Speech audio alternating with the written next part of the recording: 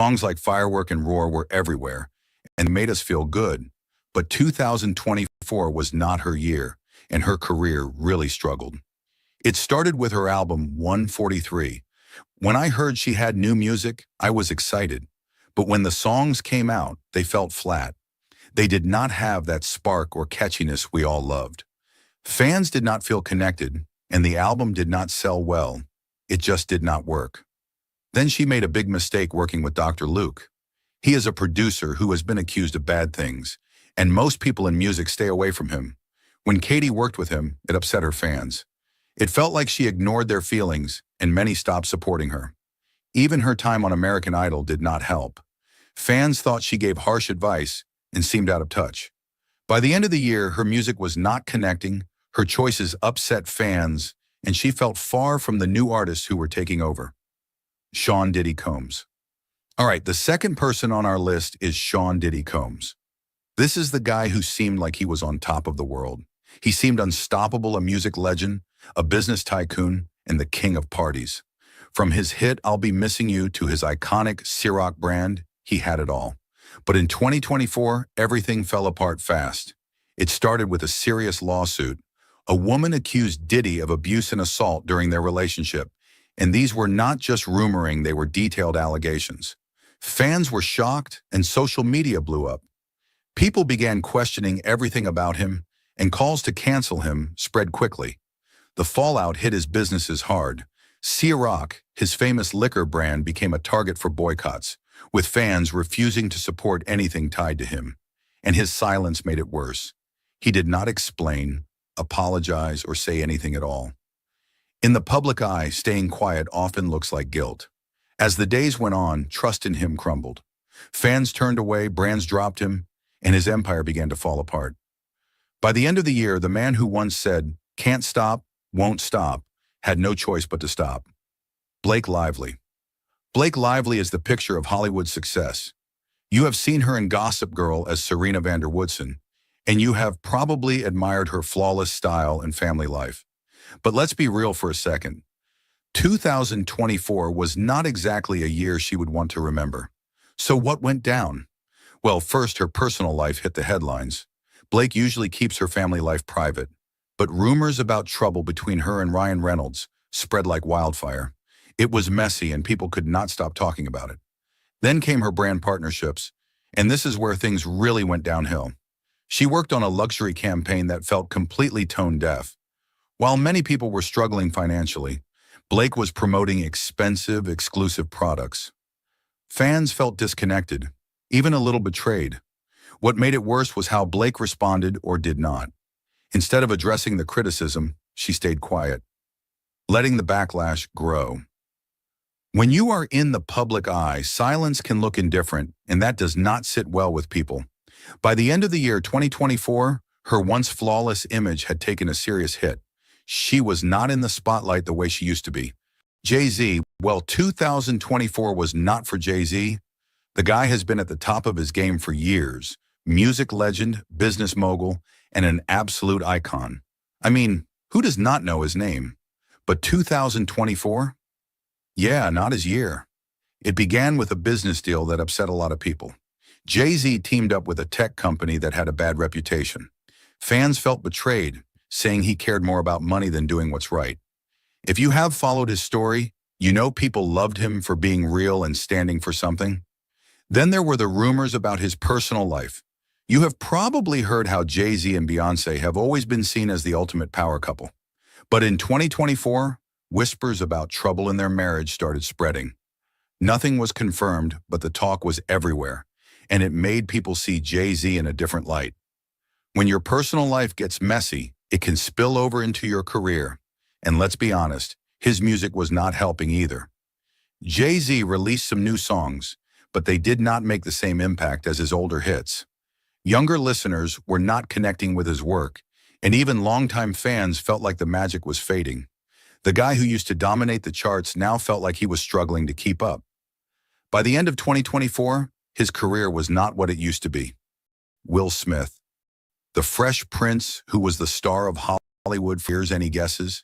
Yeah, Will Smith, the guy that has done everything from box office hits to an iconic TV show. and he has been the cool, lovable guy that everyone looked up to. But 2024? Well, let's just say it was not the year he thought it would be. His career was a serious hit. It all started with the fallout from the Oscars slap back in 2022. You remember that moment Will slapped Chris Rock live on stage and it became the talk of the world. Even after his apology, the incident stayed with him, leaving a dent in his once perfect image. In 2024, things did not get much better. His movies started flopping at the box office. For someone like Will, whose name used to guarantee a hit, this was a tough blow. People were just not excited about his films anymore, and critics were not holding back. It was hard to watch one of the most trusted stars in Hollywood lose that spark. On top of that, his personal life stayed under a microscope. The drama with Jada Pinkett Smith never seemed to die down. Headlines kept focusing on their relationship, and it felt like fans were getting tired of hearing about it. The constant speculation about his marriage only added to the negativity around him. Shakira. Did you know a famous superstar for a long time, with hits like Hips Don't Lie and Whenever, Wherever? In 2024, her career seems to be ruined. It all began with the drama around her breakup with Gerard Piqué. The whole world seemed to be watching every step of their split, and it was not pretty. Her private life got so much attention, it almost felt like it was taking over her career. People were not talking about her music anymore. They were talking about her relationship drama. And that kind of attention is not always the good kind. Her new songs did not hit the top of the charts, and people did not seem as excited about them. On top of that, brands that used to work with her started pulling away. Shakira was once the face of many companies, but now it seemed like they were nervous about all the drama. When your personal life is in the spotlight like that, it is hard for brands to stick with you. And without those big deals, her career started to slow down. And by the end of 2024, Shakira was not the same big name she once had. Neil Gaiman. Neil Gaiman's career in 2024 took a bit of a hit, and it is honestly tough to watch. We have all loved his books. American Gods was a masterpiece. Coraline became an animated classic, and he always seemed like someone whose work would stay relevant for years. But this year, things did not go as smoothly for him. First, his new book, The Ocean at the End of the Lane, did not create the buzz you would expect from a Gaiman release. It was not awful, in fact, some people liked it, but it did not have that spark. You know the excitement when everyone talking about a new book? That did not happen. Fans were not rushing to grab it, and critics were not as impressed as they used to be. For someone like Gaiman, who had a string of hits, this had to be disappointing. Then came trouble with Good Omens. The first season of the show was a hit, fun, fresh, and loved by fans. But the second season, not so much. It did not capture the same magic, and the ratings took a dip. If you watched it, you might have felt like something was missing. And when a big project like that does not land, it is hard to recover. On top of that, Gaiman got tangled in some social media drama. One poorly worded tweet and suddenly people were upset. His comments rubbed fans the wrong way, and some started questioning him. Dr. Luke. Dr. Luke, the hit-making producer who once seemed untouchable, had a tough year in 2024. He is behind some of the biggest pop hits of the past decade, like Katy Perry's song Teenage Dream and Roar. If you have been following the drama, you know the Kesha lawsuit saga has been dragging on for years. She accused Dr. Luke of abuse, and it has been ugly. While he denied the accusations, the legal battles never really stopped. By 2024, the damage to his reputation was clear.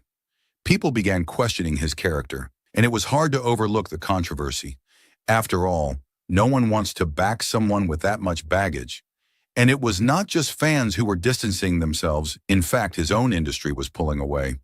The music world, which once flocked to him for his talents, was starting to reconsider. Sure, he is talented, but it is hard to ignore the scandal. Would you want to risk your reputation by working with someone tangled in such a mess? Even his new work did not save him. The tracks he produced in 2024 lacked the magic his earlier hits had. Kesha.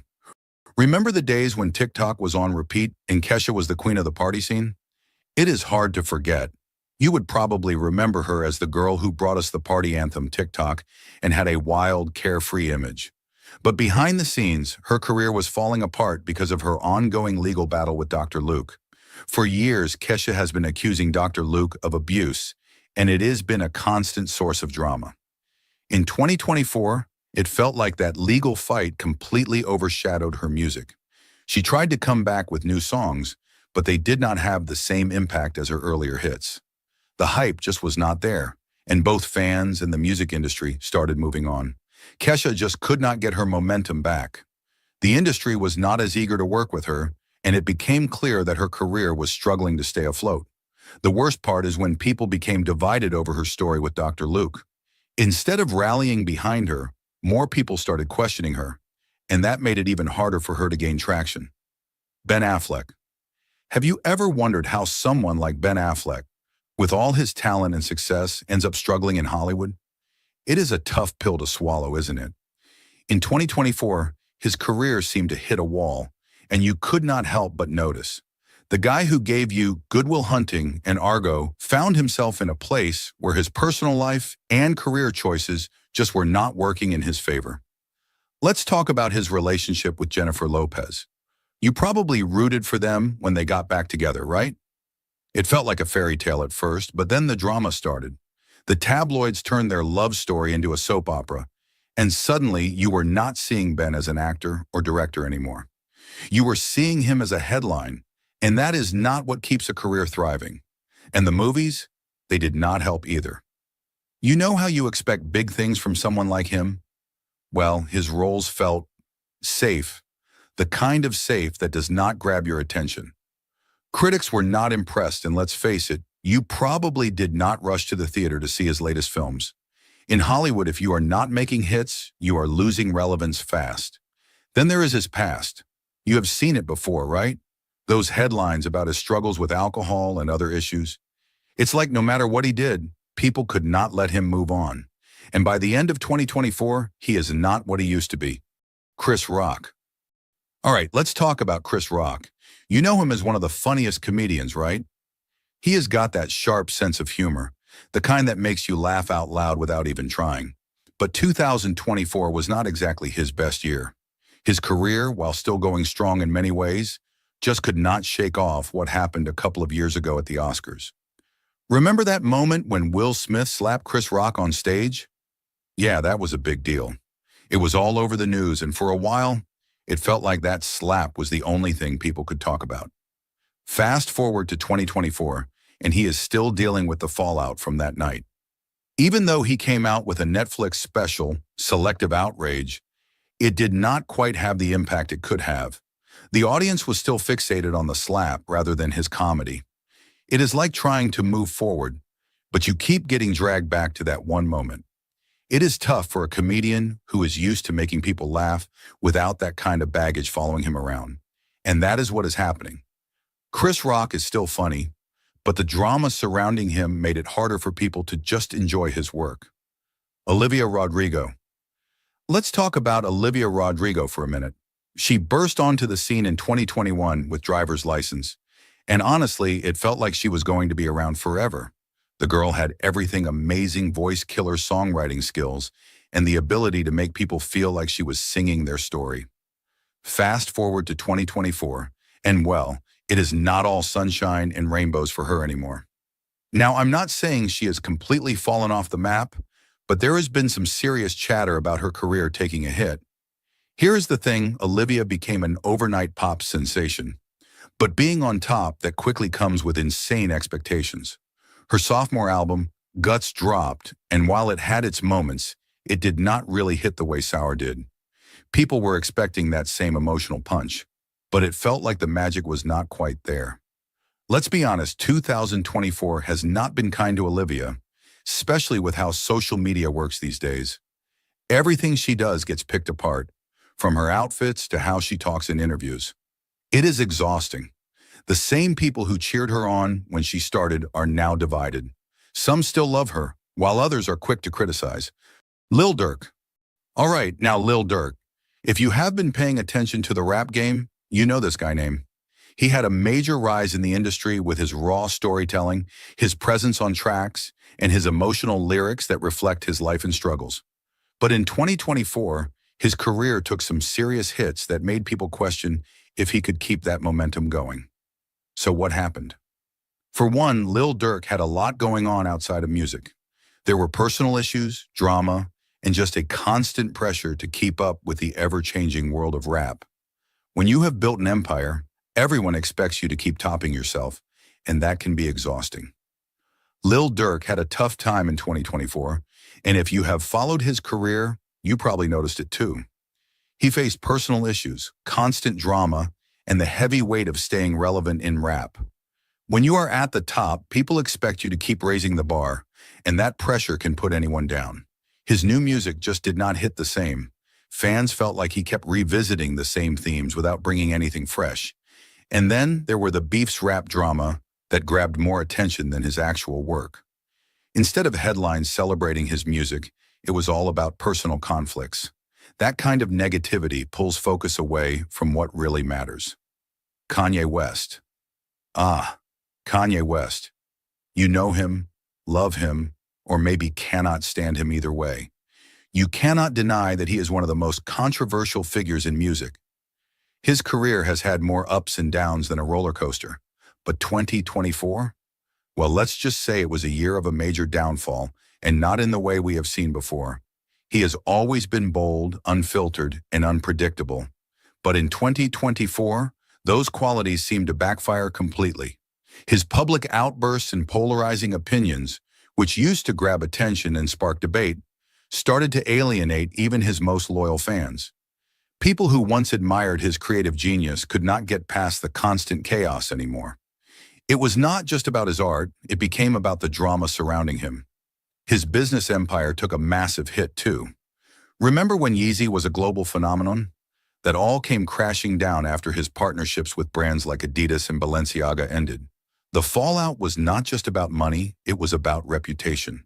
These brands did not want to be associated with the controversy he kept stirring up, and it left him in a tough financial and professional spot. Even his music, the thing that made him a household name, was not enough to save him. Fans felt disconnected, and new releases did not make the impact they once did. Industry professionals who used to praise him started distancing themselves. It was not just that Kanye was making headlines. It was that people were tired of what those headlines represented. Dan Schneider. Dan Schneider is a name that many associate with some of the biggest teen shows of the 2000s and 2010s. Shows like iCarly, Victorious, and Drake and Josh were all part of his empire. He was the go-to guy for creating hit Nickelodeon shows that defined a generation. But in 2024, things took a dramatic turn, and his career hit a huge bump that has left many wondering what happened to the guy who once ruled the children's television. Let's break it down. For years, Schneider was a well-known figure in Hollywood, but behind the scenes, whispers of troubling behavior started to surface. Allegations of creating a toxic and inappropriate work environment on his sets began to circulate. Staff members, actors, and others who worked with him began to speak out about issues ranging from verbal abuse to inappropriate comments. These whispers grew louder, and by 2024, they could not be ignored anymore. As the accusations piled up, Nickelodeon quickly distanced itself from Schneider.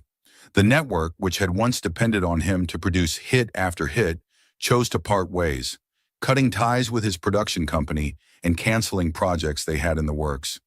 It was not just bad press, it was a massive hit to his reputation.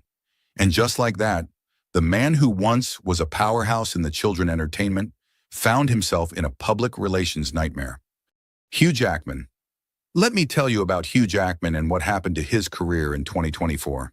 If you are a fan of him, this might hit hard because honestly, it is tough to see someone you admire go through a rough time. Hugh is the guy who gave us Wolverine and sang his heart out in The Greatest Showman, faced a year that felt like one setback after another. First, let's talk about his movies.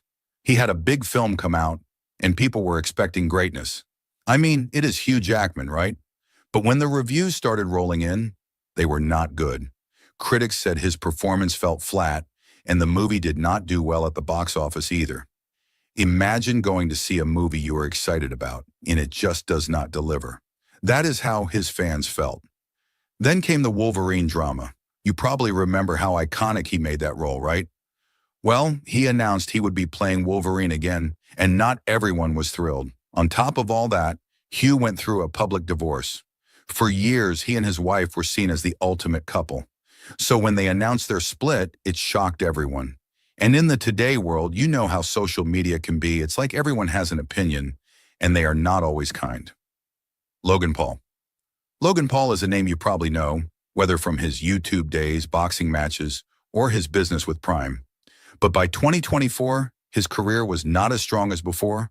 For years, Logan relied on drama and controversy to stay famous, but it wore thin. He tried to reinvent himself with boxing and starting a business, but it felt like he was repeating the same thing. Fans began to notice, and even his successful drink brand, Prime, faced some criticism. The drama never really stopped. Whether it was arguments or bad decisions, it started to take over everything he tried to do. By 2024, his career was not looking as solid as it once did.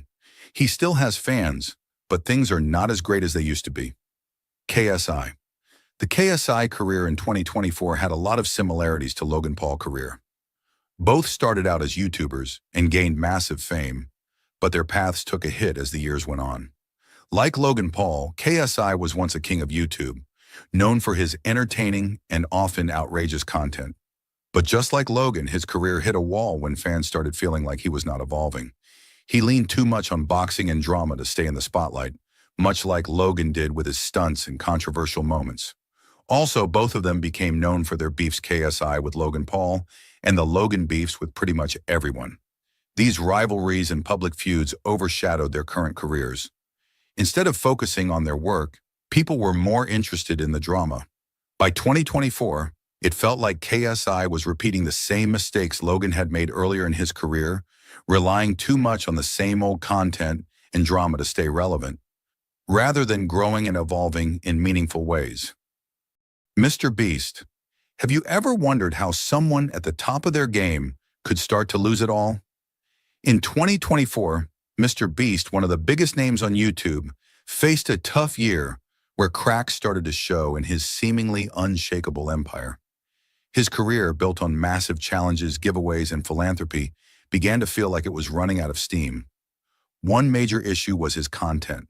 Fans who once loved his wild and creative videos started to feel like they would seen it all before. The challenges became repetitive, and instead of evolving, it seemed like he was stuck in a loop of trying to outdo himself.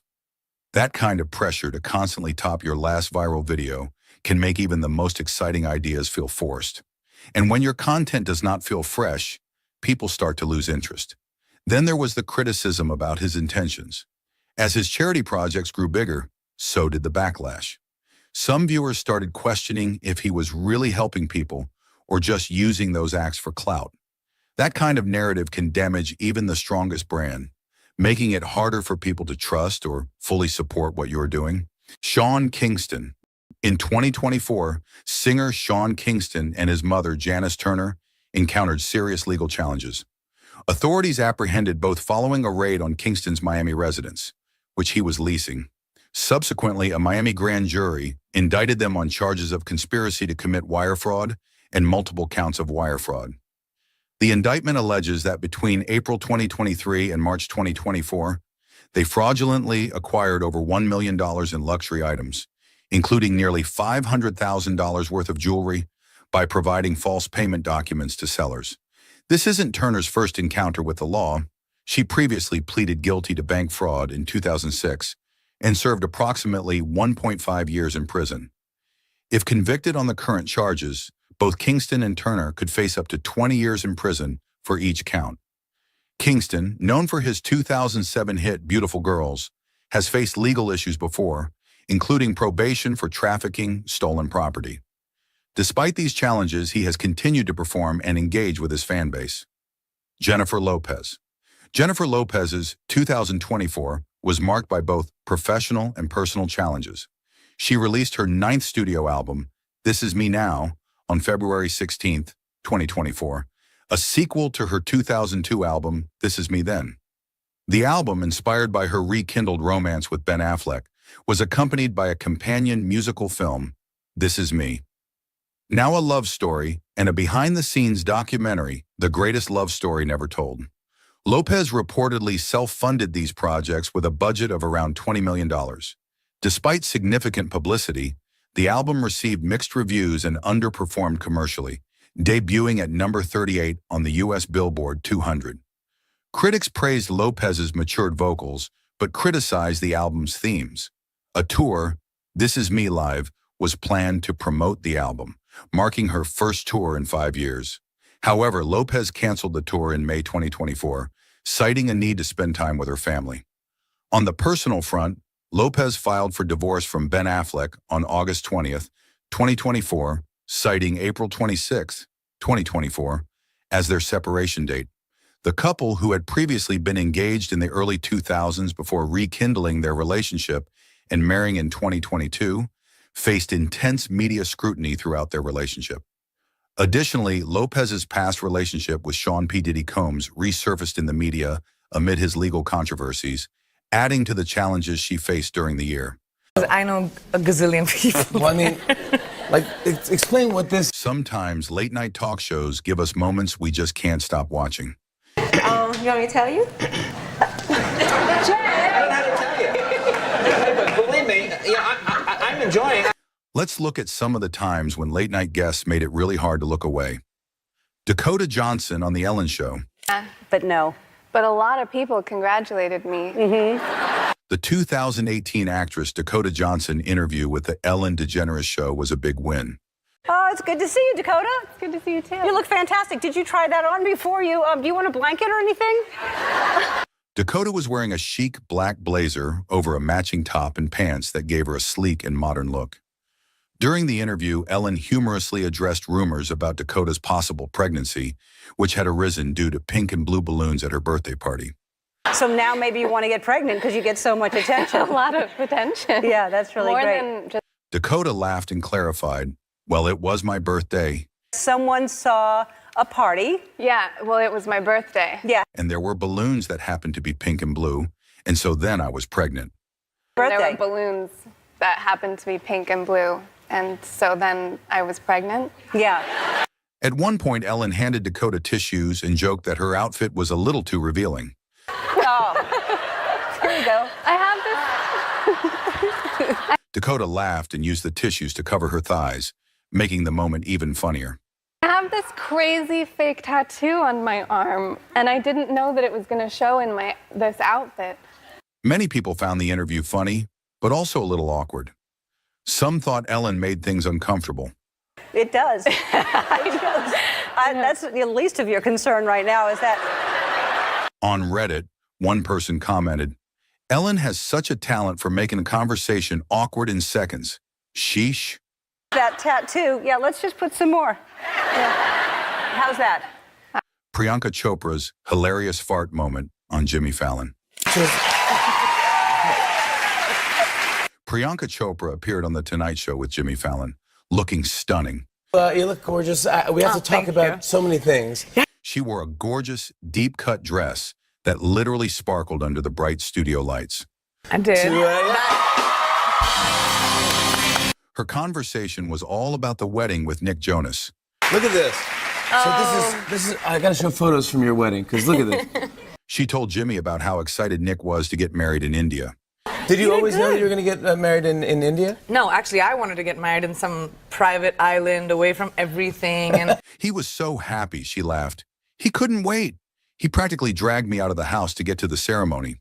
Nick just said, "Why aren't we doing this in India? Shouldn't I be taking my bride from her home?" In the middle of talking, Priyanka let out a small but clear fart. I know a gazillion people. Well, I mean, explain what this... For a second, there was silence, but Priyanka continued as if nothing happened. She kept talking, keeping the mood light and fun. Rehearsal dinner, but not boring. It's Yeah, I know those things. Yeah, I did. Fans online reacted in different ways. One fan on YouTube wrote, "She is Priyanka Chopra. It doesn't mean she can't fart." We had like a giant trophy, and it looked like Coachella. Another wrote, "That is the power of Indian food." But while some were laughing, others were focused on her dress. It really did. I mean, it did. Look at this. Many people thought it was too revealing for a family-friendly show like The Tonight Show. One person on Reddit wrote, "What is wrong with Priyanka's fashion sense?" Another commented, "She looked beautiful, but that dress wasn't appropriate for this show." Prick! You guys! Priyanka and Nick. Prick! I don't think. Dakota Johnson back dress strap dropped on Jimmy Kimmel Show. Just hold the important part, and there you go. Okay. In June 2024, actress Dakota Johnson appeared on Jimmy Kimmel Live to promote her film Daddy-O. During the interview, she experienced a wardrobe malfunction when the strap of her black dress broke, causing the front to fall. Dakota, your dress just came unhooked. You're right. She handled the situation gracefully, holding up her dress and humorously stating, "My dress just fell off." Should I get some scotch tape? Fell off. Host Jimmy Kimmel also offered assistance, suggesting, "Should I get some scotch tape?" My dress just. Should I get some it scotch just tape? fell off. On social media, it was another debate, and not all reactions were sympathetic. The movie is really good. One said, "She always has this issue on live shows. I wonder if it is a publicity stunt." Yes, a pick, As it's called, if you will. if you will. And I think we will. Yeah? While another went a little too far, saying, "It is not like we haven't seen her naked anyway." When we were, casting the pick, there's not really like a backstock of. Some viewers criticized Johnson's choice of a dress, suggesting it was inappropriate for a television interview. It was like a woman in her 60s had a group of her male friends just. Lou Sanders' dress slip up on the panel show. I'm going to be summarising by doing a Shakespeare sonnet. I love that. Lou Sanders' wardrobe malfunction on the panel show has been the talk of the town lately. Appearing on the show to promote her series Unforgivable, the comedian faced an unexpected moment that had both the audience and fellow panelists in laughter. I do apologise. Dressed in a stylish outfit that seemed perfect for the occasion, I'm going to be summarising by doing a Shakespeare sonnet. Lou was mid-discussion when she stood up to read Shakespeare's sonnet and a wardrobe slip happened. To compare thee to a doctor is not... Her backside got completely visible. You can see how her fellow panelists quickly rushed to her to tell her about her malfunction. I do apologise. And how a lady even remarked, "I hope she is wearing pant." Well, is she wearing any pants? Although it was a blink and miss moment, Lou handled it with her humor, brushing it off like a pro and carrying on with her bit. Lou, the whole of your backside was revealed there. The whole. The incident, however, didn't go unnoticed by viewers. One YouTube commenter jokes, "So people saw her blushing from all angles." Oh, it was literally up there. It got hoiked on your God. Another wrote, "Honestly, this is why live shows are gold. Lou just owns every situation." I think it kind of worked. Mila Kunis, children underwear incident. I did ask your producer, I was like, can I just tell him what just happened to me? And they were like, yeah, okay, just walk in there and tell him. What happened? Okay. Remember October 2022 when Mila Kunis made a memorable appearance on Jimmy Kimmel Live to promote her Netflix film, Luckiest Girl Alive? Okay, I know we have things that we need to talk about that we... Very important things, yeah. Sure. Well, it wasn't just her candid personality that had fans talking. It was her hilarious wardrobe mishap. Kunis revealed she had a chaotic moment right before the interview.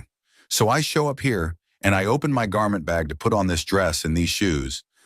And I opened my garment bag to put on this dress and this shoes. But there's no bra, no underwear, and no socks. But there's no bra, no underwear, and no socks. And why I wasn't wearing those garments either is a whole other story." Why I wasn't wearing those garments either is a whole other story. She further said, "So I'm currently wearing my publicist's bra, my manager's socks, and Jimmy's costume department children's leggings." Actually, I am wearing children's underwear. So I'm currently wearing my publicist bra, my manager's socks, and your costume department found children's leggings. It was obvious that Mela couldn't contain her amusement as she shared the story, jokingly calling it a team effort to get her dressed for the show. From the children's place that we have cut into underwear. So I am wearing children's underwear.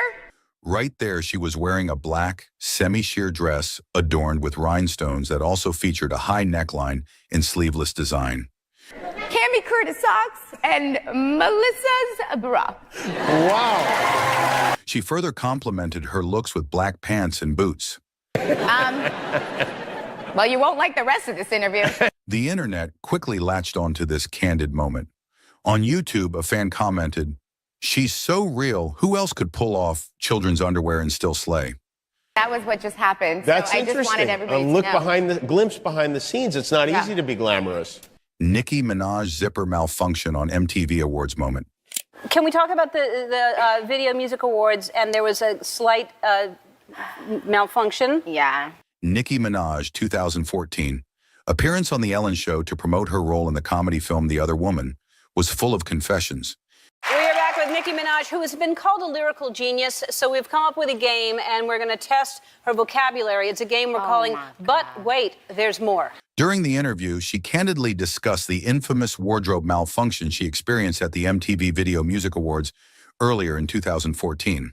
And I didn't know what it was. I know there's a lot of speculation of what it was, but there was a quick changeover, right? Yeah. Nicki explained her dress malfunction happened when she tried to transition from an Anaconda outfit to the Bang Bang outfit. The transition was a big deal. Well, I had, I think, I don't know, about 40 or 50 seconds to change from the Anaconda outfit into the Bang Bang outfit. She shared that while transitioning between performances, the zipper on her black dress wouldn't close properly, leaving her holding the dress together as she performed alongside Ariana Grande and Jessie J. I don't know why. Originally, I was going to just have a skirt that just wrapped around the green, but then when I realized that Jessie and Ariana were wearing black and white, I didn't want to ruin the shot with me wearing a green bra. And Laughing at the incident, Nicki said, "I was like, oh my God, this can't be happening." But the show had to go on. So you had to walk out holding the whole thing together. I didn't have any underwear on, like no underwear, no bra, because I had just taken off the Anaconda outfit. She added with a grin. It was a mix of panic and praying that nothing else would fall apart. So I was butt-ass naked. Like, it was I don't know. No, but no. Fans were quick to react. One YouTube viewer commented, "Only Nicki could slay a performance while holding her dress together." You were holding your outfit together with nothing on underneath it and singing in front of millions of people. Yeah. Queen energy. Another wrote, "She handled it so professionally you wouldn't even notice anything went wrong." Pretty calm, I think you handled it really, really well. Hilarious fashion fail. Jennifer Lawrence's discuss her ass out moment. Yeah. My most embarrassing moment was during Silver Linings year, like award season. It was one of those, parties. And Yeah. In 2015, Jennifer Lawrence appeared on the Tonight Show starring Jimmy Fallon to promote her movie The Hunger Games. And so I'm just like in a corner, like drinking champagne, like. She has always been the queen of handling awkward moments with charm, and in the midst of the interview, she shared the most embarrassing and unexpected wardrobe malfunction that had everyone talking. Woman approached me and was being really, really nice, really complimentary. And in my head, I just went, "This is Elizabeth Taylor." She described it as, "My whole ass was out because I was making a room for my gut, and she left my dress unzipped." She was embarrassed because it happened right in front of her A-list celebrities. At a restaurant in Paris, and he's at a giant group of people, and they take up it's a huge table of people. After the interview, people couldn't stop applauding her for how gracefully she managed to share her most embarrassing moment. And I started walking, and I noticed I was barefoot, but I was like, maybe they probably won't notice. One wrote, "Gosh, is she real? She's so natural, funny, and beautiful at the same time that it's almost impossible to imagine that she is the star that she is." introduced myself, and I was like, I'm such a huge fan. Godfather, and like went on and then introduced myself to the whole table. Hi, I'm Jennifer Lawrence. They had no idea who I was. And Another commenter on YouTube wrote, "She's so real. This just proves why we all love her." In all the frenzy, people also couldn't look away from here because of the dress that she was wearing. went back to the table. My entire dress was unzipped and my thong was out. That episode was indeed the real personification of beauty with cleavage and brain. It was like this, I don't know. I think I was making room for my gut, and I unzipped the whole thing and then forgot. Dakota Johnson's hilarious wardrobe malfunction incident on live TV. That's also in middle schools. They put that poster up of you with a pencil there, and it says, "Learn to write." In 2019, Dakota Johnson appeared in an interview on live TV promoting her movie, The Peanut Butter Falcon. I'm glad this trip has been worthwhile now. It's not even one of yours, it's the New York Jets. Well. She opened up about an awkward yet hilarious wardrobe malfunction. Yeah, I hadn't seen her in a while, so I hugged her like it wasn't just like what we did where it was like, hey, nice to see you, because I just saw you 5 minutes ago. Yeah, that's true. Dakota explained that she was wearing a backless, floor-length gown with delicate straps and a fitted bodice when she had an awkward moment. Nobody saw nothing. Hey, don't say that. Okay, so... so Leslie... As soon as I leaned in for the hug with Leslie, I felt something loosen. Then I heard a snap. The entire back of my dress just came undone. I hugged Leslie, and then my dress broke. Okay. And it was a two-piece, so my top almost fell off. Wow. She recalled, laughing. She further said, I didn't know what to do, hold the award or hold my dress together. I just smiled and pretended it was all part of the plan. What'd you do? I said the word boobs. Okay. Is that okay? Television. That's I just all right. did it again. Yeah. The internet, of course, had mixed reactions. A YouTube viewer commented, "This is why I love Dakota. She's real, funny, and totally unbothered by these things." True story. There you go. On the other hand, some critics weren't as kind. One Reddit user wrote, "How does something like this even happen? Was no one checking her outfit before she went on stage?" Well, that's a very, very worthwhile pencil. There you go. Emma Stone's My Dress is Broken Oscars moment on Jimmy Fallon's show. It was the greatest experience. I think it was truly like the greatest experience of my life. I mean, other than, you know. Emma Stone had a moment of quirky humor during her appearance on The Tonight Show, starring Jimmy Fallon in 2024. She was there to promote her movie, Kinds of Kindness. But they don't want you to keep the jacket. No, that's it. No, it's an... But the conversation quickly turned to an unforgettable Oscars wardrobe malfunction. You actually were talking, you said you split your dress. Yeah. You really did? I really did. Emma described the incident with her trademark wit and charm. While at the Academy Awards, where she won Best Actress for La La Land. I don't know. Something happened. I went to the bathroom. Definitely happened. I've said this too many times. I'm sorry. But during I'm Just Ken. It just happened during I'm Just Ken. Ryan Gosling. Her beaded gown caused a fiasco. She mentioned that she was so excited and was dancing so much that the dress came undone. Absolutely. I was so excited. And you were dancing around? I was dancing so much. Many of us still remember her iconic line from the Oscars, "My dress is broken." Yeah. And that dress was, you know, kind of tight. And so I obviously split it. And then a woman, like right before the category came up, tapped me on the shoulder and was, Jimmy, as always, couldn't stop laughing. anyway, but it wasn't. It was not. No. And Emma's animated storytelling made the moment even more entertaining. No. You kept it classy. It kept it real classy. Yeah, you did. Fans adored her candidness. One YouTube user wrote, "Emma Stone is proof you can look glamorous and still have totally relatable, goofy moments." Remember how my favorite thing is SNL? Yeah. Imagine that. Yeah, okay, yeah. What were you like at 11 or 12? 11 and 12, You know what I mean? yeah. I was like a ham sandwich. Another added, "She turns every situation into comedy. Absolute queen." Yeah, I'm really still, just going for it. I'm still. And I've changed so much. Yeah, this little girl. Adele's wardrobe malfunction. Was it this week? Was it this week you had the wardrobe malfunction thing? Because no. While talking to Graham Norton in an interview, Adele recalled an embarrassing moment that happened when she was out in public. It was a hot day. And I had this weird dress poncho thing on that had no arms and was only on me around my neck. She explained that a sudden gust of wind lifted her dress, catching her completely off guard. To about here, and I didn't have time to put anything on, and then a gust of wind come. Adele recounted how she experienced a crazy wardrobe mishap while out in public. And I was literally like hula hooping my dress around my neck. Her dress flew up unexpectedly, and she was all naked for a while. Butt naked! Butt naked! It's fine, though. No one recognized me. She said, it was like a Marilyn Monroe moment. They all laughed, but I had no one to laugh with. But without the glamour. Adele humorously noted, there was a bus stop full of people, and they all laughed, but I had no one to laugh with. I'm getting a bit sweaty. Please, can I have that for my next series? Thank you. It was awful.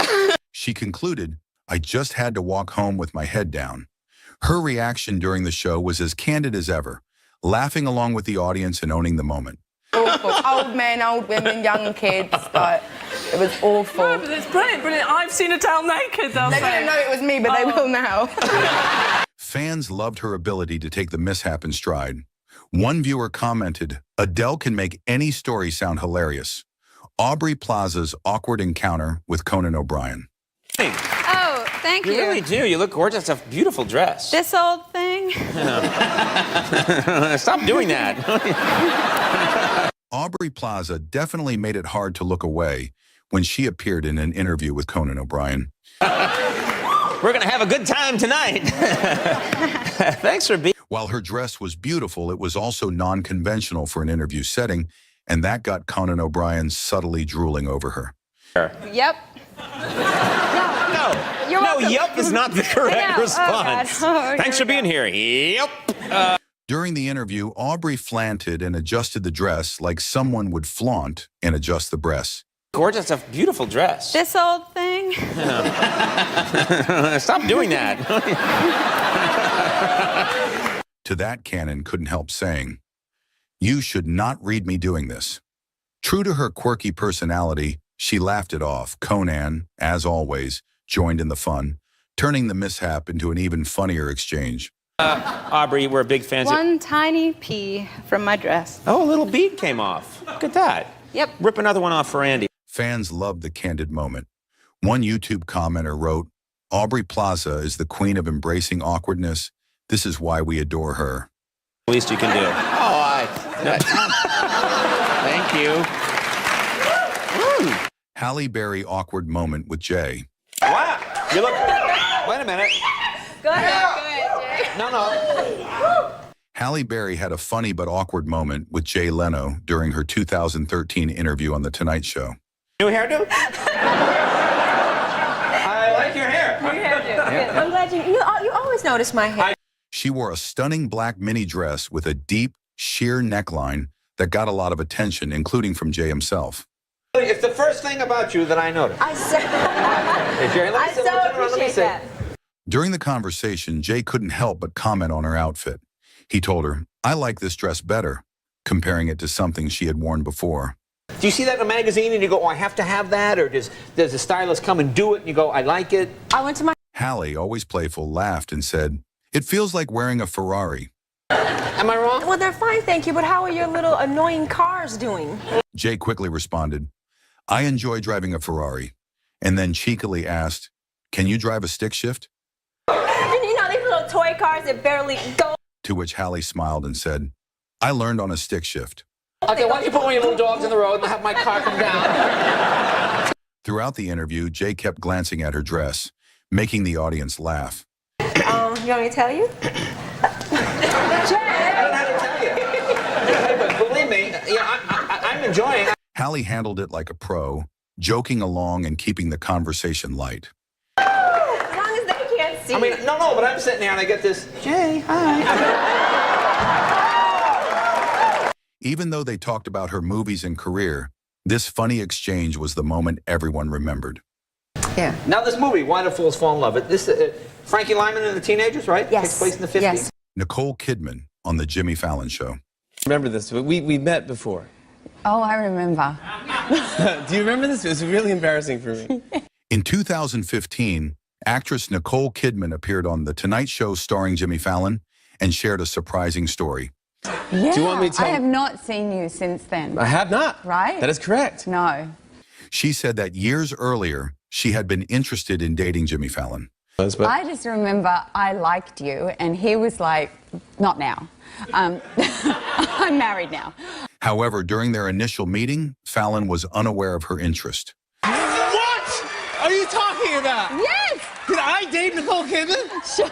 Do we so go, I is that a go date? over, though, and you're there in a baseball cap and, like, nothing. Just... This revelation caught Fallon off guard, and you can see that he was visibly shocked and surprised. And you wouldn't talk. You didn't say anything. You were like, hey, Do you? I was very nervous. For this appearance, Kidman wore a black sheer dress designed by Olivia Rodrigo. She paired the dress with black, strappy sandals that looked extremely elegant. The interview quickly went viral. Okay. I didn't know this was this is a thing. I thought this was a movie. It was like a hang. It was meant to just, I don't know. Jimmy Fallon himself tweeted about the experience, saying, "I once went on a date with Nicole Kidman and didn't even realize it. I spent the whole time playing video games." And then you put a video game on or something, and I'm like, this is so bad. On social media, fans expressed their amusement and disbelief. One user commented, "This is the one time that Jimmy's overblown, over-the-top dramatic reactions to what his guest is saying are completely, emphatically, convincingly justified." It was like, oh, well, you can meet. I mean, I don't. What? Not that way. Wait, what's going on? What? It was really hard. Look, I was really ashamed to say it at the time. You know those interviews where celebrities just drop the facade and say whatever's on their mind? Season 2 is on the way, so in the end, he obviously didn't kill himself. Just like Jeffrey Epstein. Shut up. I know he's your friend, but I don't care. The ones that make you go, did they really just say that? Well, we're covering those today. This is a list of 20 brutally honest celebrity interviews. And the worst is over.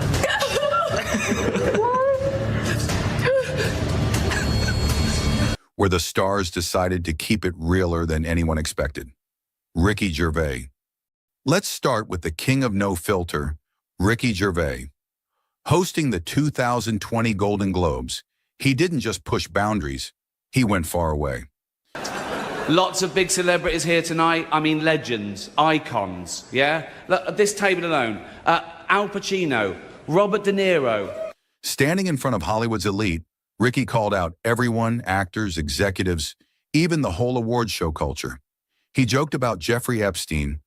Season 2 is on the way, so in the end, he obviously didn't kill himself. Just like Jeffrey Epstein. Shut up. I know he's your friend, but I don't care.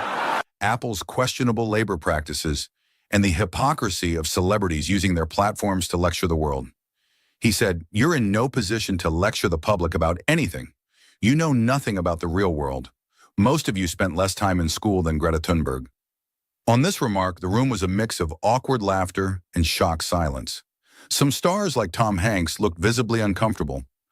Unfortunately, there's nothing we can do about that. The Hollywood foreign press are all very, very racist. So, 5th time. So. Others, like Adam Driver, couldn't help but chuckle. Ricky knew exactly what he was doing, though. He ended the night by saying, "So if you win, come up, accept your little award, thank your agent and your God, and fuck off." Mic drop. Sort of like working for Harvey Weinstein. You did it. I didn't. You did it. Shut the fuck up. That's it. Good night. Thank you. Please donate to Australia. Have a great time. Get drunk. Take your drugs. Jennifer Lawrence. Jennifer Lawrence has always been refreshingly real, and her appearance on Hot Ones was something to watch out for. On that show, she was seen eating spicier wings while answering questions. I actually feel better. As the segment proceeds, the casual banter quickly turns into something hilarious and unfiltered. And the worst is over.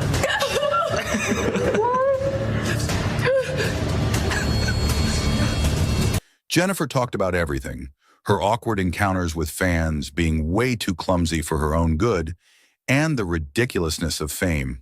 As the wings get spicier, her reactions get even funnier. I don't know what to, nothing else. I know. It just grows. By the time she's tearing up from the heat, she blurts out, "This is the worst day of my life." But she keeps going, swearing like a sailor and laughing through the chaos. Oh, I have no hard feelings coming out June 23rd. She even admitted that she cries in the shower sometimes because being a celebrity isn't always what it's cracked up to be. Kanye West. Kanye. The man. The myth. The moment. In his 2013 interview with Sway Calloway on Sway in the Morning, Kanye delivered one of the most infamous lines in pop culture history. "You ain't got the answers, Sway." Anybody to do these things. You don't need Adidas if you want to do a new shoe. Yes, you do. Why? Because you need proper production to bring something of certain value. I mean, the thing is, put it like this. What was the context? Well, Kanye was venting his frustrations about not being taken seriously in the fashion industry. He was upset about the lack of creative control and the systemic roadblocks he faced as an artist trying to branch out into other fields. What started as a calm conversation quickly escalated. I'm curious about what you're saying. I don't know. That's why I'm asking you the questions. Well, I'm explaining to you what it is. Okay, but you ain't got to turn up on me man to man, dog. Kanye's passion took over, and his frustration boiled into that iconic outburst. Sway, trying to keep his composure, responded, "How, Sway? You don't have the answers either." It was fiery, unfiltered, and so Kanye. Meghan Markle and Prince Harry.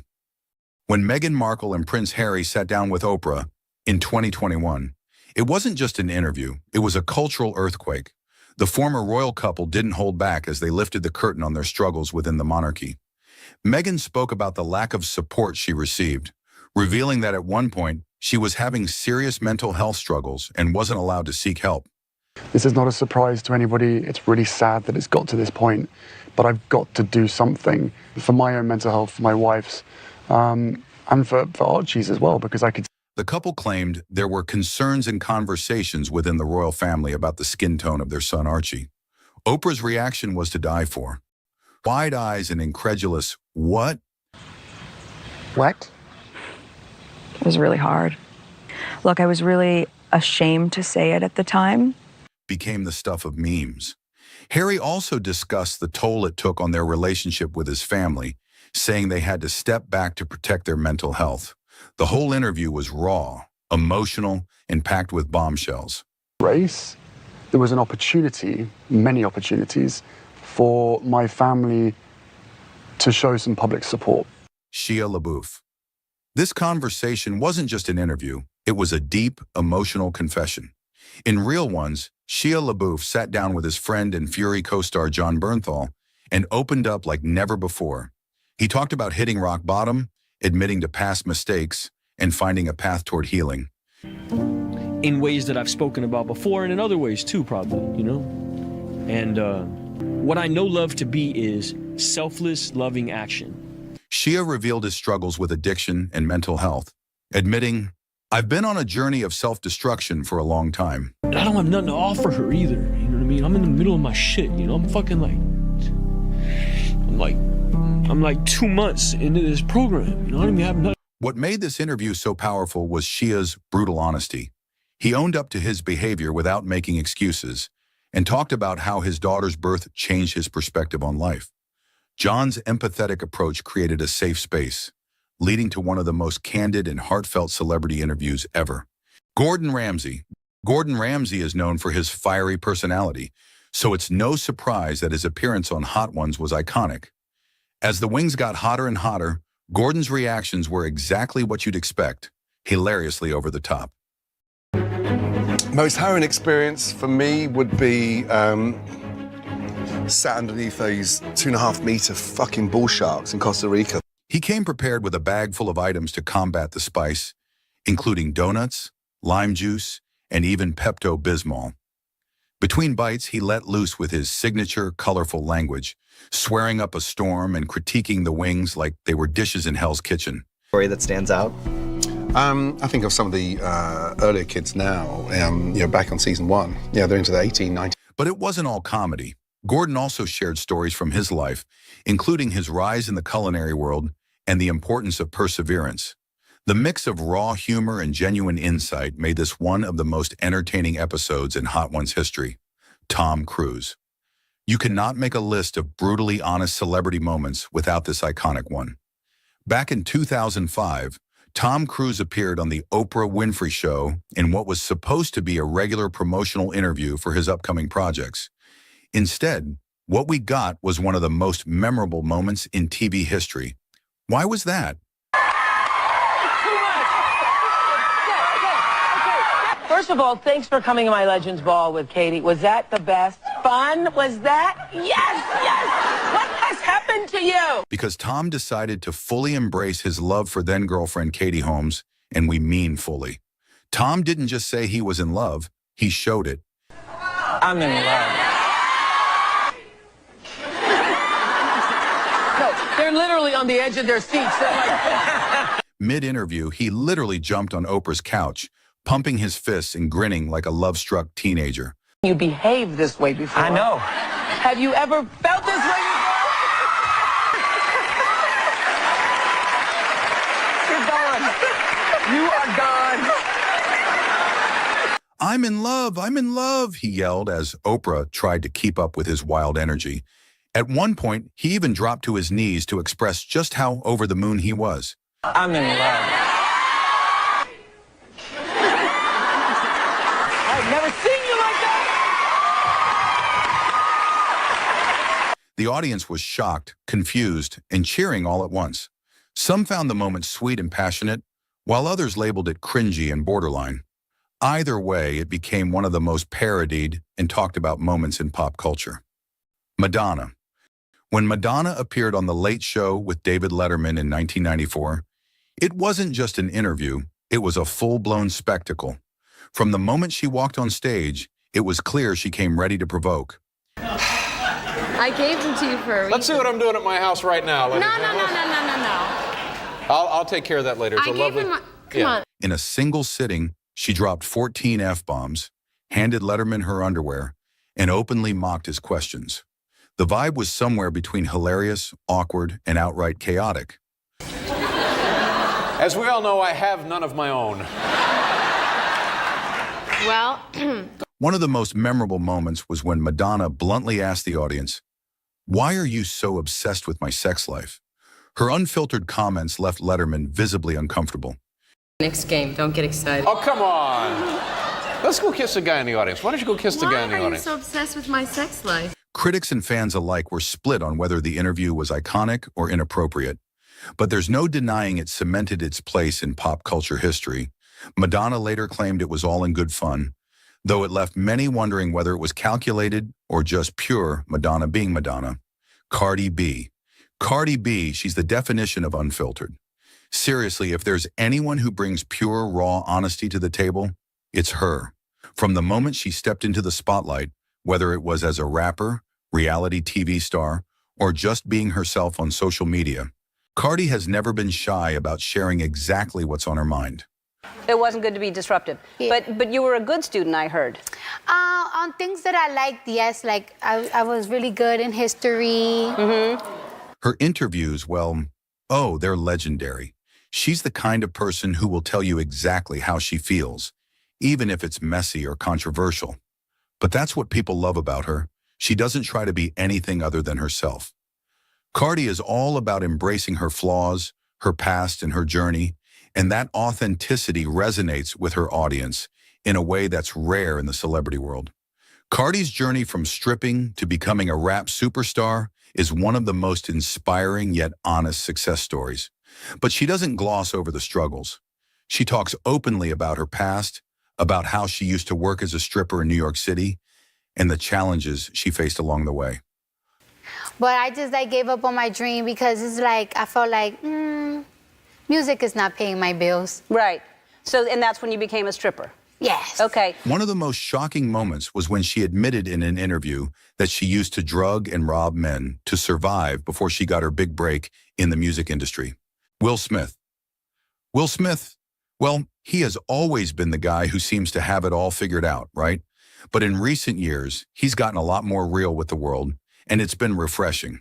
Will is known for his charm, his humor, and of course, his massive success as an actor, producer, and all-around good guy. But what really makes him stand out in interviews now is how open and honest he's been about his life, warts and all. Red table for me, just all the stuff that's going on in the press. I felt like it was important to come to the table to really clear the air. Somebody made a statement for me. One of the most striking things about Will Smith's more recent interviews is how open he's been about his mental health. For years, people viewed him as this unshakable, smooth, successful guy. But in his interview with the Red Table Talk alongside his wife, Jada, he shared something that shocked many, that he had struggled with depression. And one of the reasons why I wanted to come to the table is the media, the headlines. We specifically never said anything. Yes. We were purposely not saying anything. He even revealed that after the success of The Fresh Prince of Bel-Air and later blockbuster films like Men in Black, he felt completely lost and disconnected from who he really was. Me wanting to help his health, his mental state. Because for me, that was the thing when Og first came around, he was really sick. Will explained that he'd been carrying this heavy weight of always having to be the happy guy, the guy who never seemed to have problems. But behind the camera, he was going through his own struggles. There was this pressure to maintain an image, but deep down he was exhausted, overwhelmed, and unsure of his own path. Adele. Adele is one of those rare artists who doesn't just woo with her voice, but with her realness. When you think of her, you might picture the powerhouse vocals that made her famous, but what really sets Adele apart is how she lays bare the emotions behind the music. In her interviews, she's incredibly honest, not just about her music, but about the personal journey behind it. For 30. It makes me think about how lost I was when I left my marriage. I wrote the verse to Easy on Me in the shower, then... Let's start with the fact that Adele's music is practically synonymous with heartbreak. Songs like Someone Like You and Hello are undeniably emotional and raw, capturing the agony of lost love, longing, and self-reflection. But the reason these songs resonate with millions is that they're not just catchy, they're genuine. Adele's ability to share her heart through her lyrics and back it up with her interviews makes her music so powerful. The song with the chorus as only an instrumental without the other chorus that we had in there. And I just started singing along to it, so it would have been at home. Would have been either in my kitchen or in my garden. When she's talked about the inspirations behind her songs, Adele doesn't just tell us about the relationships or events that influenced her.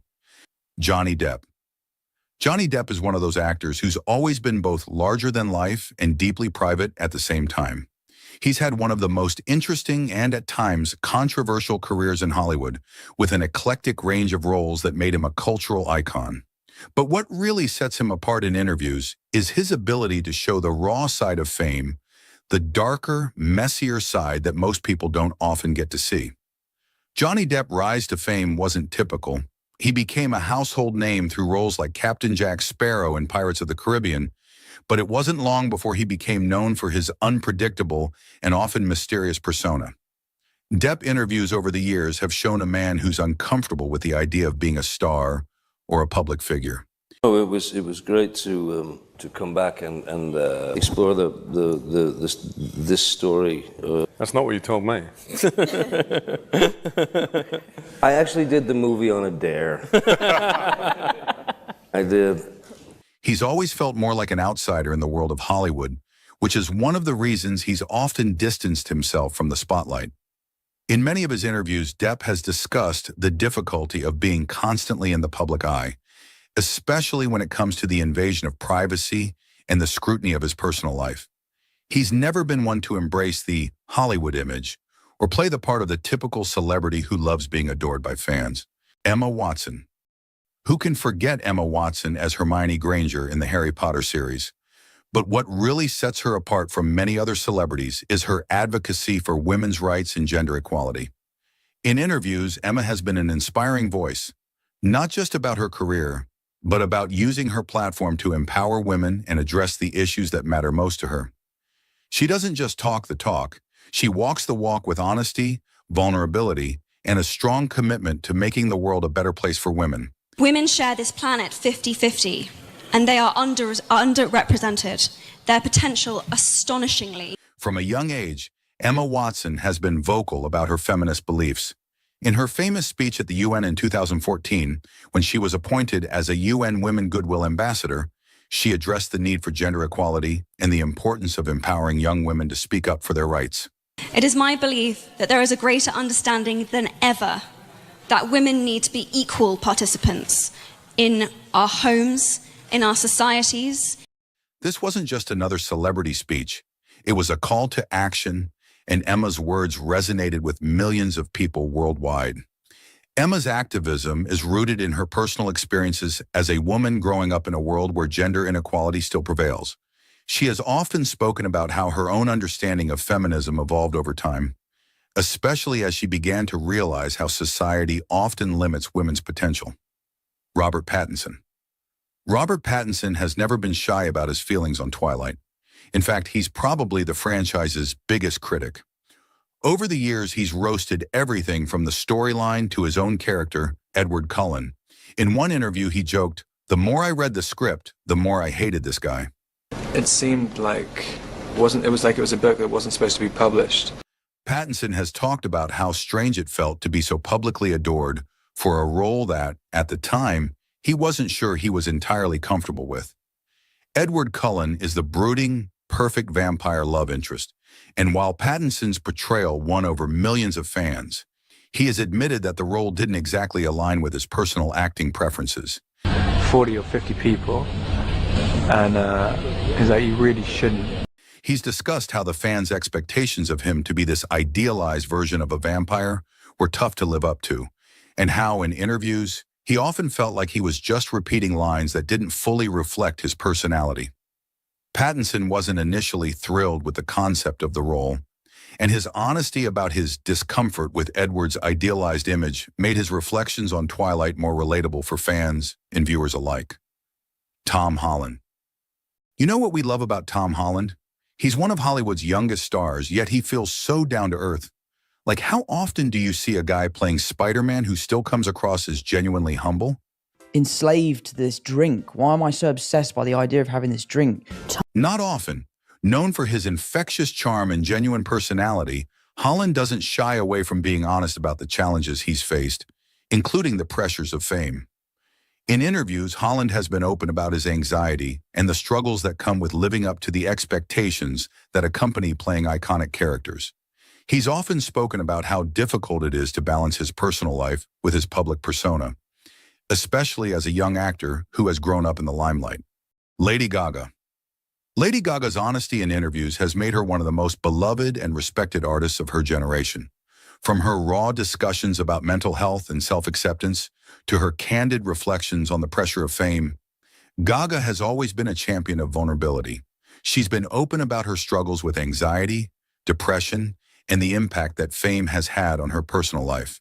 In many of her interviews, she's shared the emotional toll that being in the public eye can take, especially when it comes to staying true to herself amidst constant scrutiny. Despite facing challenges, Lady Gaga has used her platform to promote messages of self-love, body positivity, and mental health awareness. This incredible, intense pain throughout my entire body that mimicked, actually. What stands out most about Gaga is how she combines her vulnerability with her immense strength. She has never let her personal struggles define her. Instead, she's used them as fuel to create music that resonates with millions. Through her authenticity. Dave Chappelle. You know what makes Dave Chappelle relatable? It's not just that he's funny. A lot of people are funny. It's that he's fearless. The guy will get headfirst into topics most people wouldn't even touch and somehow make us laugh while making us think. Race relations, social injustice, cancel culture. He doesn't shy away from any of it. How many comedians can do that and still hold a crowd's attention the way he does? I had written a joke during the AIDS epidemic about having a Goodyear condom. Something. In interviews, Chappelle has often discussed the reasons behind his decision to walk away from one of the most successful comedy shows in television history. I knew I was home. I knew I had found my thing. And my God, man. He's been brutally honest about how the pressures of fame, the demands of the entertainment industry, and his own personal beliefs led him to step away from the spotlight. Keanu Reeves. Keanu Reeves has earned a reputation as one of the most humble and gracious celebrities in Hollywood. Despite his fame, Reeves has consistently remained grounded, often speaking about the importance of kindness, authenticity, and maintaining a private life in a world that demands the opposite. In interviews, Keanu has been candid about his personal struggles, including the heartbreaking loss of his daughter and his longtime partner. Despite facing incredible pain, he has always been transparent about the lessons he's learned through hardship. Emma Stone. Emma Stone is one of Hollywood's most beloved actresses, known for her raw talent, relatable personality, and authenticity both on and off screen. Her journey has been struggle for self-acceptance and the willingness to be vulnerable in front of the public eye. In interviews, Emma has been open about her early struggles with anxiety and how it shaped her personal and professional life. Extraordinary to win Best Actress. Sorry, I'm a little caught on guard because I was absolutely expecting. Growing up in the spotlight, she dealt with insecurities that many people can relate to, from concerns about her appearance to the overwhelming pressure of living up to expectations. However, Emma's approach has always been about embracing her imperfections rather than hiding them. Play the part of a struggling actress, a great part that could have gone to any actual struggling actress, Beyond her personal struggles, Emma is also incredibly honest about the importance of using her platform for good. She has spoken out on issues like gender inequality in Hollywood, the need for more diverse roles for women, and the importance of supporting mental health awareness. And if you want to see more videos like this, do not forget to like, comment, share, and subscribe. But you're not going to act anymore? No. Huh. Why is that? Anybody can say something stupid, but for actors who had bad interviews, saying the wrong thing came back to bite them in a big way. When it comes to celebrities who ruined their careers in seconds, one rough interview was enough to send them into the Hollywood wilderness for a while, if not for good. You're on two ends of the spectrum. Wow. And then what? What's the cure? Medicine? Make me like them? Shia LaBeouf and Megan Fox are just two actors who had bad interviews.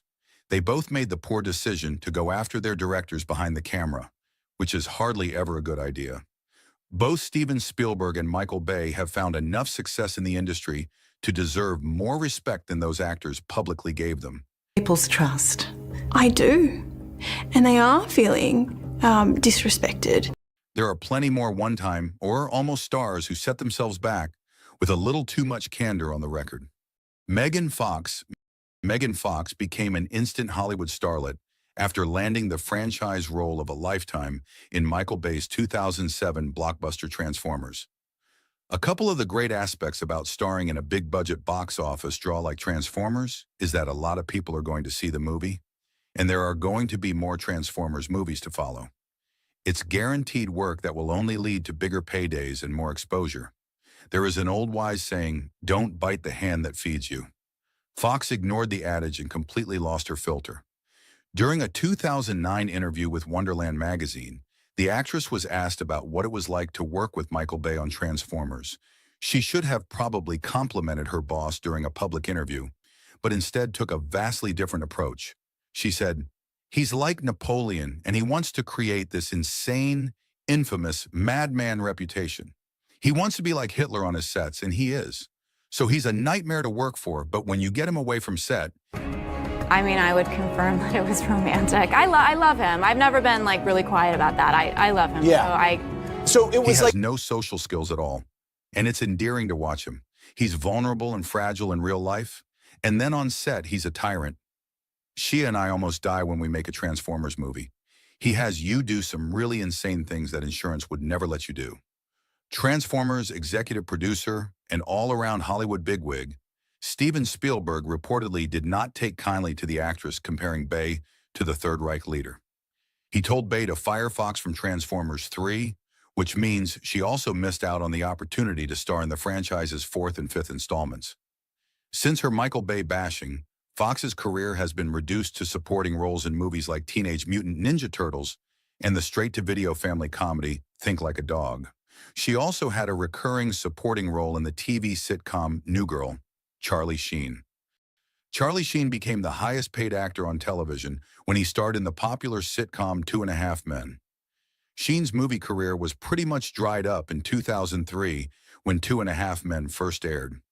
The fact that he found that level of success on the small screen that was laid into the game should have been enough for the old Hollywood bad boy to appreciate his second act. Instead, Sheen's epic 2011 rant on the Alex Jones radio show has become the stuff of Hollywood legend. Drug tests don't lie. When was the last time you did drugs? Don't remember, don't care. Drug tests don't lie. Scoreboard doesn't lie. This bootleg cult, arrogantly referred to as AA, now supports a 5% success rate. My success rate is 100%. Do the math. One of their stupid mottos is, don't be special, be one of us. Okay, your passion is coming off as erratic to people. Well, you borrow my brain for 5 seconds and just be like, dude, can't handle it. Unplug this bastard. Well, you don't look like you're having a lot of fun. I'm going to hang out with these two smoking hotties and fly privately around the world. It might be lonely up here, but I sure like the view. I'm so tired of pretending like my life isn't perfect and beaching and just winning every second. I'm not perfect and beaching and just delivering the goods at every fucking turn. Because look what I'm dealing with, man. I'm dealing with fools and trolls.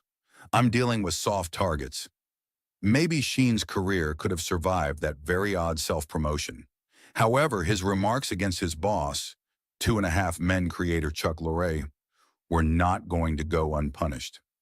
I embarrassed him, Lorre, in front of his children and the world by healing at a pace that this unevolved mind cannot process, said Sheen. I've spent, I think, close to the last decade, I don't know, effortlessly and magically converting your tin cans into pure gold. And the gratitude I get is this charlatan chose not to do his job, which is to write. Lorre fired Sheen from the show. Ashton Kutcher stepped in as a replacement for Sheen's character and co-starred alongside John Cryer the following season. The sitcom stayed at the top of the ratings until the series finale in 2015. Alex Pettyfer. As a rising star in Hollywood, it's generally not advisable to publicly criticize the city that fuels your career. However, in 2011, English actor Alex Pettyfer did just that. Following his notable roles in I Am Number 4 and Stormbreaker, Pettyfer's career seemed promising. Everywhere the next couple months. I don't know, man. It's overwhelming. It's daunting. Describing it as an insidious pool and socially disgusting. He also made some disparaging remarks about the women living there and compared acting to being incarcerated. This, combined with rumors of being challenged to work with, led to stagnation in his career. Big-budget productions began to seek talent elsewhere, and Pettyfer's once promising trajectory lost momentum. John Mayer. John Mayer was one of the best-selling pop artists at the turn of the 21st century. The guitar god racked up a slew of Grammy Awards and sold out concerts around the world. Then Mayer sat down for an extended interview with Playboy magazine in 2010. The guitarist didn't make just one disastrous comment during the interview. He made several, any of which could have derailed his music career.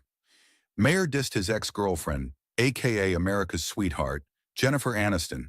He said that she was hoping it goes back to 1998.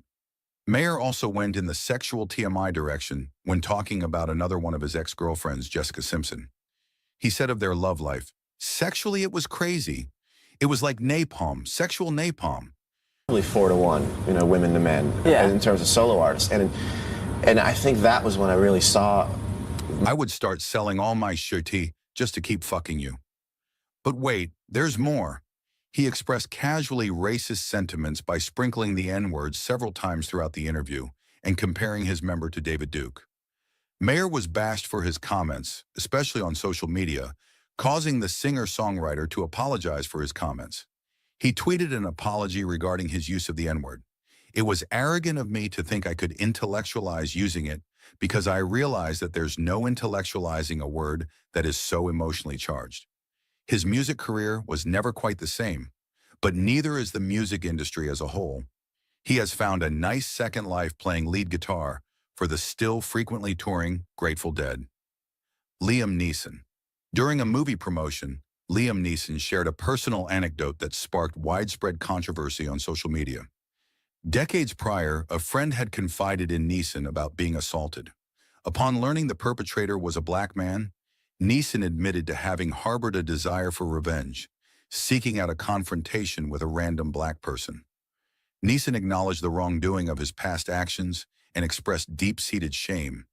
He emphasized that his upbringing and the time period contributed to his misguided reaction. Reactions to Neeson's story were highly polarized. Some people labeled him a racist, while others, including Trevor Noah and Whoopi Goldberg, commended his candor. Although the controversy didn't irreparably damage his career, it undoubtedly marked a significant turning point in how the public perceives him. Shia LaBeouf. It's easy to forget just how on fire Shia LaBeouf's career was in the mid-2000s. In 2007, he starred in Michael Bay's first Transformers movie, which went on to be a box office giant and spawned 4 additional films. In 2008, the actor joined yet another monster franchise when he starred as Indiana Jones's son in Indiana Jones and the Kingdom of the Crystal Skull. LaBeouf was everywhere, but he had a lot of growing up to do under the Hollywood spotlight. In reality, the Honey Boy star could have potentially derailed his career following a slew of run-ins with the law. The actor has been taken into custody multiple times. The charges include disorderly conduct, public intoxication, misdemeanor battery, and drunk driving. He was also accused of plagiarizing material from Daniel Croz's 2007 comic book Justin M. Damiano for his 2013 short film HowardCantor.com. But this is Hollywood. Stars are forgiven all the time for drinking too much and behaving badly. However, dissing a Hollywood legend like Steven Spielberg, especially when he's your boss, is never going to end well. LaBeouf may have been right when he criticized Indiana Jones and the Kingdom of the Crystal Skull. The movie did receive mixed reviews, but still managed to be a giant box office hit. The young actor took a giant swing at Spielberg and Kingdom of the Crystal Skull during a 2008 interview with the Los Angeles Times, saying, phone to get your stuff that's going on in your house, or OnStar, they could shut your car down. And he told me that 1 in 5 phone calls. Then why do they trust you the next time you're promoting a movie? I'll probably get a call, LaBeouf added, but Spielberg needs to hear this. I love him. I love Steven. I have a relationship with Steven that supersedes our business work. And believe me, I talk to him often enough to know that I'm not out of line, and I would never disrespect the man. I think he's a genius, and he's given me my whole life. He's done so much great work that there's no need for him to feel vulnerable about one film. But when you drop the ball, you drop the ball. LaBeouf went even further during an interview with Variety in 2016. I don't like the movies that I made with Spielberg, LaBeouf said. The only movie that I liked that we made together was Transformers 1. You get there, and you realize you're not meeting the Spielberg you dream of, LaBeouf added. You're meeting a different Spielberg, Chris Harrison. Chris Harrison, the face of the Bachelor franchise for 19 years, saw his career crashing down in 2021. During an interview with former Bachelorette Rachel Lindsay, Harrison defended contestant Rachel Kirkconnell over photos of her attending a plantation-themed party. Harrison's comments were perceived as dismissive of the criticism, referring to it as the woke police. He questioned whether attending such a party was problematic in 2018, implying that societal standards had changed by 2021. The backlash was immediate and severe. Rachel Lindsay announced her departure from the franchise, and Harrison was initially suspended before being fired. The controversy highlighted the insensitivity of Harrison's comments, with many emphasizing that attending plantation-themed parties is unacceptable in any era. Vincent Gallo. Vincent Gallo made an immediate impact in the independent film world in 1998 with his breakthrough Buffalo 66. Gallo directed, wrote, and starred in The Sundance Darling. He seemed on his way to becoming the next great young American filmmaker. Gallo had a history of speaking without a filter. However, his public remarks regarding beloved actress Christina Ricci just may have been the nail in the coffin in his young Hollywood career. Gallo spoke with a New York Post Page 6 columnist in 2000. The columnist brought up Ricci, who starred alongside Gallo in Buffalo 66. It was okay when she wasn't drunk on the set. I think she's an alcoholic. It was either that or she was on cough syrup the whole time, said Gallo. Gallo wasn't done criticizing Ricci. I don't like her, he added. She's an ungrateful cunt. But it was okay. She's basically a puppet. I told her what to do, and she did it. Ricci has, of course, gone on to have a nice working career in Hollywood. Gallo directed 3 more feature films, none of which were distributed nationally or received much attention. Critic Roger Ebert called his 2003 film, The Brown Bunny, the worst movie in the history of Cannes. Paula Deen. Paula Deen, once a beloved figure in the culinary world, specializing in Southern cooking, saw her reputation crumble in 2013. A lawsuit and deposition revealed Deen's use of racial slurs and her interest in hosting a plantation-themed wedding. The public backlash was swift and intense. During an uncomfortable interview on Today, Deen attempted to position herself as a victim, stating, "If there's anyone out there who has never said something they wish they could take back."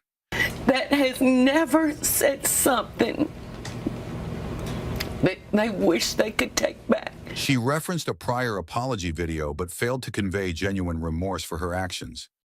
I beg for your forgiveness. As a result, sponsors and companies severed ties with Deen, leading to a significant decline in her public presence. Her inability to acknowledge and apologize sincerely for her mistakes ultimately led to her fade into obscurity. Katherine Heigl. Katherine Heigl became the early breakout star in Shonda Rhimes' wildly successful ensemble medical drama, Grey's Anatomy. After 6 seasons as Dr. Izzy Stevens, the actress asked to be released from her contract, even though the drama was still at the top of the ratings. Actors leave popular shows for all kinds of reasons. Heigl made it clear that she was not happy with the writers when she publicly withdrew her name from Emmy Awards consideration because she didn't think her character had provided enough award-worthy drama. The actress was also tagged with the difficult-to-work-with label. Heigl starred in the 2007 Seth Rogen, Judd Apatow hit romantic comedy Knocked Up. Her star power and talent were undeniable. The actress was well on her way to becoming Hollywood's new favorite big-screen leading lady. However, that role turned into another case of an actress biting the hand that feeds her. During a 2008 interview with Vanity Fair, Heigl criticized Knocked Up. She said, "It was a little sexist. It paints the women as shrews, as humorless and uptight, and it paints the men as lovable, goofy, fun-loving guys." To be honest right now, I'm not. I know I'm not. Yeah. I don't have to think about it. I'm not a rude person. I'm not an unkind. Why is she being such a killjoy? Why is this how you're portraying women? 98% of the time, it was an amazing experience, but it was hard for me to love the movie. The backlash was immediate. Rogen and Apatow may make fun, lighthearted comedies, but they are still 2 of the biggest power players in Hollywood. Rogen was especially hurt by Heigl's comments. He described how he felt about the actress's negative, knocked-up remarks during a 2016 interview with Howard Stern. "People seemed to like it," he said. "We were funny together. I was having a really good time. And then when I heard afterward that she didn't like it, that she seemed to not like the process, and she did not like the end product either, I think when that happens, also your trust feels somewhat betrayed." Heigl's career never got back to its mid-2000s success. She tried starring in a couple of her own television series. However, both of her efforts, State of Affairs and Doubt, failed to last more than a single season. Rogen recognized how much Heigl's comments hurt her career and eventually began to sympathize with his former co-star. "I respect the fact that perhaps she realizes that it has hurt her career, and I don't want that to have happened to her at all, because I've said 1,000 stupid things and I really like her," Rogen told Howard Stern. "The only people who in this situation should, in any way, take anything from it is me and Judd, because we're the ones she was talking about. For other people not to work with her because she didn't like her experience with us, I think it is crazy." Juliana Rancic. Juliana Rancic, a prominent figure on E! News and Fashion Police, sparked outrage in 2015 with her critique of Zendaya's dreadlocks at the Oscars. Rancic's remarks, which included a comment about Zendaya's hair smelling of patchouli oil and weed, were met with widespread criticism. Zendaya responded with a thoughtful and scathing critique, calling out Rancic for her ignorance and racism. Rancic apologized on social media and in an interview with Access Hollywood, claiming her joke was taken out of context. Despite her apology, the backlash led to Rancic stepping down from her role on E! News. Although she briefly returned in 2018, she struggled to regain her former influence in the entertainment industry. Joaquin Phoenix. In 2009, Joaquin Phoenix's career was a hit after a bizarre appearance on The Late Show with David Letterman. Phoenix, donning sunglasses and a bushy beard, gave awkward and mumbling responses to Letterman's questions. The host even jokingly asked, "What can you tell us about your days with the Unabomber?" Unbeknownst to the media, Phoenix's behavior was an act for his mockumentary, I'm Still Here. But you're not going to act anymore? No. Huh. Why is that? However, the public and industry professionals believed he was having a breakdown. As a result, producers became wary of working with him, and the quality of scripts he received declined significantly. It took several critically acclaimed projects for Phoenix to revive his career. Despite the initial backlash, Phoenix has since become a multi-time Oscar nominee and winner, solidifying his position as a respected actor in Hollywood. Belle Gibson. In 2013, Australian wellness influencer Belle Gibson rose to fame with her mobile app, The Whole Pantry, and various cookbooks. Her seemingly perfect life began to unravel in 2015. However, when rumors surfaced that she had fabricated her claims of having cancer and donating to charity. Under intense scrutiny, Gibson confessed in the Australian Women's Weekly that she had indeed lied about her illness. To people's trust. I do. And they are feeling disrespected. They are feeling hurt. Attributing her behavior to her troubled upbringing, her career promptly imploded. In 2017, Gibson was fined $410,000 for her deception. Despite this, she continued to make contentious claims, further tarnishing her reputation.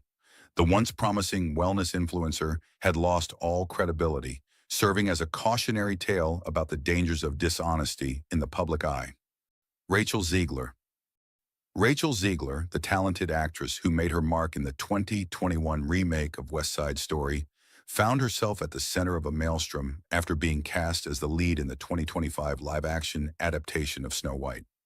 During an interview with Variety at the D23 Expo, Zegler sparked outrage among fans of the original 1937 animated classic.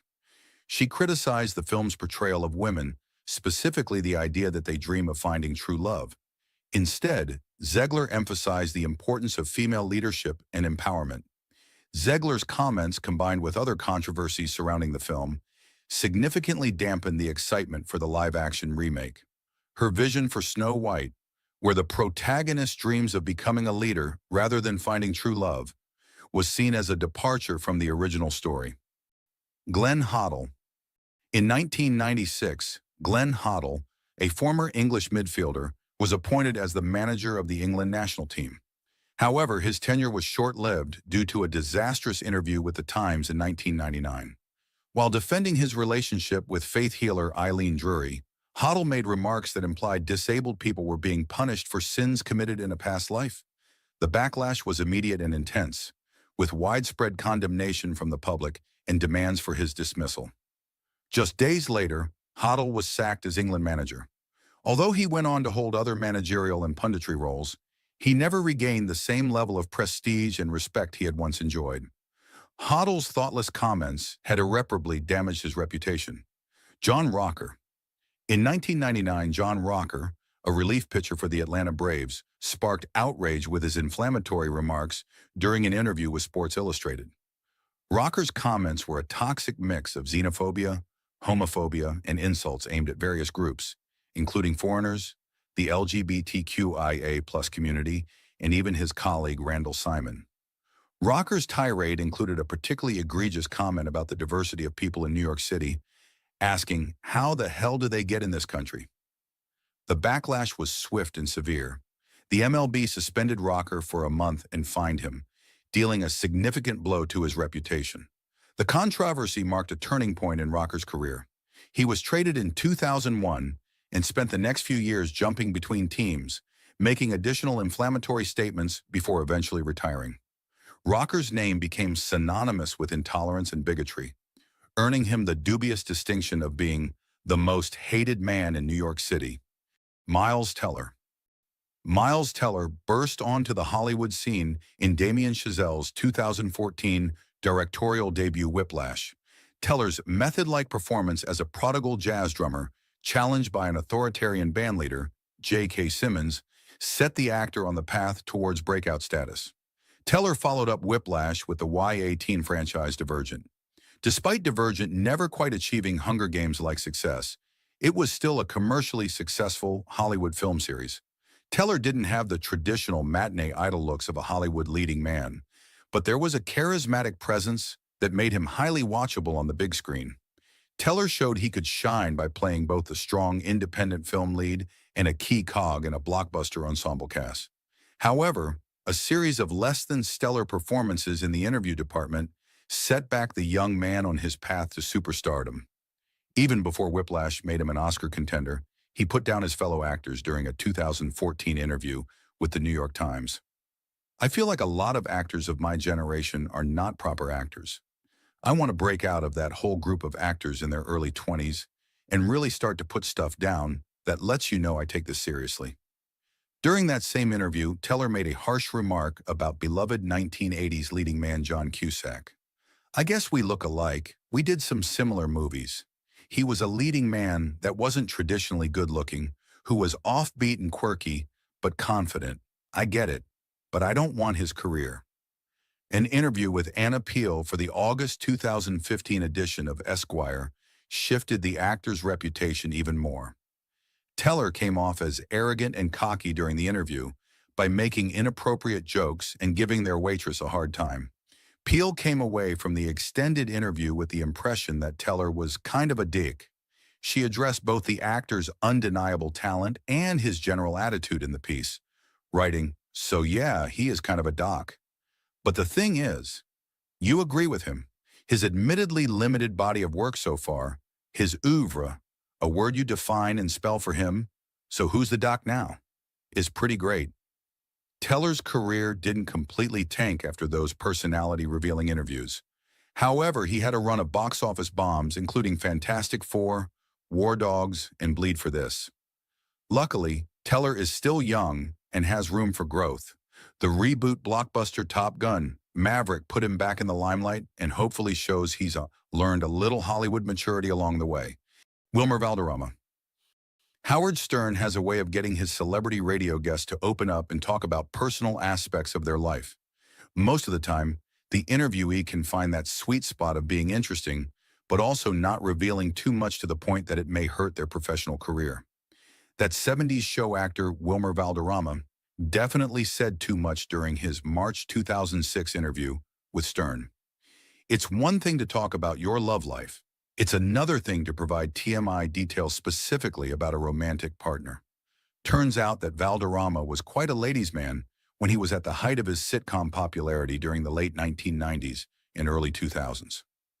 His impressive list of gal pals included then pop star Mandy Moore.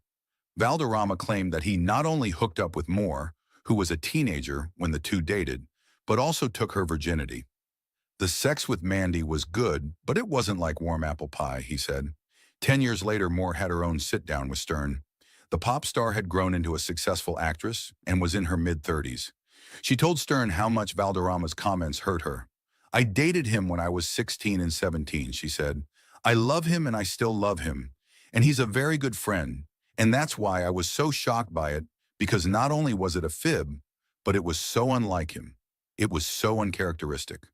In fact, many of Valderrama's claims on Stern were later rebuffed. Valderrama rated his physical relationship with Jennifer Love Hewitt an 8 on a scale of 1 to 10. Hewitt immediately fired back at the actor's allegation that they had been intimate. "I was told, that we had all these very steamy encounters, and I was like, really? Well, I would have loved to have been there," said Hewitt. In 2010, during an interview with Blog Talk Radio, Valderrama talked about how sorry he was for his comments on Stern's radio show. He also said that he apologized to Moore. Minnie Driver. Minnie Driver burst onto the Hollywood scene in 1997's Good Will Hunting. The English actress received an Academy Award nomination for her performance and seemed well on her way to becoming a Hollywood starlet. Driver co-starred in several films across the pond over the next few years. Her career was going smoothly until a 2002 interview with a Los Angeles newspaper that criticized Great Britain's national treasure, Dame Judi Dench. The actress may not have meant to be cruel regarding Dench's looks, but she certainly came off as callous. In England, with all due respect, we have some of the plainest actresses in the entire world as our greatest, Driver said. Maybe it is because theater is the great love of England, but you can have Judi Dench, a very small, round, middle-aged, lovely, mothering type, playing Cleopatra. The Brits love Dame Dench almost as much as they like their tea. The British press went after Driver, calling her the pushiest woman in Hollywood and venomous. Driver later spoke about just how much her comments affected her entire life. She said, "I've taken a pounding, and so has my family, my mom and dad, my sister. You have no idea what it's like. It's brutal, but it's like terrorism. You can't not do stuff because of dissent. It's when people make it personal, which I can't stop them from doing, but I'm also not going to let them stop me doing what I want. That's their mean, vindictive viciousness. But let me tell you, it never gets any easier. I hope to get to the point where if the donkey kicks you, you let it go, as opposed to carrying it around feeling awful for days and letting it affect the choices you make in your life." Driver stayed busy in the United States on both film and television, though she never scored another movie on par with Good Will Hunting. She did find some success on the small screen. One of her strongest roles came in playing Maya DeMeo for 4 seasons on the ABC sitcom Speechless. The truth can sting, and sometimes it's not the interviewer, but the celebrity who's dishing it out. Whether it's a pointed comment or a fiery insult, these stars have mastered the art of shutting down interviewers in the most memorable ways. The interview with Robert Downey Jr. started on a light note, with discussions about his film. However, it quickly took a turn when the interviewer shifted focus to deeply personal topics. The questions about his past struggles and legal issues felt invasive and out of place, creating awkward tension. Downey's initial reactions were polite but clearly uncomfortable. He attempted to steer the conversation back to the movie, but the interviewer kept pushing. At one point, the frustration was hard to miss. Downey paused, visibly irritated, and seemed to question the entire premise of the interview. Rather than letting the situation escalate, Downey decided he'd had enough. With a calm and composed demeanor, he removed his mic and walked out, leaving everyone in the room stunned. What makes this moment so striking is how Downey stayed professional despite being ambushed. It's a reminder that even celebrities have limits when it comes to invasive questioning. The whole scene felt uncomfortable to watch, and honestly, it left me siding with Downey. He had every right to shut it down. It's one thing to discuss your work, but another to be cornered like that. Conor McGregor is the king of setting boundaries, even in high-pressure interviews. In one instance, an interviewer tried to dive into his personal mindset, clearly aiming to probe beyond the fight talk. McGregor wasn't having it. He shut it down with a bold response that immediately shifted the tone of the conversation. His quick retort left no room for follow-up, and the interviewer had to pivot back to safer ground. This moment is classic McGregor. It reflects the way he controls his narrative, on his terms, always. The intensity of the exchange was palpable, and you could feel the shift in the energy of the room. For someone who thrives in the spotlight, it's fascinating to see how he handles attempts to corner him. What makes this moment so memorable is how he seamlessly blends his larger-than-life persona with real authority in these situations. Whether you find it intimidating or impressive, there's no denying he knows how to own the moment. Continuing with moments where celebrities refuse to tolerate disrespect, Christina Hendricks' reaction during an interview deserves attention. While discussing her role in Mad Men, the focus shifted to her body, with the interviewer repeatedly using the term full-figured. It started with a subtle annoyance on Christina's face. She tried to steer the conversation back to her work, but the interviewer didn't get the hint. When the term came up again, Christina had enough. She directly called it out, making it clear she wasn't going to let it slide. This wasn't just about one awkward moment. It highlighted a larger issue in Hollywood, how often women are reduced to their appearance rather than being recognized for their achievements. Christina's expression said it all, frustration mixed with disbelief. She wasn't there to be a spokesperson for body labels. She was there to talk about her groundbreaking performance in a critically acclaimed series. Seeing this happen repeatedly to actresses is frustrating. Christina handled it gracefully, but it's a reminder of how much progress still needs to be made. It's disappointing that such questions still dominate conversations with women in the industry. You have to wonder, why do some interviewers keep crossing this line? Jonah Hill's experience on French TV is one of those moments that leaves you shaking your head. During what should have been a straightforward interview, a French weather presenter decided to mock him right to his face. From awkward jokes about his looks to comments that felt downright mean-spirited, the situation quickly turned uncomfortable. Hill's response was what really stood out, though. He didn't lash out or lose his cool. Instead, he kept his composure and deflected the jabs with subtle humor. You could see he was uncomfortable, but he refused to let the insults throw him off. Watching it, you can't help but feel for him. No matter how famous you are, no one likes being the target of cheap jokes, especially in front of a live audience. This moment also highlights a unique challenge celebrities face when doing international press. Cultural differences in humor and boundaries can create awkward situations. What one person might see as lighthearted banter, another might view as crossing the line. It's a tricky balance, and in this case, the host clearly misjudged the situation. For me, this showed another side of Jonah Hill. It's easy to respect someone who stays grounded under pressure. He turned what could have been a train wreck into a moment of quiet dignity. That's not easy when you're on live TV and the jokes are at your expense. Jim Carrey's interview at New York Fashion Week is still one of the strangest celebrity moments in recent memory. The interviewer seemed ready for the usual chatter about fashion and glamour, but Carrey had something completely different in mind. From the start, his energy was offbeat. When asked why he was there, he dismissed the entire concept of the event, saying it didn't matter and calling it the most meaningless thing. It was clear he wasn't interested in the usual celebrity soundbites. He went on to criticize the idea of icons, calling them empty and implying that society creates false idols to give meaning to a meaningless existence. What made this exchange so fascinating wasn't just his words, but the tone. Carrey oscillated between philosophical and playful, making it hard to tell if he was trolling or genuinely expressing frustration with the superficiality of fame. He moved around animatedly, giving the moment a surreal, almost theatrical vibe. In hindsight, the interview felt like a reflection of where Carrey was in his life. He'd spoken in other settings about battling depression and finding deeper meaning beyond Hollywood. This seemed like an extension of those thoughts, albeit delivered in an unexpected setting.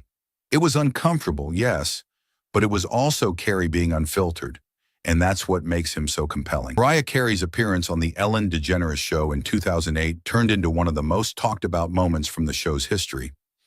Ellen decided to press Mariah about rumors of her pregnancy in a way that felt invasive. She brought out champagne, insisting they toast together. The tension was immediate. Mariah's reaction said it all, awkward smiles, dodging Ellen's prodding, and trying to keep things light despite the obvious discomfort. What stood out was how Mariah managed to stay composed throughout the moment. You could tell she was trying her best to stay polite while maintaining her boundaries. It's not easy to face such personal questions on national television, especially when you're trying to keep something so private under wraps. This moment raises an important point about privacy in celebrity interviews. There's often a fine line between curiosity and intrusion. Yes, celebrities are public figures, but they're also human beings with personal lives. Mariah's grace under pressure was impressive, but the whole situation felt unnecessary. From a viewer's perspective, it left me torn. On one hand, it's Ellen's job to entertain and get the scoop. On the other hand, some things just shouldn't be forced, especially when it comes to personal milestones like pregnancy. Watching it now, you can't help but feel for Mariah, who handled it with dignity despite the awkwardness. Michael B. Jordan is known for his charm and professionalism, but even he couldn't resist addressing a moment from his past when the opportunity presented itself. During a red carpet interview, Jordan found himself face-to-face with a reporter who admitted they had gone to school together. What should have been a friendly reunion took a sharp turn when he reminded her of her past behavior. With a cool smile, Jordan referenced a comment she had apparently made back in their school days. You could feel the air shift. The interviewer laughed nervously, clearly caught off guard. Jordan didn't press further, but the message was clear. He hadn't forgotten. The way he handled it was impressive. He didn't raise his voice or lash out, but he also didn't let the moment slide. Instead, he used humor to make his point. It shows that success doesn't erase those memories of being underestimated or teased, and sometimes life gives you a chance to address them. It's not every day you see someone get that kind of vindication, especially in such a public way. Jordan turned what could have been an awkward encounter into a subtle but powerful response. Kanye West's infamous interview with Sway Calloway is one of those moments that's etched in pop culture history. It all started as a conversation about Kanye's frustrations with the fashion industry, but things quickly escalated. Sway asked a question that hit a nerve, and Kanye's now iconic outburst, "You ain't got the answers, Sway," instantly became a meme. His tone, his energy, everything about that moment was intense. What stood out was how personal the conversation became. Kanye wasn't just upset about the question. He was venting years of pent-up frustration about being underestimated and boxed in. He's known for being passionate, but this was next level. You could see how deeply he felt about the topic and how desperate he was to get his point across. The interview became a flashpoint for discussions about Kanye's personality and creative struggles. It also showed the challenges of navigating such high-stakes industries while being constantly criticized. For better or worse, Kanye's outburst highlighted his raw determination and the passion that drives him. It's easy to laugh at the meme-worthy moments, but when you dig deeper, there's a lot to unpack about ambition, frustration, and standing up for yourself, even if it's messy. Anne Hathaway is known for her poise and professionalism, but she's not afraid to speak up when needed. She's earned her spot in Hollywood with roles that require depth, dedication, and sometimes physical transformation. Take her portrayal of Selena Kyle in The Dark Knight Rises. She trained hard to bring the character to life. But instead of focusing on her performance, one interviewer seemed fixated on her fitness routine. The question started with a light curiosity, but soon became repetitive and superficial. You could see Hathaway trying to keep the conversation on track. It's admirable how she initially tried to answer politely, even though the focus on her appearance was getting tedious. But when the interviewer wouldn't let it go, she finally cut through the nonsense with a sharp, "What's the deal, man?" That moment was gold. Her words weren't just a clap back, they were a statement. It was like she was saying, "Let's talk about what actually matters." As a viewer, I found her response refreshing. It's frustrating to see interviews focus on physical appearance, especially for actors who've put in so much effort beyond just looking the part. Hathaway's frustration mirrored what many of us probably felt watching that exchange. Sometimes an interview becomes a defining moment, and Morgan Freeman's appearance on 60 Minutes was exactly that. In a candid discussion, Freeman was asked about the need for Black History Month. His response was simple yet profound. Black history is American history. Stop talking about it. To him, relegating African American history to a single month diminishes its importance, reducing it to something separate rather than integral to the fabric of American identity. Freeman went further, challenging how society approaches race itself. When the interviewer asked how racism can be overcome, Freeman responded that the key lies in ceasing to focus on racial distinctions altogether. He suggested that by stopping conversations that emphasize divisions, we can begin to move beyond them. This wasn't an avoidance of the issue. It was a call to reframe the discussion, to stop defining people by race and instead by their humanity. What's striking is Freeman's demeanor, calm, composed, and unshaken. He didn't simply shut down the interviewer, he elevated the dialogue. Instead of engaging in a defensive back and forth, he used logic and grace to challenge the premise of the questions themselves. He wasn't just responding, he was leading the way toward a broader understanding. Freeman's words resonate deeply. They show that Black history isn't a footnote to be highlighted once a year, but a fundamental part of our shared story. His approach, rooted in dignity and intelligence, reminds us how meaningful change begins, by elevating the conversation for everyone. Quentin Tarantino has always been unapologetically himself, and that energy was on full display during this interview. The conversation took a sharp turn when the interviewer started pressing him about the violence in his films. For a director like Tarantino, whose movies are practically defined by their bold storytelling and visceral action, it's a question he's probably heard 100 times. But this time, he wasn't in the mood to entertain it. Tarantino cut the question off in a way that only he could. His tone was sharp, and his words made it clear he wasn't interested in justifying his art to anyone. You could feel the tension build as he shut the conversation down with authority. It was one of those moments where you couldn't look away. Tarantino wasn't just defending his films, he was standing up for creative freedom. He wasn't going to let someone reduce his work to a debate about morality or try to box him into giving the right answer. What I loved about this moment was how unapologetic he was. Tarantino is someone who knows exactly who he is and what he wants to create. He doesn't try to please everyone, and that confidence is part of what makes him such an iconic filmmaker. But at the same time, you could see the interviewer wasn't quite ready for that level of pushback. It was a fascinating clash of personalities, one person determined to push a narrative, and the other firmly shutting it down. Let's talk about a moment when Tom Cruise had to remind an interviewer that boundaries matter. The interview started off like any other, polite, professional, and what you'd expect from a seasoned actor like Cruise. But things took a sharp turn when the interviewer decided to veer into deeply personal territory. The question started creeping toward Cruise's divorce from Nicole Kidman, and you could see a shift in his demeanor. He gave a couple of polite answers, at first clearly trying to steer the conversation back to work-related topics. But then the interviewer pushed too far, crossing that invisible but very real line. That's when Cruise delivered his now iconic line, "Put your manners back in." It wasn't just what he said, but how he said it, firm but composed, with just enough edge to leave no room for argument. As a viewer, it's hard not to respect how he handled it.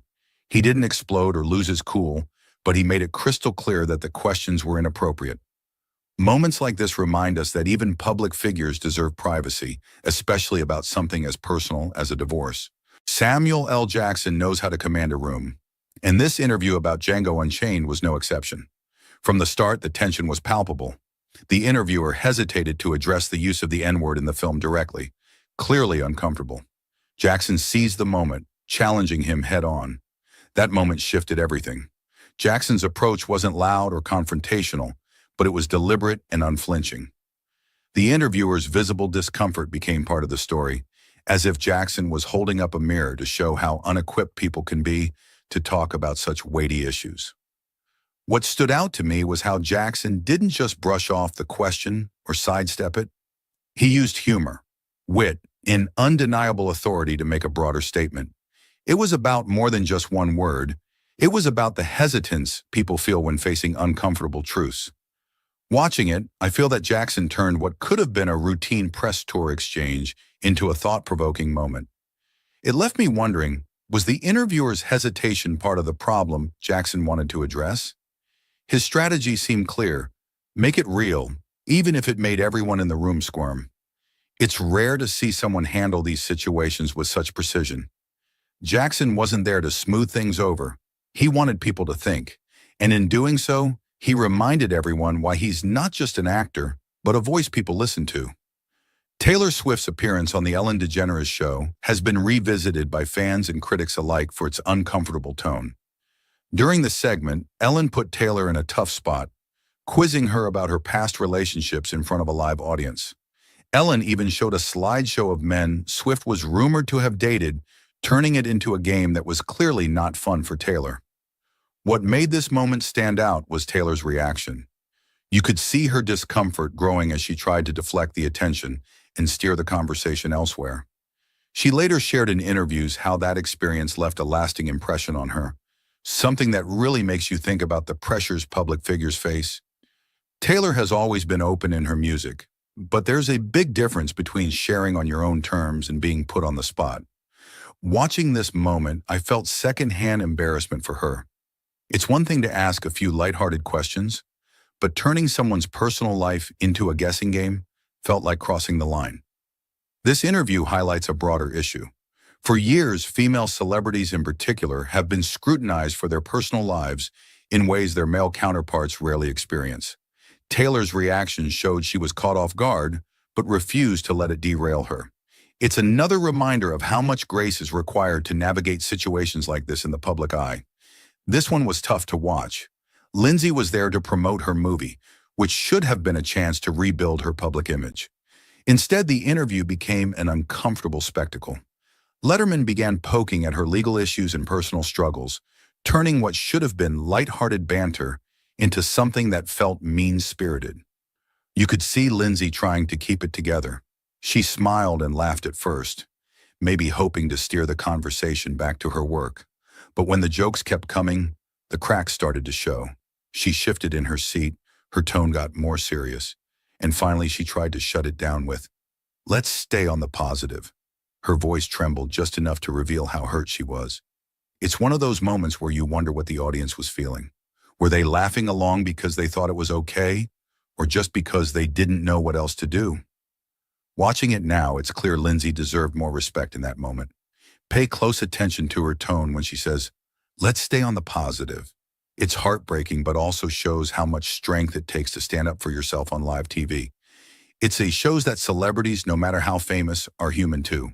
Personal struggles aren't entertainment. How do you feel about the way she handled it? Was it grace under fire, or should Letterman have backed off long before it got to that point? Mike Tyson's interviews have always been unpredictable, and this one was no different. It started off calm enough, but things turned tense when the interviewer brought up a sensitive topic from Tyson's past. You could see Tyson's expression shift as the questions kept coming, and then out of nowhere, he shut the interviewer down with a reaction so raw and unfiltered it left everyone stunned. What made this moment stand out wasn't just Tyson's words, but the way he delivered them. His tone was intense, almost daring the interviewer to keep going. This wasn't just about the question being asked. It was about Tyson's history of dealing with relentless scrutiny. He's someone who's lived his entire adult life in the spotlight, often being judged and criticized. At that moment, it was clear he had no patience left for it. He wasn't there to relive old controversies. He wanted to move forward, and his reaction made that very clear. For me, this moment was a reminder of Tyson's complex personality. He's one of the greatest boxers in history, but he's also a person who's been through a lot, both in and out of the ring. You could feel his frustration boiling over, and honestly, I get it. Sometimes enough is enough, and he decided to call it out right then and there. That dynamic between the interviewer and Tyson was uncomfortable, but fascinating to watch. It's a moment that shows the power of body language and tone. Sometimes the words aren't even the most important part. Tom Hardy has built a reputation not just as an exceptional actor, but as someone who doesn't shy away from shutting down nonsense. Whether it's an offhand comment or an inappropriate question, Hardy has a way of addressing it that's sharp, no nonsense, and sometimes even humorous. It's part of his charm. He doesn't pretend to be overly polite when someone crosses the line. Instead, he calmly and often decisively puts them back in their place. It's a refreshing quality, especially in an industry where many celebrities feel pressured to stay agreeable, no matter what's thrown at them. One moment that really captured this was during a press conference for Legend at the Toronto International Film Festival. Things were going well as Hardy fielded questions about the movie, his preparation for playing dual roles, and the challenges of the shoot. Then a reporter decided to veer completely off topic and asked Hardy a pointed question about his sexuality. For a split second, you could see the disbelief on Hardy's face. Instead of losing his cool, though, he hit back with a single simple question. "What on earth are you on about?" His tone was calm, but there was no mistaking the sharpness of his words. Hardy wasn't going to entertain something that had no place in a professional discussion. The awkward silence that followed was proof that his response hit its mark. This wasn't just about shutting down a rude question. It was a moment that highlighted Hardy's boundary setting and his unwillingness to let personal questions overshadow his work. It's something more public figures should take notes on. Being firm doesn't mean being unprofessional, and Hardy is proof of that. Some moments in press conferences go from routine to unforgettable in seconds. This was exactly what happened when Dana White was asked about whether he gave his fighters a long leash when it came to what they could say publicly. You could tell by White's reaction that he wasn't thrilled with the question. His response? Short, sharp, and straight to the point. It's one of those clips you watch and immediately think, wow, he really knows how to shut down a room.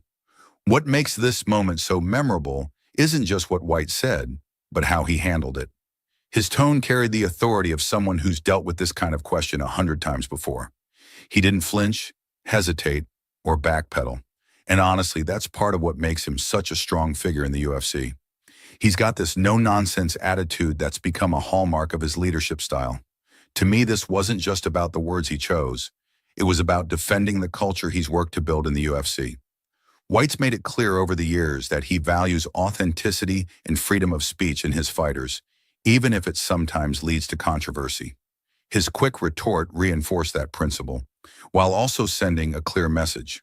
Respect his organization's values or expect to be called out. It's a great example of why people either love or hate him. He's polarizing, but he's undeniably effective in making his point. And moments like this are why he remains such a force in the sports world. There's something about live interviews that can get pretty awkward, and Megan Fox knows all about that. During one of her press tours, a reporter decided to test his charm rather than focus on the actual interview. Instead of asking meaningful questions, he started making comments that leaned more toward flirting than professionalism. At first, Megan played along, smiling and responding politely, which is something she's probably had to do 1,000,000 times. But you could see in her face that it was getting old real quick. When the reporter kept pushing, she finally called him a silly man.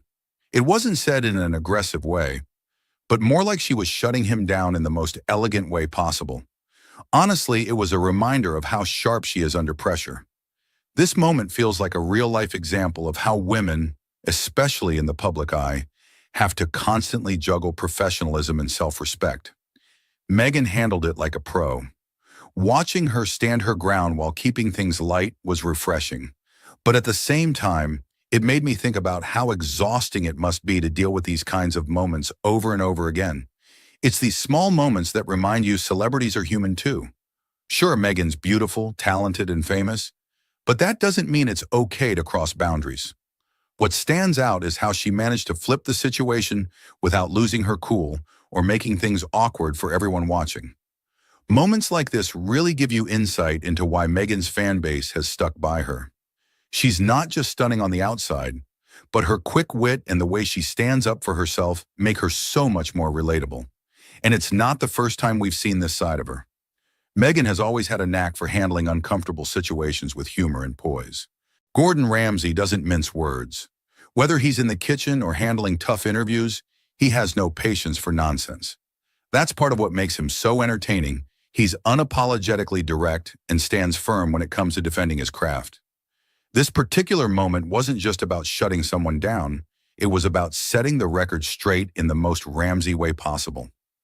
During an interview, a journalist attempted to ambush Ramsay by showing him a photo of a poorly cooked steak, claiming it came from one of his restaurants. The disbelief flashed across Ramsay's face, a clear, "Are you serious?" moment. But instead of losing his temper, Ramsay leaned into the situation with the precision of a master chef slicing through a dull argument. He calmly but firmly dissected the claim, explaining why overcooking a steak, like the well-done disaster in the photo, ruins its flavor and texture. The photo wasn't just about the steak, it was an attack on his reputation. Ramsay wasn't having it. And then came the moment that made this exchange iconic. Ramsay bluntly told the interviewer something along the lines of, "This is a stupid question," implying the absurdity of the accusation, and frankly, the person behind it. It was harsh but fair, delivered with a tone that made it clear Ramsay wasn't playing games. What stood out wasn't just the takedown, but the passion behind it. He didn't dismiss the question outright. Instead, he turned it into an opportunity to educate. Scathing, yes, but also undeniably insightful. Ramsay used the moment to explain the artistry of a perfectly cooked steak, defending the standards he spent years building. Watching him take control like that showed exactly why he's at the top of his field. Honestly, you've got to respect his energy. Ramsay doesn't just demand excellence from others. He lives it himself. He calls out nonsense with unapologetic honesty, but it's never without reason. He knows how to hold his ground while keeping it professional. I really enjoyed seeing these celebrities shut down interviewers in such bold and memorable ways. Which of these stood out to you the most? Let me know your thoughts or share other iconic interview moments you've seen. Don't forget to like, share, and subscribe for more content like this. Talk shows can make or break a career. Over the years, we've seen Hollywood's brightest stars walk onto a stage, only to walk off with their careers in shambles. Some of the biggest names in entertainment walked onto those stages with confidence, only to leave with their careers in ruins. Really happy for you. I'm gonna let you finish. But Beyonce had one of the best videos of all time. Let's look at the moments that changed everything. Morgan cruel remarks about Meghan Markle. In March 2021, Meghan Markle and Prince Harry participated in an interview with Oprah Winfrey. During this interview, Meghan disclosed her struggles with mental health, including experiencing suicidal thoughts. Concerns and conversations about how dark his skin might be when he's born. The following day on Good Morning Britain, host Piers Morgan openly expressed his disbelief regarding Meghan's revelations, stating, "I don't believe a word she says. It was 2 hours of trash show. He even went out of the studio after a while." This is a 2-hour trash-a-thon of our royal family, of the monarchy, and it's all being done as Prince Philip lies in hospital. These remarks led to immediate backlash from viewers and mental health organizations. The UK's communications regulator Ofcom received over 41,000 complaints concerning Morgan's comments. On the next day's episode of Good Morning Britain, co-presenter Alex Beresford confronted Morgan about his continuous criticism of Meghan. He highlighted that Meghan was entitled to cease communication with Morgan and questioning his persistent negative commentary. In response, Morgan abruptly walked off the set. This led to a temporary disruption of the live broadcast. Do you know what? That's pathetic. You can trash me, mate, but not my own stuff. No. See you later. I'm being... Sorry, can't do This this. is absolutely diabolical behaviour. Later that day, ITV announced that Piers Morgan would be leaving his role in Good Morning Britain with immediate effect. Subsequently, Ofcom launched an investigation into the March 8th episode to assess potential violations of its broadcasting code, and this is how Morgan ruined his career on live television. Ashley Simpson caught lip-syncing. On October 23, 2004, Ashley Simpson performed on Saturday Night Live that turned her reputation into ruins. She sang her first song, Pieces of Me, without any issues. However, when she returned for her second song, Autobiography, a major mistake exposed her use of a backing track. Instead of the correct song playing, the vocals for Pieces of Me started again before she even lifted the microphone.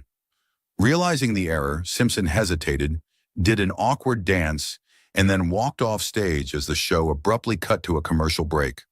The mistake instantly became a huge embarrassment. Viewers noticed she had been lip-syncing, and the media quickly turned it into a scandal. The next day, Simpson claimed she had lost her voice due to acid reflux and had no choice but to use a pre-recorded track. However, many people saw this as an excuse, and the backlash continued.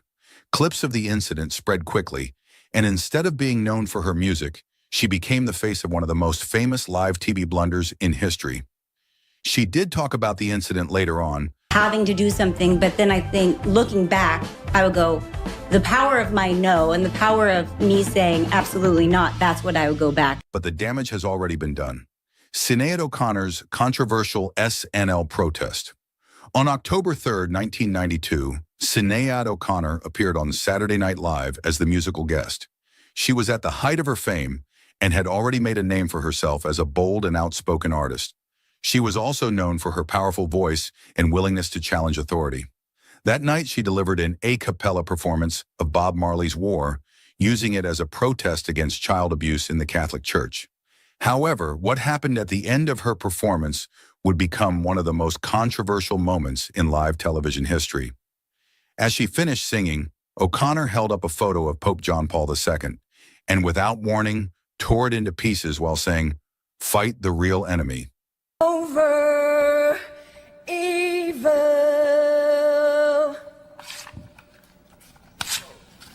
Fight the real enemy. The act was met with complete silence in the studio, as no one had expected such a bold statement. The backlash was immediate and severe. NBC received thousands of angry calls, and many people, including politicians and religious leaders, condemned her actions. Just a week later, when she appeared at a Bob Dylan tribute concert at Madison Square Garden, she was met with loud boos from the audience, which forced her to abandon her planned song.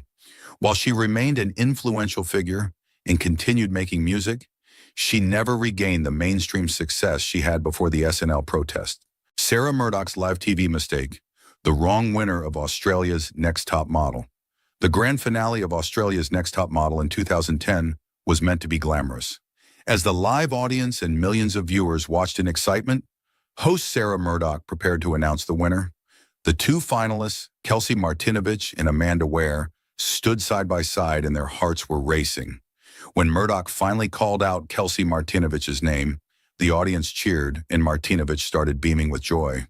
She even thanked everyone and delivered an emotional speech about how grateful she was for the experience.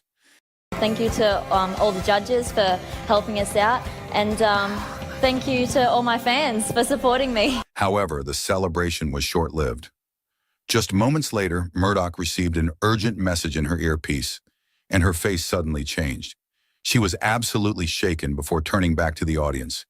In an incredibly awkward and painful moment, she announced, "Oh my God, I don't know what to say right now. I'm so sorry. This was a complete accident. Kelsey is not the winner. Amanda is the winner." I'm so sorry about this. Oh my God. What to say? This was a complete accident. I'm so sorry. It's Amanda. I'm so sorry. It was fed to me wrong. While the moment became one of the most infamous live TV blunders, both contestants remained professional, and Sarah Murdoch was left to deal with the fallout from one of the most awkward live television moments in reality show history. Juliana Rancic's controversial comment on Zendaya's hair.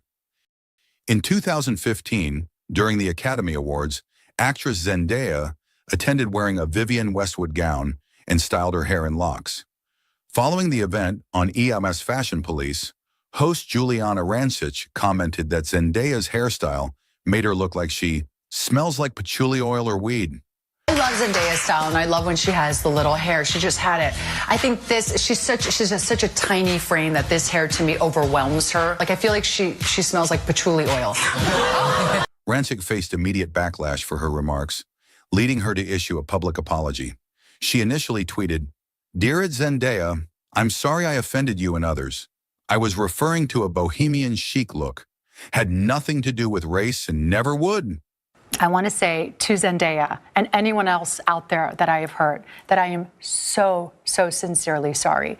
This really has been a learning experience for me. I've learned a lot today.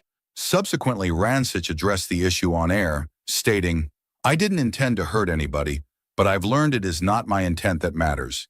It's the result. And the result is that people are offended, including Zendaya, and that is not okay." Zendaya responded to Rancic's comments on Instagram.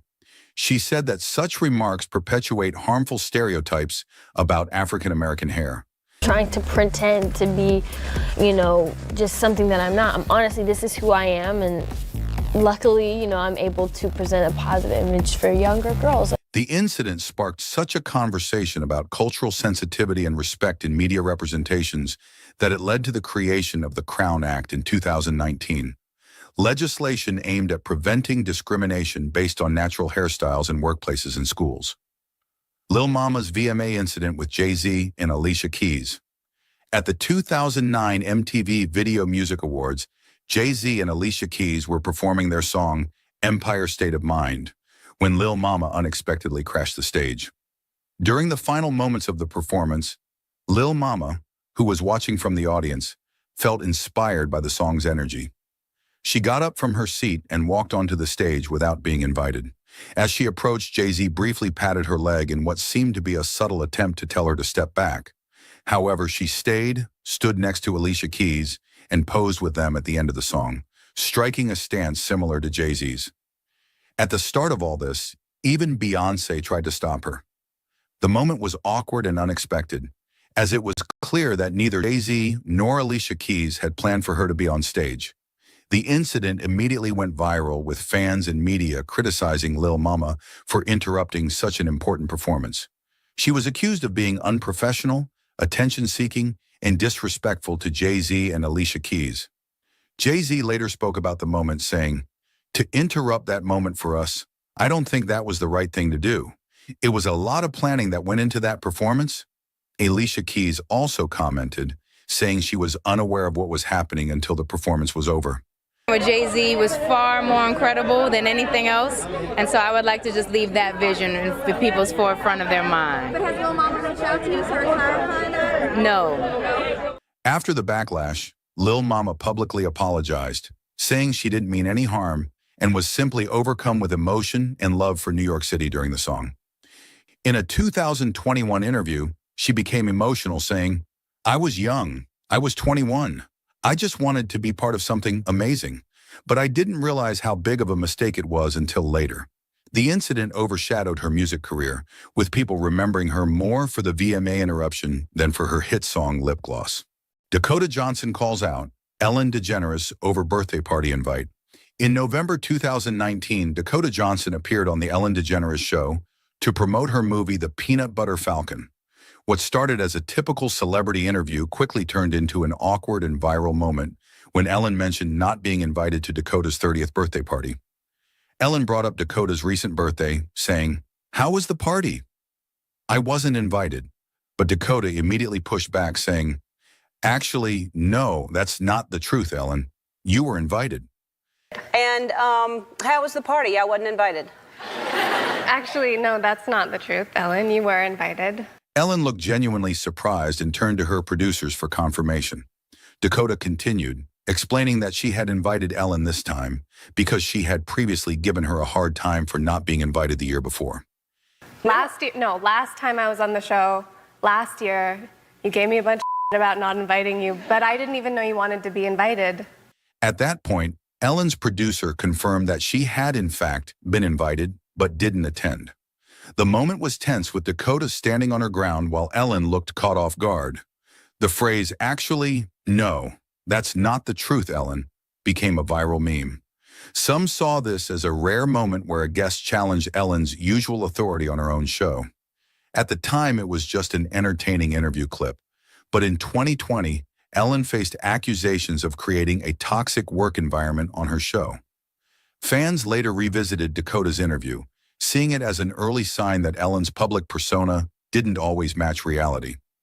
Chris Harrison's Bachelor career ends after a controversial interview. In February 2021, Chris Harrison, the longtime host of the Bachelor franchise, came under fire after an interview with Extra's Rachel Lindsay, the first Black Bachelorette. His defense of a contestant's racially insensitive past ultimately ended his nearly two-decade career with the franchise. The controversy started when photos of contestant Rachel Kirkconnell surfaced, showing her attending an Old South antebellum-themed party in 2018. These types of parties have long been criticized for glorifying the pre-Civil War South and its history of slavery. During his interview with Lindsay, Harrison was asked about the photos. Instead of condemning them, he defended Kirkconnell, saying, "We all need a little grace, a little understanding, a little compassion." He then questioned whether judging her actions by today's standards was fair, asking, "Is it not a good look in 2018, or is it not a good look in 2021? When you hold that under the lens, it's not a good look. No, it's not a good. Well, Rachel, is it a good look in 2018, or is it not a good look in 2021? Lindsay pushed back, saying the photos were problematic regardless of when they were taken. However, Harrison continued to downplay the issue, saying people should wait before passing judgment. After intense backlash, Harrison issued a public apology. "I spoke in a way that perpetuates racism, and I am deeply sorry." He announced he would be stepping away from the show temporarily, but the damage was done. In June 2021, after nearly 19 years as host, ABC officially confirmed Harrison would not be returning to The Bachelor. Reports suggested he received a multi-million-dollar exit settlement, but would not be involved in the franchise again. Kanye interrupts Taylor Swift at the VMAs. In September 2009, the MTV Video Music Awards delivered one of the most shocking moments in pop culture history when Kanye West stormed the stage and interrupted Taylor Swift's acceptance speech. What was supposed to be a celebratory moment for Swift quickly turned into one of the most talked about feuds in music history. Taylor Swift, just 19 years old at the time, won the award for Best Female Video for her song, You Belong With Me. As she took the stage, clearly overwhelmed and excited, she began her speech saying, "I always dreamed about what it would be like to win one of these someday." Suddenly, Kanye West appeared on stage, took the microphone from her, and shocked everyone by saying, "Yo, Taylor, I'm really happy for you. I'ma let you finish. But Beyonce had one of the best videos of all time. One of the best videos of all time." Taylor, I'm really happy for you. I'm gonna let you finish. But Beyonce had one of the best videos of all time. The audience frowned. Taylor stood there stunned, and the camera cut to Beyonce, who looked horrified in the crowd. The entire room fell silent as Kanye shrugged, handed the mic back, and walked off like nothing had happened. After that, Taylor looked crushed and didn't know how to react. The audience tried to cheer her on, but Beyonce, later in the show, tried to make things right by bringing Taylor back on stage when she won Video of the Year, allowing her to finish her speech properly. Fans, celebrities, and even then, President Barack Obama criticized him, calling the move disrespectful and unnecessary. Kanye apologized multiple times in the following weeks, but later took back his apology, claiming he was standing up for artistry. Taylor, meanwhile, used the moment to fuel her music, writing the song Innocent about the situation. Katy Perry's awkward dance moves go viral. In May 2017, Katy Perry took the stage on Saturday Night Live to perform her song Bon Appetit featuring Migos.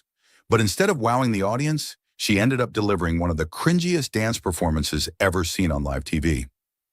As the beat dropped, Perry started moving in ways that no one could quite understand. Her dance moves were stiff, exaggerated, and completely offbeat. At one point, she randomly dabbed, but it looked so forced and awkward that even the background dancers seemed unsure of what was happening. To make things even more uncomfortable, Migos just stood there, barely interacting with her. It was as if they were watching the performance from the audience instead of being part of it. Perry, meanwhile, kept trying to hype up the crowd, but the energy just wasn't there. Social media exploded with memes mocking her dance moves. Fans were confused. Was she joking, or was this a serious attempt at choreography? Some even compared it to a mom trying to dance at a wedding moment. Perry never directly addressed the backlash, but in later interviews, she admitted that she's not the best dancer. MIA middle finger act during the NFL during Super Bowl. In February 2012, British rapper MIA caused a major controversy when she flashed her middle finger during the Super Bowl 46 halftime show. The moment happened so fast that many viewers barely noticed it at the time, but the NFL and broadcast officials certainly did, and they weren't happy. MIA was performing as a guest artist during Madonna's halftime show, joining her and Nicki Minaj for the song Give Me All Your Lovin'. Everything seemed to be going smoothly, but when MIA reached the line, "I don't give a s," she didn't just censor herself, she looked directly into the camera and posed with a middle finger. The gesture immediately sparked outrage, with the NFL and network executives calling it completely inappropriate for a family-friendly event, arguing that her actions had tarnished the Super Bowl and led to potential fines. At first, MIA stayed silent on the controversy, but later she fired back, calling the lawsuit ridiculous. She argued that the NFL was hypocritical, especially given the violent and controversial nature of some of its own content. In 2014, the case was finally settled for an undisclosed amount, but the incident remains one of the most rebellious moments in Super Bowl history. Tom Cruise's couch jumping moment on Oprah. In May 2005, Tom Cruise appeared on the Oprah Winfrey Show for what was supposed to be a fun interview about his upcoming movie, War of the Worlds. Instead, he ended up delivering one of the most bizarre and unforgettable moments in talk show history, jumping on Oprah's couch and declaring his love for Katie Holmes. I'm not going to pretend. I can see you're not. You know, Katie once told 17 magazine, yes! As soon as Cruise sat down, he couldn't contain his excitement. Oprah asked about his relationship with Katie Holmes, and instead of answering calmly, he stood up, started pacing, and then out of nowhere jumped on the couch. Oprah looked shocked but amused, trying to keep the interview on track. But Cruise kept shouting, grabbing her hands and dropping to his knees at one point. He was so hyperactive that Oprah jokingly said, "You're gone! You're gone!" Tell her to come out. Tom, tell her to come out. Katy, where are you? The moment became instantly viral, with people calling it one of the cringiest interviews ever. It completely changed Cruz's public image, making him seem more unhinged than charming. Wendy Williams' shocking "death to all of them" comment. In July 2021, daytime talk show host Wendy Williams got major outrage after making an insensitive comment about TikTok star Suave's death. Instead of addressing the tragedy with sympathy, she turned it into an awkward moment on live TV. During a segment on The Wendy Williams Show, Wendy brought up Suave Matima Miller, a 19-year-old TikTok star who had been fatally shot just days before. However, before even mentioning his death, Wendy first made fun of his social media following compared to hers. She asked the audience, "Who's Suave?" Clap if you know who he is. How dare you, Mr. Spears? You had me fooled. And you too, Mrs. Spears. When only a few people responded, she added, "He's a TikTok star. He has more followers than me." After pausing, she suddenly announced, "He's dead."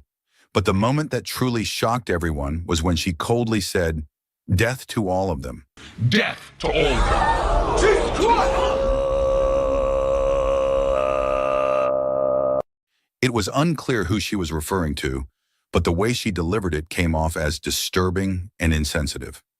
Though Wendy and her team never directly apologized, the controversy added to her declining reputation. And just months later, The Wendy Williams Show was canceled after 13 seasons. And that is the wrap-off on today's video. If you want more videos like this, do not forget to like, comment, share, and subscribe. Have you ever had an embarrassing moment you wished you could forget? Now imagine that happening in front of millions. Fame might look glamorous, but when things go wrong, it's a public disaster. Celebrities may live in the spotlight, but they can't escape awkward moments like tripping on stage, saying the wrong thing, or wardrobe malfunctions. These moments remind us that even stars can't escape life's little hiccups, and honestly, it's hard not to laugh along. Stick around as we count down the 25 most embarrassing celebrity moments ever. Some are funny, some are awkward, and a few are so bad they went viral. Let's get started. When Justin Timberlake groin area stole the show. During the 2012 Brit Awards, Justin Timberlake was performing on stage when something awkward happened. He was wearing a harness that lifted him into the air as part of a big stunt. But as he was lifted, the harness shifted and it pressed against his groin area, making it look bulgy and uncomfortable. The mistake was obvious to the audience and fans quickly noticed. Despite the embarrassing moment, Justin didn't stop performing. He kept his cool, continued with the song, and made sure the show went on.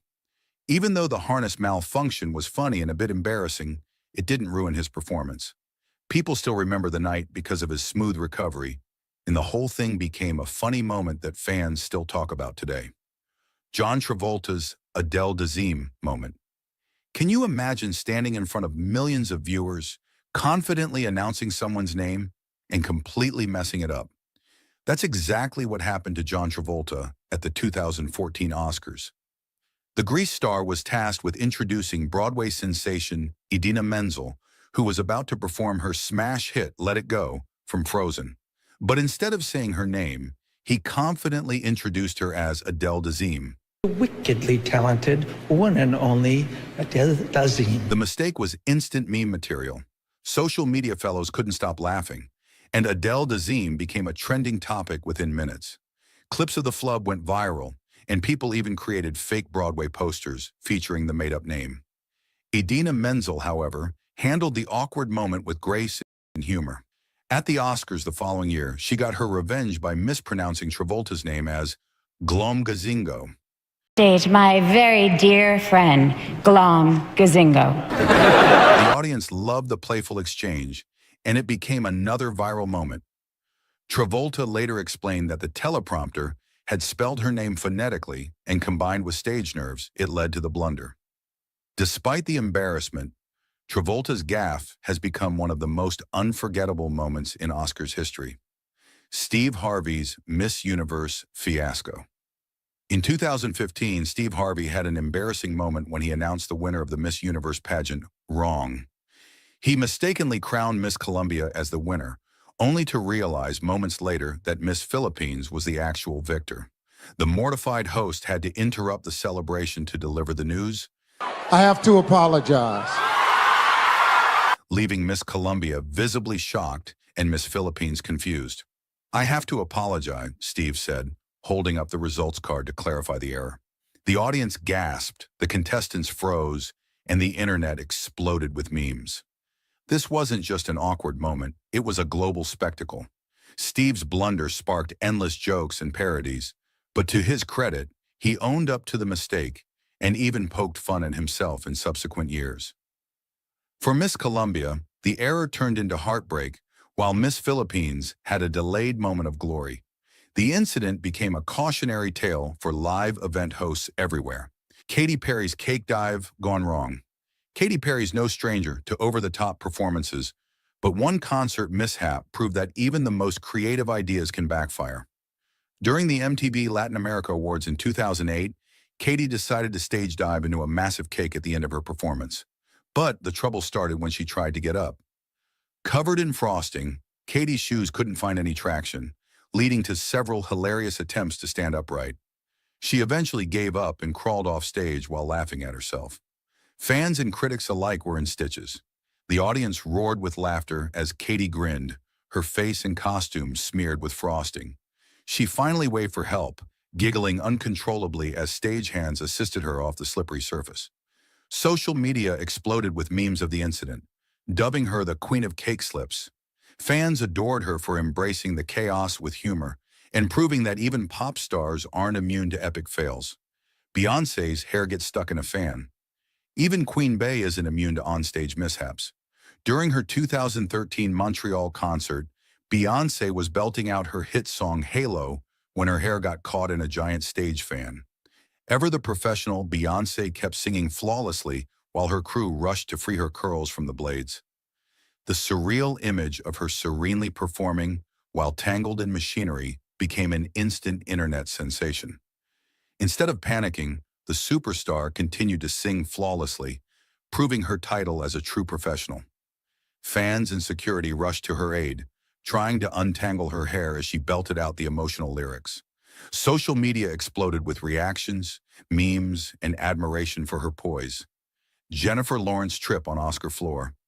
At the 2013 Oscars, Jennifer Lawrence had one of the most unforgettable moments in award history. She was wearing a stunning blush pink Dior gown with a huge skirt that made her look like a princess. But as she went up the stairs to collect her Best Actress award for Silver Linings Playbook, the dress caused her to trip and fall in front of the entire audience. Jennifer quickly recovered from the fall, and she was laughing as she made it to the microphone. She even jokes, "You guys are only giving me a standing ovation because I fell."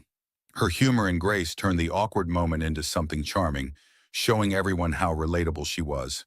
The fall instantly went viral, with fans praising Jennifer for handling the moment so well. Even though it was embarrassing, it became one of the most iconic parts of her career. Fans still remember the moment where Jennifer mentioned that she was happy to have been aided by Hugh Jackman. Watch how she is flattered and what she remarked about Jackman. And then I got touched by Hugh Jackman. Priyanka Chopra's Met Gala struggle. Priyanka Chopra wowed the world with her dramatic trenchcoat gown at the Met Gala, but the outfit's massive train caused quite the challenge. As she posed for photos, her entourage struggled to arrange the train, creating a chaotic scene of frantic adjustments.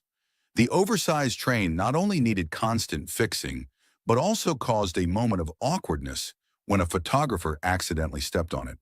Priyanka, ever the diva, laughed off the moment and even struck a dramatic pose, adding to the entertainment. The incident quickly became a viral meme, with captions like, "The train that stole the show," flooding social media. Priyanka later joked about the chaos in interviews, proving her ability to turn an oops moment into a charming tale.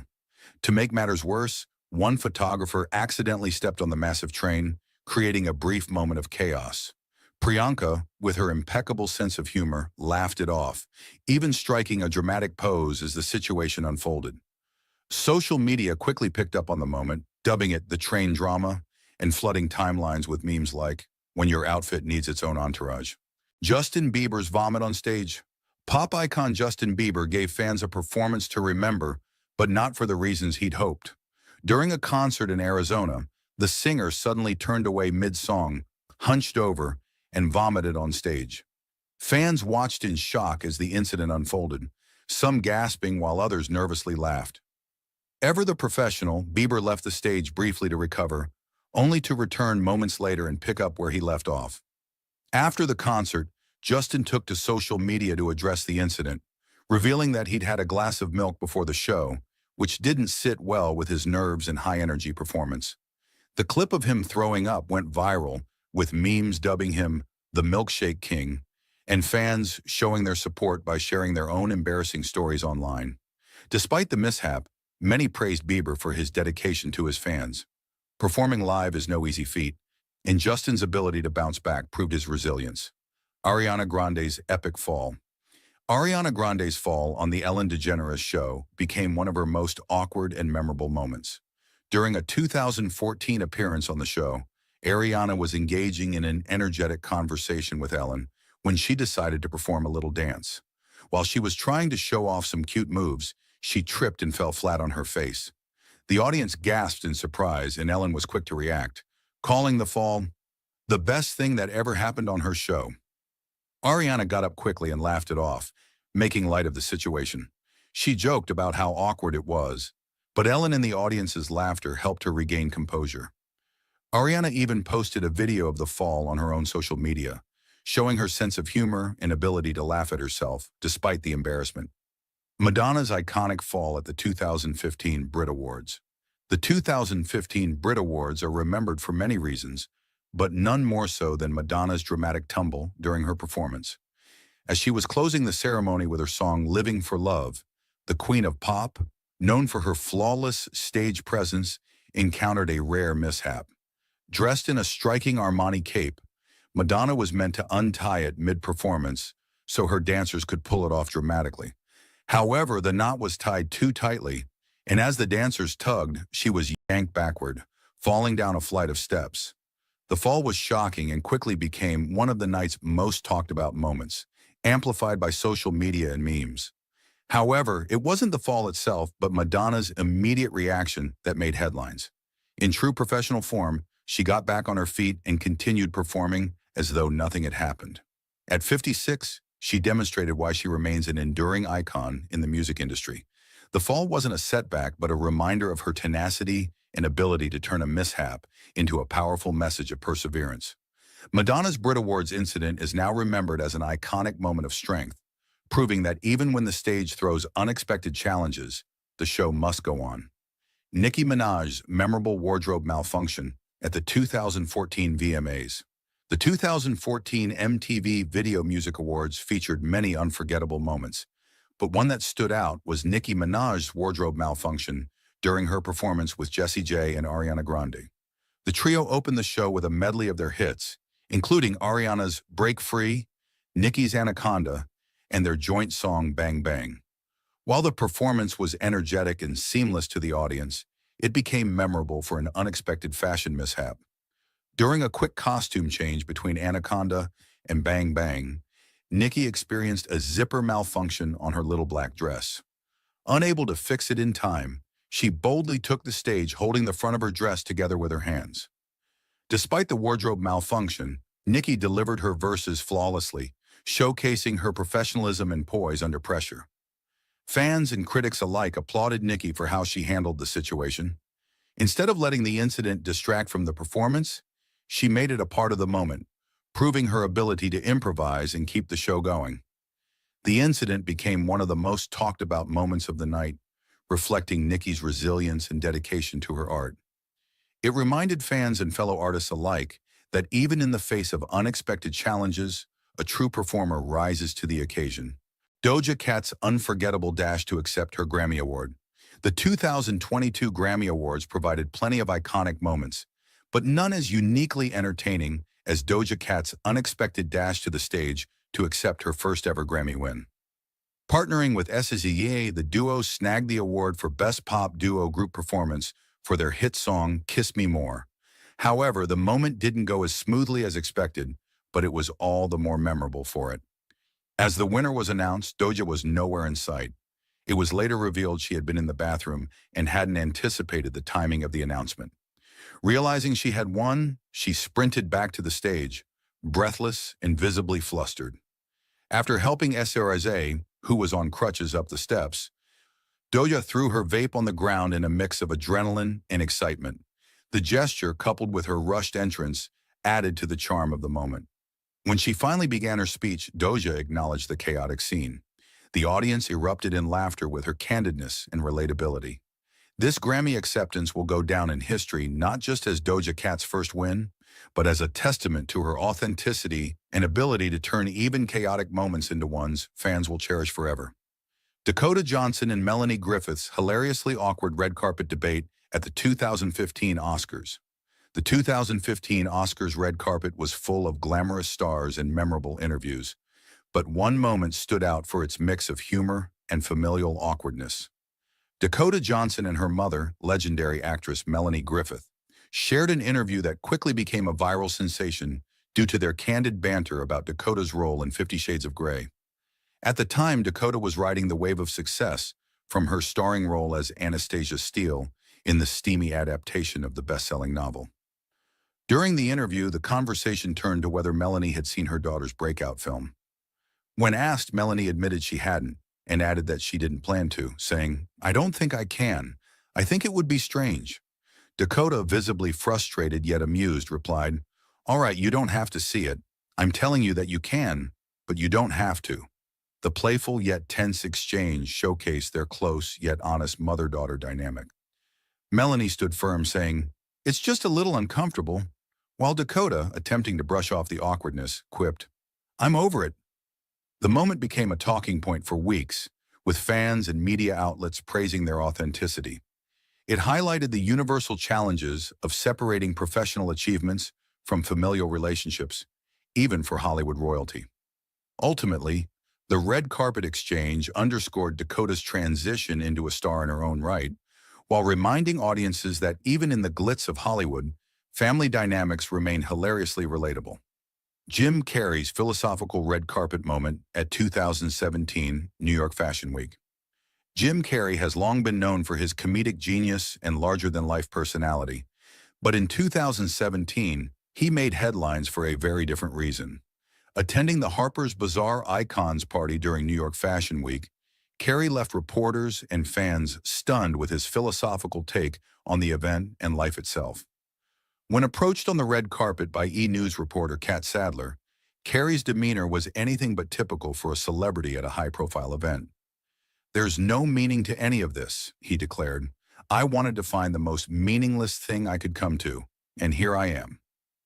His candid remarks immediately set the tone for one of the most unconventional red carpet interviews in recent memory. As Sadler tried to redirect the conversation to the evening's fashion and celebration, Carrey continued his existential musings, stating, "We don't matter, that's the good news." He dismissed the idea of icons being celebrated at the event, arguing that identity and fame were illusions. While his comments baffled some, they also sparked widespread discussion about the nature of fame, materialism, and authenticity in modern culture. Carrey's red carpet appearance was a departure from the typical glitz and glamour of Fashion Week, but it reflected his ongoing personal journey toward deeper self-awareness. His unfiltered perspective reminded everyone watching that even in the most polished settings, there's room for questioning the bigger picture. Goldberg's unforgettable live TV moment on The View. Live television is unpredictable, and sometimes it's the unscripted moments that become the most memorable. Such was the case during an episode of The View when Whoopi Goldberg, the show's longtime co-host, unexpectedly let out a fart on air. The incident quickly became a viral sensation, showcasing Whoopi's quick wit and ability to handle even the most awkward situations with humor. The moment occurred during a discussion on a serious topic, and the audible sound caught both the panel and the audience by surprise. Rather than trying to ignore or cover it up, Whoopi addressed it head-on, laughing and quipping, "That was me." Her candid acknowledgement broke the tension, leading to laughter from her co-hosts and viewers alike. While moments like these might fluster others, Whoopi's reaction highlighted her relatability and charm. Fans praised her for normalizing something that everyone experiences, but few would be willing to admit to in such a public setting. This wasn't the first time Whoopi brought levity to an unscripted moment, as she has a reputation for embracing authenticity on the show. Her candidness, in this instance, added another layer to her likable persona and reminded viewers of the human element behind live television. Whoopi Goldberg's on-air mishap may have been unexpected, but it became an example of how humor and honesty can turn even the most awkward moments into something endearing and unforgettable. Miguel's high-flying mishap at the 2013 Billboard Music Awards. The 2013 Billboard Music Awards became instantly memorable because of the ambitious yet ill-fated move by R&B singer Miguel. Performing his hit song Adorn, Miguel attempted a daring stage jump that went horribly wrong, leaving both fans and viewers stunned. As the performance reached its peak, Miguel leaped from one part of the stage to another, intending to land gracefully and continue singing. Unfortunately, the jump didn't go as planned. Instead of a smooth landing, Miguel struck a fan in the head with his leg midair before crashing onto the platform. The moment was shocking, and video clips of the mishap went viral almost immediately. To make matters more awkward, Miguel quickly tried to recover and defuse the situation by hugging a nearby fan. However, it turned out he had embraced the wrong person, adding an extra layer of comedy to the chaos. The woman who bore the brunt of the incident, later identified as Kiati Shah, was seen holding an ice pack during the show and reportedly complained of injury. Though the jump was a misstep, Miguel's daring move highlighted the risks artists take in pursuit of unforgettable performances. While it didn't go as intended, it solidified itself as a pop culture moment that continues to spark conversation and laughter. Taylor Swift's poised response to a cringeworthy Grammys red carpet comment. At the 2023 Grammys, Taylor Swift made a big splash on the red carpet, but it was her interaction with an interviewer that made headlines. As she posed for pictures and exchanged pleasantries, the interviewer made an offhand remark, telling Taylor, "You'll be walking home with a lot of men tonight." The comment was likely meant to be lighthearted or playful, referring to the numerous accolades and potential wins she could receive that evening. The Grammys, after all, were primed to be a night of recognition for Swift, especially following the success of her album Midnights. However, Taylor's reaction was swift and seemed to subtly address the nature of the comment. With a raised eyebrow and a cool, collected response, she pointed out, "Actually, I think I'll be walking home with just my award tonight." The subtle but sharp retort not only put the interviewer in his place, but also sent a message about her independence and accomplishments.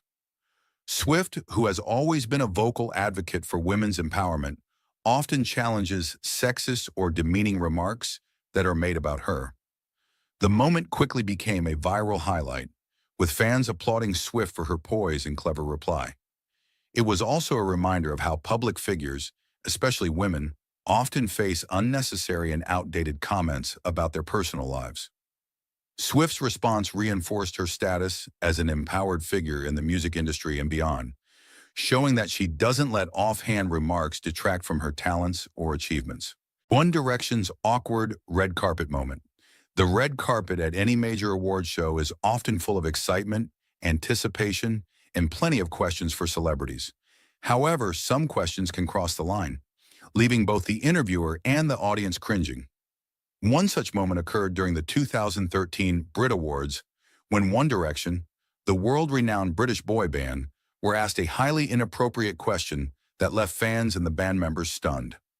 As the group arrived on the red carpet, the interviewer, seeking to tap into the band's supposed bad boy image, asked a question that was both personal and invasive. "Which one of you sleeps with the most women?" The question, which had nothing to do with their musical talents or achievements, immediately put the band members in an uncomfortable position. The group, known for their charm, wit, and tight-knit bond, didn't let the comment go unanswered. They responded with a mix of awkward laughter and some quick-thinking retorts, deflecting the question while showing clear signs of discomfort. Niall Horan jokingly said, "We're all very happy with our lives," while Harry Styles chimed in, "That's not a question you want to ask." Their collective response made it clear that they weren't willing to engage in such a personal line of questioning, and they quickly moved on from the topic. This exchange highlighted the double standards and sexist assumptions often placed on boy bands, who are frequently objectified based on their public image. One Direction's refusal to play along demonstrated their maturity and understanding of the importance of respecting privacy, regardless of fame. Ultimately, the awkward moment didn't detract from the band's accomplishments, but rather reinforced their ability to handle uncomfortable situations with grace and professionalism. Priyanka Chopra Oops moment with hubby Jones. In one of Priyanka Chopra's Instagram Live, she accidentally shared a rather embarrassing moment. While posing with her husband, Nick Jonas, her dress was slightly lifted, revealing that she wasn't wearing a bra. The dress, which was a bit loose, shifted in a way that caused a visible wardrobe malfunction. Fans quickly noticed the mishap, and some even speculated that it was a public stunt to gain attention. Despite the comments, it didn't take away from how mortifying the situation must have been for Priyanka. The dress malfunction was all over social media, and fans couldn't stop talking about it. We are happy to have brought into your attention these embarrassing moments that celebrities have encountered over the years. It is important to remember that celebrities are human, and just like us, they do encounter moments that can be empowering and embarrassing at the same time. For more videos like this, do not forget to like, comment, share, or subscribe. The time. Kesha, I love you so much. Oh, thanks. Can I give you a hug? No, thanks. Please? No, thanks. A little one. Yeah, no, thanks. Oh. Ever wondered what happens when celebrities have their most embarrassing moments caught on camera? We're used to seeing stars shine under the spotlight. But what about when the glare reveals something awkward? Stay tuned, because in today's video, we are going to show you the most embarrassing moments of celebrities caught on camera. Fergie pees herself on stage. In one of the most unforgettable live performance mishaps, Fergie, the Black Eyed Peas star, experienced a shocking and awkward moment on stage that left fans shocked. During a 2005 concert in San Diego, the group was performing their high-energy hits when fans noticed something unusual. Fergie, known for her electrifying performances, appeared visibly uncomfortable. And then it happened. She peed herself in the middle of the show. Wearing light-colored pants, the accident was impossible to miss, and fans were left stunned. Despite the embarrassing situation, Fergie didn't let it stop her. She powered through the performance like a true professional, continuing to sing and dance as though nothing had happened. Her dedication to the show earned her praise from some fans, but the moment quickly went viral, becoming a topic of discussion across media and social platforms. Later, Fergie addressed the incident, admitting it was a result of nerves and lack of time to take a bathroom break before the performance. She confessed it was one of the most embarrassing moments of her career, but laughed it off, showing humility and relatability. It was an unfortunate accident, she said in interviews, but what can you do? You just keep going. Fans appreciated her honesty and ability to laugh at herself, proving that even the biggest stars are human. Today, Fergie's onstage mishap is remembered as a shocking yet strangely endearing moment in pop culture history. Seinfeld refuses to hug Kesha. In a hilariously awkward celebrity encounter that went viral, Jerry Seinfeld unknowingly snubbed pop star Kesha when she asked him for a hug during a red carpet interview in 2017. The moment unfolded at the National Night of Laughter and Song event in Washington, D.C., where Seinfeld was being interviewed by a reporter. As he spoke, Kesha excitedly approached him, interrupting the conversation. "I'm Kesha. Can I give you a hug?" People are tired most of the time. Kesha, I love you so much. Oh, thanks. Can I give you a hug? No, thanks. No. The singer asked with enthusiasm, but to her surprise, Seinfeld politely but firmly declined, saying, "No thanks."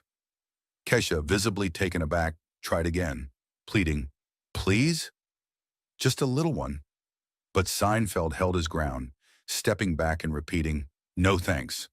The pop star awkwardly laughed and walked away, leaving the comedian to shrug it off with a bemused smile. The interaction quickly became a viral sensation, with fans and media outlets dubbing it one of the most awkward celebrity moments ever caught on camera. Seinfeld later explained that he didn't recognize Kesha and isn't a fan of hugging people he doesn't know, a sentiment that resonated with many viewers who appreciated his honesty. Kesha, for her part, handled the snub with grace, admitting in a later interview that she was embarrassed but understood Seinfeld's reaction. The moment became a pop culture phenomenon, spawning countless memes and debates about personal boundaries versus fan enthusiasm.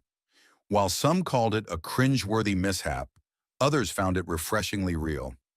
The incident reminded everyone that even in the world of fame, awkward moments can happen to anyone, and sometimes a hug just isn't in the cards. The time they put Kanye West and Kim Kardashian on Chaos Cam and Kanye ignored her. In a completely different jaw-dropping celebrity moment, Kanye West and Kim Kardashian found themselves on the Kiss Cam during a basketball game.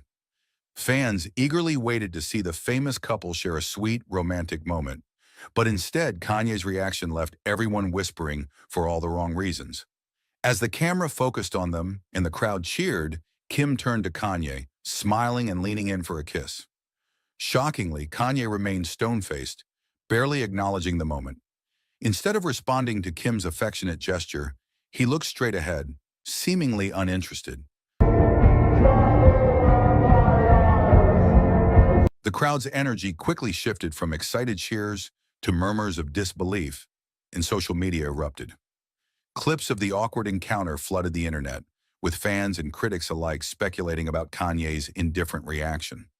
Was it an intentional move to stay cool in front of the cameras, or did it hint at deeper issues between the couple? Either way, the moment became a viral sensation, with memes, tweets, and commentary flooding timelines. For Kim, who is known for her poise in the public eye, the moment might have been a bit embarrassing, but she managed to laugh it off. Kanye, on the other hand, continued to maintain his stoic demeanor. The Kiss Cam incident went down as one of those moments where the unpredictability of live events and the enigmatic personality of Kanye West collided, creating a pop culture moment that fans won't soon forget. Asake trousers tore while dancing on stage. Another unforgettable moment came when rising music sensation Asake found himself in an unexpectedly hilarious situation on stage. During one of his energetic performances, the Nigerian artist was passionately dancing when his trousers suddenly tore right in the middle of the routine. The wardrobe malfunction caught everyone's attention, and the crowd erupted in laughter and cheers. Asake, however, didn't let the mishap ruin the vibe. He paused for a brief moment, assessed the situation, and then joked about it, sending the audience into even more fits of laughter. Instead of retreating, he turned the moment into an opportunity to connect with his fans, continuing his performance with even more energy and humor. Videos of the incident quickly went viral, with fans praising his ability to handle the situation with grace and humor. The torn trousers incident has since become a beloved memory among his fans. It's moments like these that remind us why live performances are so unpredictable and endlessly entertaining. Doja Cat trying to fix her pants on stage. Doja Cat has had her own share of unexpected drama on stage. During a high-energy performance, the Say So singer faced an unexpected wardrobe challenge. As she was moving to the beat and engaging with the crowd, her pants began to slip, causing an awkward but unforgettable moment. Instead of panicking, Doja Cat tried to fix the issue mid-performance, pulling up her pants while continuing to sing and dance. The crowd couldn't help but cheer her on, appreciating her determination to keep the show going, despite the mishap.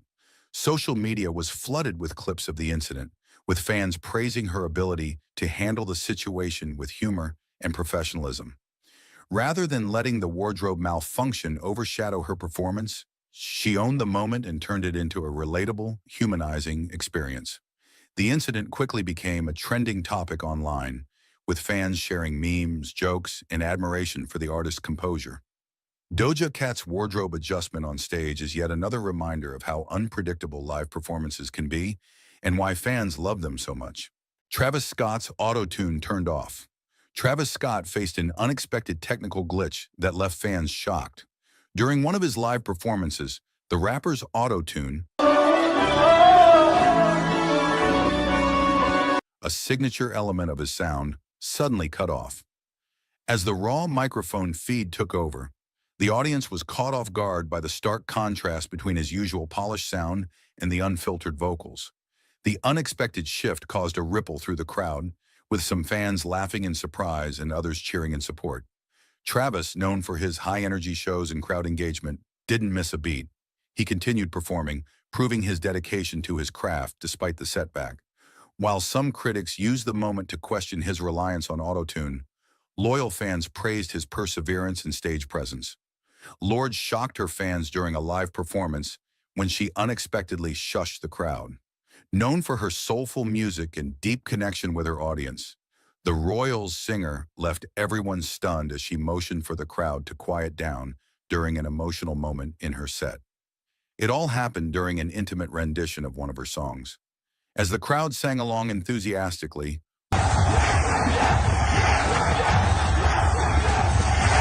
Lorde abruptly stopped and put her finger to her lips, shushing them. "Let me sing this one," she said with a smile, though the move left fans divided. Some saw it as a playful way to reclaim the moment, while others felt it was an awkward interruption that broke the flow of the performance. Videos of the incident quickly spread online, sparking debates among fans and critics alike. Some praised her for wanting to deliver a pure and heartfelt performance, while others felt the moment came off as controlling or dismissive of her audience's enthusiasm. Miley Cyrus's top fell off while performing on stage. Another unexpected live performance moment happened with Miley Cyrus, who is no stranger to commanding the stage. During a high-energy New Year's Eve concert, Miley suffered a wardrobe malfunction when her top came undone mid-performance. The incident occurred as she was dancing and singing one of her biggest hits, leaving the audience shocked. Miley's quick thinking saved the day. Without missing a beat, she turned away from the crowd and made her way backstage while continuing to sing. She swiftly returned in a red blazer, humorously addressing the situation by saying, "Everybody's definitely looking at me now." Her ability to handle the mishap with grace and humor earned her widespread praise. Fans flooded social media with admiration for how Miley managed the situation, proving her professionalism and confidence as a performer. The moment served as a reminder of the unpredictable nature of live events and how even top artists must think on their feet. Miley's wardrobe malfunction might have been unexpected, but it ultimately became another iconic moment in her career. Usher thinking he was going to be edited to be at the center for "We Are the Champions." One of the most unusual live performance stories involves Usher and his surprising misunderstanding during a star-studded recording of "We Are the Champions." We are the champions. Usher, alongside other major artists, had gathered to contribute vocals to the iconic anthem as part of a special collaboration. However, what started as a thrilling experience quickly turned into an awkward and unforgettable moment. During the group performance, Usher appeared to give an over-the-top effort, his facial expressions and dramatic gestures catching the attention of others. According to onlookers, he seemed to be under the impression that his segment would later be edited to place him at the center of the video. This belief led to him performing with a level of intensity that stood out from the otherwise cohesive group vibe. When the final video aired, Usher's realization that he wasn't featured prominently as he had expected reportedly left him a bit deflated. Fans and viewers, however, couldn't help but chuckle at the situation. His exaggerated performance added an unintended layer of humor to the collaboration, making it a moment fans still talk about today. Burna Boy trying to hype the crowd at the Headies. Another unforgettable moment happened at the Headies Award night, where Burna Boy, known for his electrifying performances, found himself in a surprising and hilarious situation. During his attempt to hype the crowd, Burna Boy accidentally fell into a hole in the stage.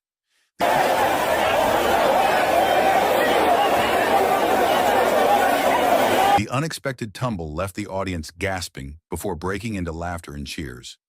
The incident occurred while Burna Boy was moving energetically across the stage, hyping the audience with his presence. Unaware of the stage setup, he stepped right into an uncovered section, disappearing momentarily before being helped out by the stage crew. Ever the showman, Burna Boy quickly recovered, flashing a smile and joking about the mishap before continuing his performance with his signature energy. Madonna falls off stage at the 2015 Brit Awards. Another unforgettable live performance moment occurred during the 2015 Brit Awards, when pop icon Madonna took a dramatic tumble on stage. The shocking incident happened during her performance of Living for Love, as she was about to ascend a set of stairs while wearing a long, flowing cape. As part of the choreography, a backup dancer was supposed to pull the cape off Madonna's shoulders. However, the cape's tie remained fastened, and as the dancer tugged, Madonna was yanked backward down the stairs. The fall was hard and gas filled the arena as the singer hit the stage floor. Despite the painful-looking mishap, Madonna's professionalism shone through. She quickly got up, adjusted her outfit, and continued the performance as though nothing had happened. Later, she explained that the cape had been tied too tightly, leading to the unfortunate fall. Denrel Aden's unexpected turn. Nigerian media personality. Denrel Eden captured the spotlight with a bold new look that took an unexpected turn. Known for his eclectic style and fearless fashion choices, Denrel was to unveil his fresh hairstyle recently when things went south. In an unexpected twist, the media mogul found himself in the mud during what was supposed to be a glamorous moment. As Denrel posed confidently, trying to show off his new hair, his footing faltered, and before anyone could react, he was splashed right into the dirt. Cameras snapped away as Denrel took the fall like a champ. Instead of being embarrassed, he laughed it off, showing the world that nothing could stop him from enjoying his moment. His followers were quick to praise him for turning what could have been a disaster into another iconic moment. Zac Efron's red carpet mishap. Zac Efron found himself at the center of a shocking red carpet mishap that left fans and photographers in surprise. During the premiere of We're Your Friends in 2015, I don't know. I guess I've had the most experience probably behind the decks, but if I'm the best DJ in the heartthrob actor stepped onto the red carpet, dressed to impress in a sharp suit. But as he posed for photos, something unexpected happened. Efron, known for his suave and collected image, experienced a wardrobe malfunction that no one saw coming. As he posed with his trademark charm, his suit jacket unexpectedly popped open, exposing more than intended. The malfunction caught everyone off guard, including Zac himself, who quickly tried to fix it while flashing an awkward smile. The photographers snapped away, capturing the moment that soon went viral.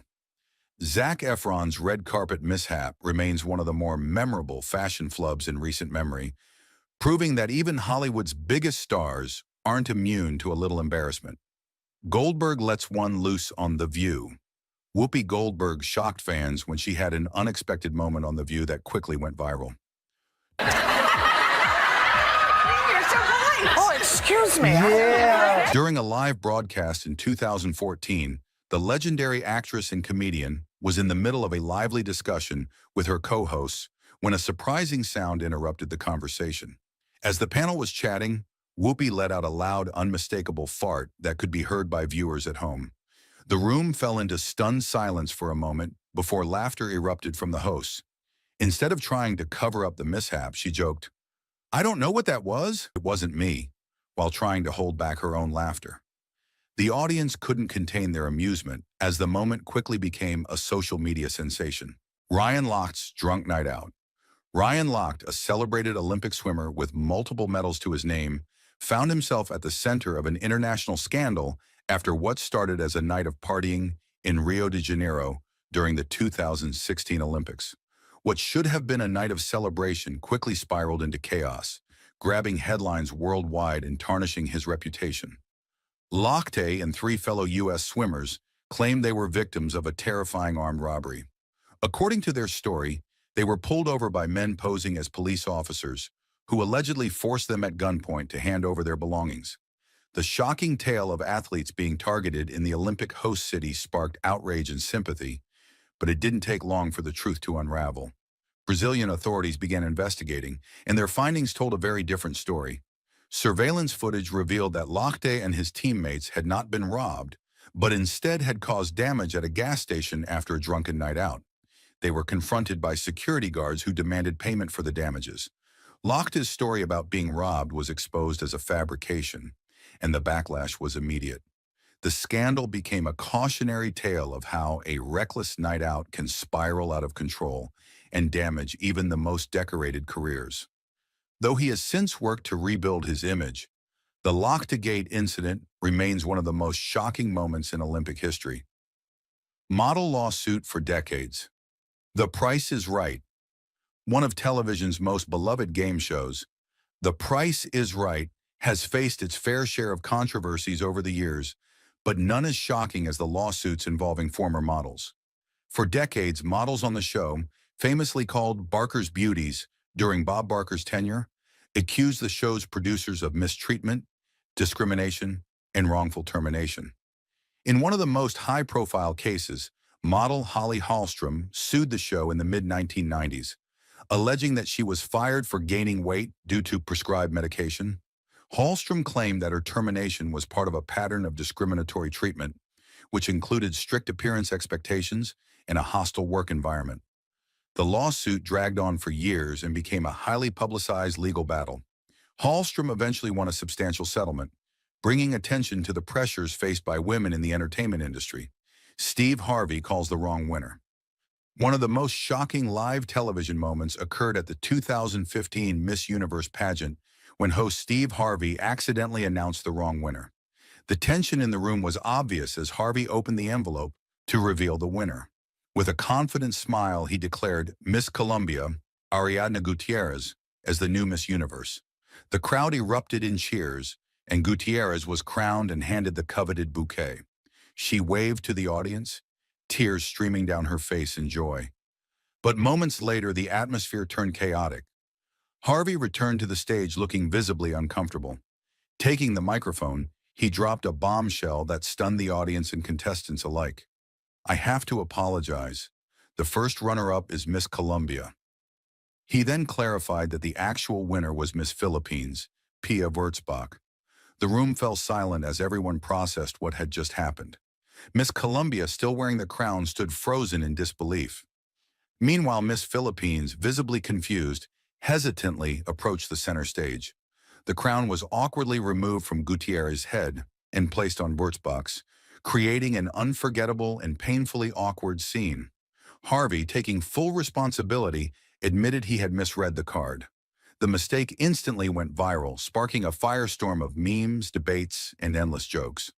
Some viewers sympathized with Harvey for owning up to his error, while others criticized the blunder as an embarrassing mishap on a global stage. Despite the drama, both Miss Colombia and Miss Philippines handled the situation with grace. Steve Harvey's gaffe remains one of the most infamous moments in pageant history, a reminder of how quickly live events can go off script and into the annals of pop culture legend. When Will Smith slapped Chris Rock at the Oscars have seen their fair share of memorable moments, but nothing could have prepared the audience for the shocking incident that unfolded on March 27, 2022. The 94th Academy Awards took an unexpected turn when actor Will Smith walked on stage and slapped comedian Chris Rock during the live broadcast, leaving everyone stunned. The incident occurred after Chris Rock made a joke about Jada Pinkett Smith's shaved head, referring to her as G.I. Jane. It might not be known to some, but Jada had been open about her struggle with alopecia, a condition that causes hair loss. While the audience initially laughed, the camera caught Will Smith's reaction shift from a smile to visible frustration. Moments later, Smith stood up, walked onto the stage, and slapped Rock across the face. The sound of the slap echoed through the venue, and the audience's gasps filled the room. Chris Rock, clearly surprised but maintaining composure, said, "Wow, Will Smith just smacked the heck out of me." The broadcast audio was briefly cut out in some regions, but uncensored clips quickly surfaced online. As Will returned to his seat, he shouted, "Keep my wife's name out of your mouth," multiple times, leaving the room in stunned silence. The moment immediately went viral, sparking debates across social media, news outlets, and among Hollywood insiders. Some defended Will Smith, citing the emotional toll of protecting his wife's dignity, while others criticized the actor for resorting to violence, especially during such a prestigious event. Later that evening, Will Smith won the Oscar for Best Actor for his role in King Richard. In his acceptance speech, he apologized to the Academy and his fellow nominees, but notably did not mention Chris Rock. The fallout was significant, with Smith facing public backlash, disciplinary actions from the Academy, and a formal apology issued the following day. The slap remains one of the most talked about moments in Oscar history, serving as a reminder of how quickly emotions can escalate and the lasting impact of live television. The Janet Jackson Super Bowl fiasco.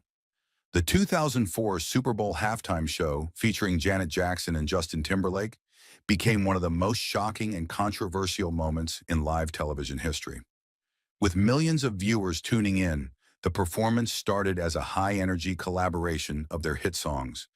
However, the show took an unexpected turn during the final moments. As the music reached its climax, Justin Timberlake sang the lyrics, "Gonna have you naked by the end of this song," and reached to remove a part of Janet's costume. To everyone's shock, a wardrobe malfunction exposed Janet's chest for a brief moment before she quickly covered herself. The unexpected and highly publicized incident left viewers stunned, with many questioning whether it was a planned stunt or a genuine accident. Dubbed Nipplegate, the incident triggered a media frenzy and widespread outrage. The Federal Communications Commission received over 500,000 complaints, leading to increased scrutiny of live broadcasts and a crackdown on indecency standards. CBS, which aired the Super Bowl, was fined $550,000, though the fine was later overturned in court. While Timberlake referred to the incident as a wardrobe malfunction and largely avoided backlash, Janet Jackson bore the brunt of the controversy. She faced public criticism, blacklisting by some media outlets, and a temporary stall in her career. Fans and commentators later pointed out the double standard in how the two stars were treated, sparking discussions about gender and accountability in entertainment. Despite the fallout, Janet Jackson's legacy as a music icon endured, and the Super Bowl incident remains a pivotal moment in pop culture. It not only reshaped live television standards, but also ignited ongoing conversations about fairness and representation in the industry. Ever wonder why some big names like Harmony Korine, Dax Shepard, and Bobcat Goldthwait were banned from late-night TV shows? Watch till the end as we'll see the crazy reasons behind why these celebrities got kicked off the stage. You won't believe what happened. Harmony Korine, have you ever had a moment where your curiosity got the best of you, only to lead to a big mistake? Well, for director Harmony Korine, that moment happened on The Late Show with David Letterman in the late 90s, and it cost him a spot on the show for years. Korine, known for his later film Spring Breakers, was no stranger to unusual and unpredictable behavior, especially during his wild days when he was often high on crack and heroin. His strange appearances on Letterman's show became infamous, but there was one that would go down in history for all the wrong reasons. One night, Letterman went backstage to greet actress Meryl Streep before her segment. When he knocked on her dressing room door, he didn't find her. He found Harmony Korine rummaging through Meryl's purse. Whether it was pure curiosity or something more mischievous, we'll never really know. But one thing was clear: Letterman wasn't having it. He quickly told Korine to stop, put everything back in the bag, and leave. This bizarre incident led to Korine being banned from the show. In 2013, when Korine's friend James Franco was on the show, Letterman finally shared the story behind the ban. He explained how shocked he was to find Korine in Streep's dressing room and how he had no choice but to send him packing. Korine, however, remembered it a little differently. He claimed the ban was because he had pushed Meryl Streep backstage, but Letterman made it clear that it was actually because of the purse incident. But here's the twist. Over the years, Korine got sober, and in time, Letterman forgave him. The ban was lifted, and Korine was invited back on the show. Dax Shepard. Imagine waking up in a hotel room with no idea what happened the night before, and you're about to go on live TV. That's exactly what happened to Dax Shepard in 2004, and the story he shared about it is unforgettable. Dax has always been open about his past struggles with drugs and alcohol. One of the craziest moments of his life occurred during an appearance on Late Night with Conan O'Brien. He later told this wild story on Blake Griffin's podcast, The Pursuit of Healthiness. Before the interview, Dax did a pre-interview with the show's team, but he was in a blackout from drinking. He woke up in his hotel room, confused, with hotel security shaking him awake. There was a stranger lying next to him, and either the stranger or Dax had peed the bed. He had no memory of what happened the night before. With only 20 minutes to go before the interview, Dax had no idea what he was supposed to talk about. He couldn't remember the stories he was meant to share. When he got to the late-night set, Conan started asking him about these stories, but Dax was lost. He had no idea what Conan was talking about. Things got even worse when Dax accidentally broke a coffee table during the interview. The whole situation was a disaster. Afterward, Dax was banned from the show for several years. Years later, after Dax had gotten sober, he returned to Conan and brought up the coffee table incident. Conan laughed and said, "2/3 of our guests are wasted, so I wouldn't worry about that." It was all forgiven. Bobcat Goldthwait. What do you get when a comedian with a wild sense of humor decides to set his chair on fire during a live TV interview? Well, in 1994, Bobcat Goldthwait turned his Tonight Show appearance into a fiery disaster that no one would forget. Goldthwait was invited on The Tonight Show with Jay Leno, but instead of simply sitting back and chatting, he decided to take things to an extreme. In the middle of the show, he soaked his chair with lighter fluid and set it on fire. It wasn't a random outburst. Bobcat had carefully planned it, hiding a lighter and lighter fluid up his sleeve. As the flames began to spread, Jay Leno and fellow guest Lauren Hutton quickly reacted, dousing the fire with cups of water. But the damage was done.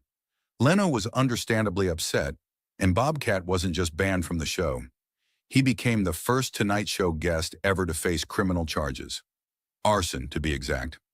Goldthwait was fined $3,880, part of which went to NBC to replace the burned chair. On top of that, he was required to film fire safety PSAs to make amends for the stunt.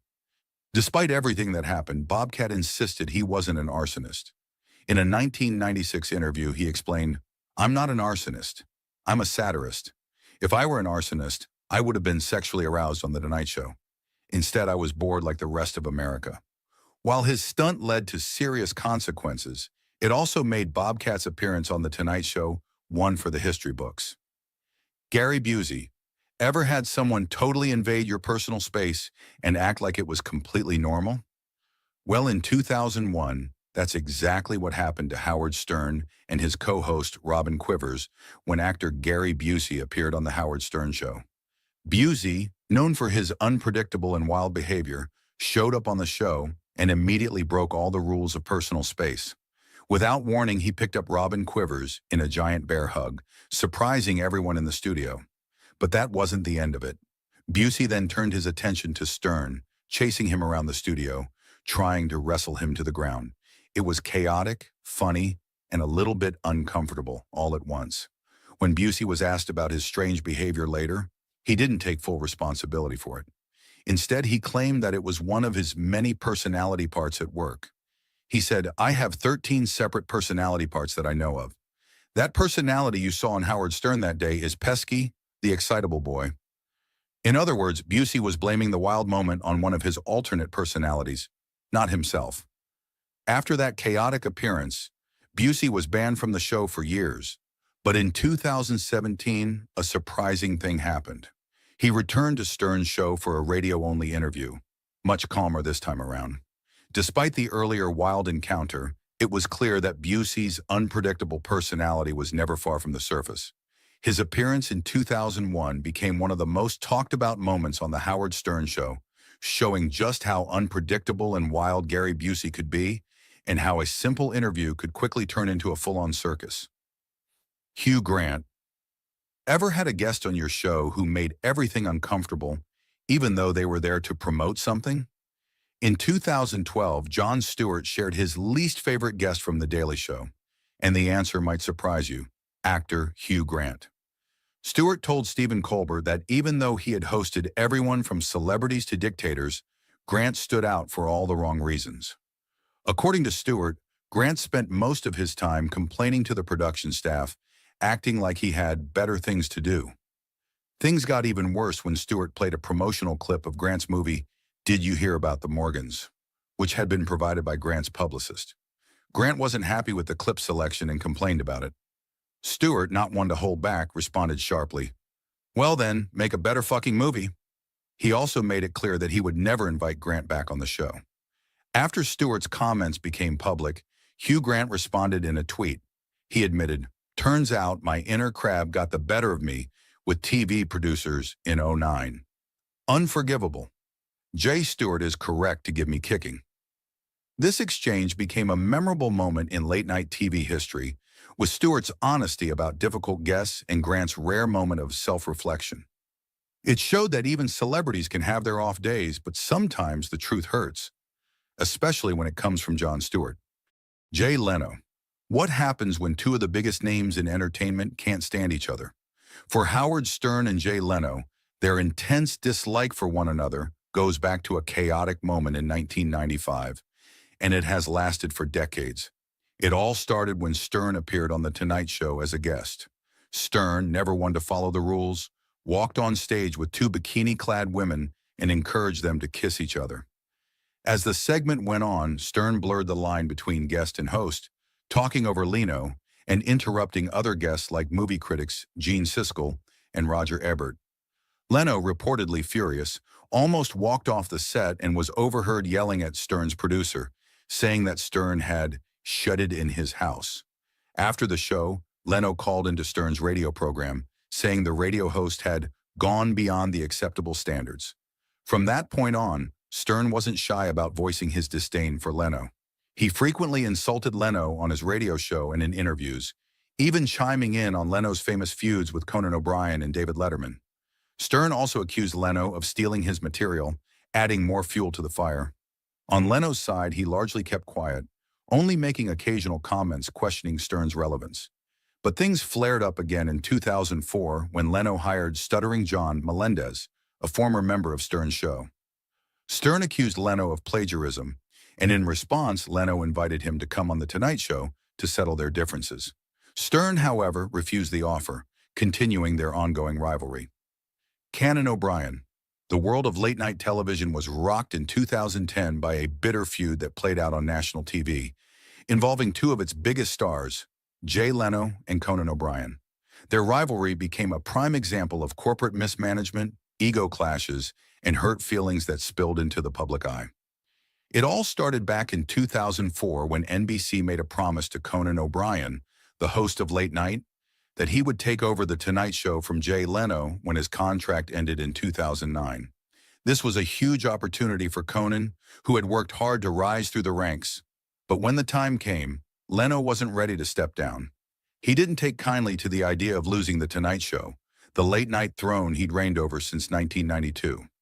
To keep both Leno and Conan on NBC, the network came up with a plan.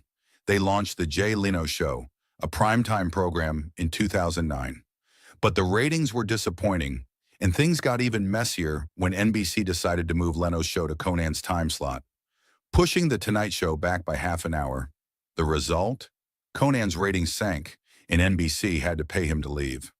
Leno, in the meantime, was back on The Tonight Show, but the damage had been done. The public viewed him as unwilling to let go, and he was criticized for not stepping aside gracefully. Conan, who was heartbroken by the whole experience, said in interviews that he had moved on. Yet when asked if he'd ever invite Leno onto his new TBS show, Conan's response was firm. No, there are certain things I will not do, regardless of the price. Kathy Griffin. Kathy Griffin is no stranger to controversy. From stripping on live TV to posting a shocking photo of a beheaded President Donald Trump, she has always pushed boundaries.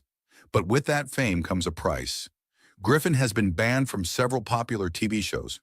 For example, she was banned from The Late Show after swearing too much, though this ban was later lifted. She also got into trouble on Today after making fun of the hosts and on The View when she told an inappropriate joke about Howard Stern and Barbara Walters.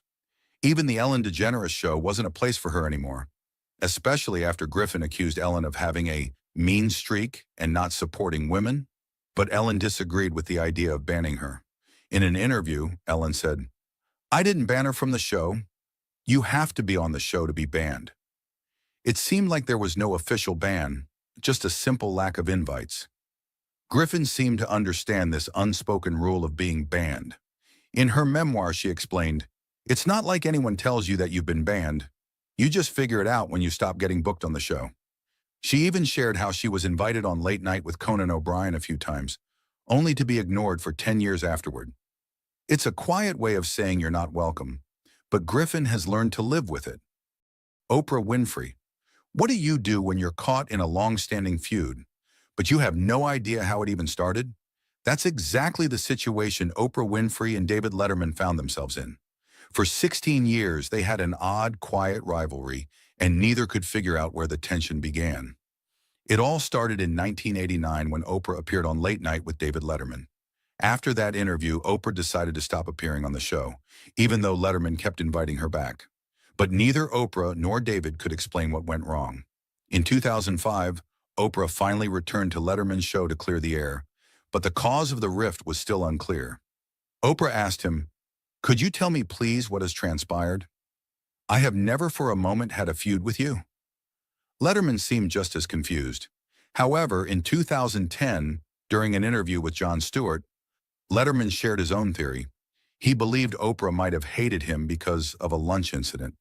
While they were both on vacation, Letterman noticed Oprah eating at the same restaurant and told the waiter that Oprah would be picking up his meal. Apparently, this upset her, and many people thought this could be the cause of their strained relationship. It wasn't until 2013 that the feud seemed to truly end.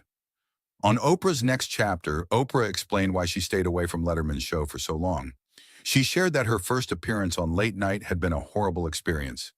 The audience was rowdy, and one person kept yelling, "Get her, Dave!" Oprah felt uncomfortable and thought Letterman was encouraging the chaos. She didn't want to go through that again, so she stayed away.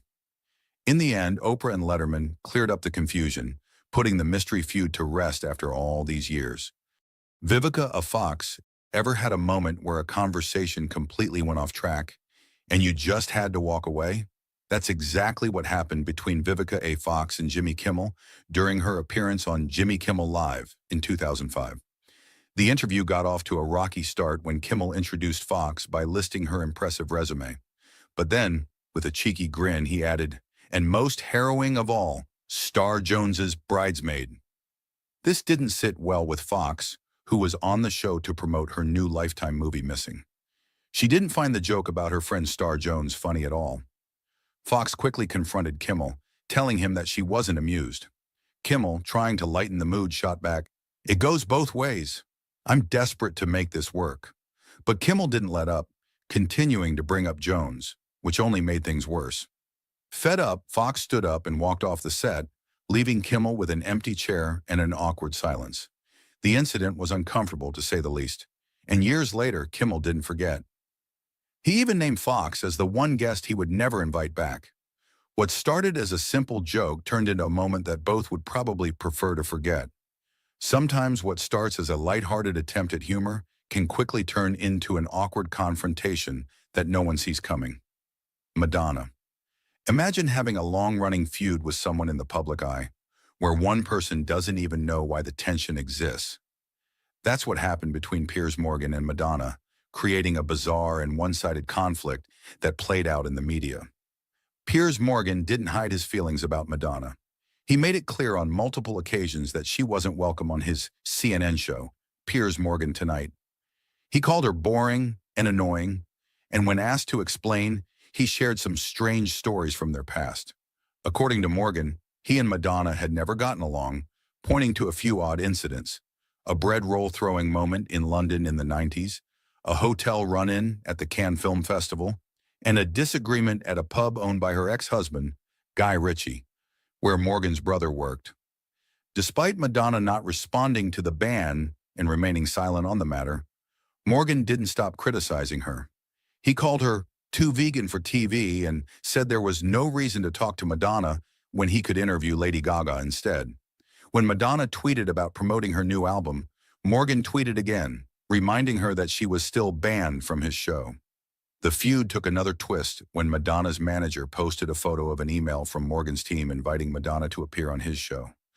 Morgan quickly explained that the invitation was for his UK show, not the US one.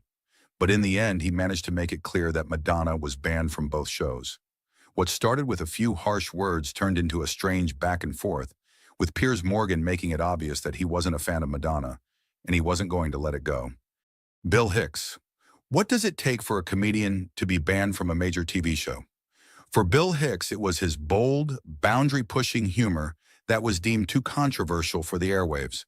Between 1984 and 1993, Hicks made 11 memorable appearances on Late Night with David Letterman. But when he appeared on the newly moved Late Show in 1993, his 12th performance was considered too much for CBS to air. Despite receiving a positive response from both the audience and Letterman, Hicks's routine was cut from the show, replaced by another comedian. The reason? CBS felt his material was too controversial for primetime television. Hicks always believed that comedy should challenge the status quo. He saw himself as someone who had to speak uncomfortable truths, often questioning societal norms.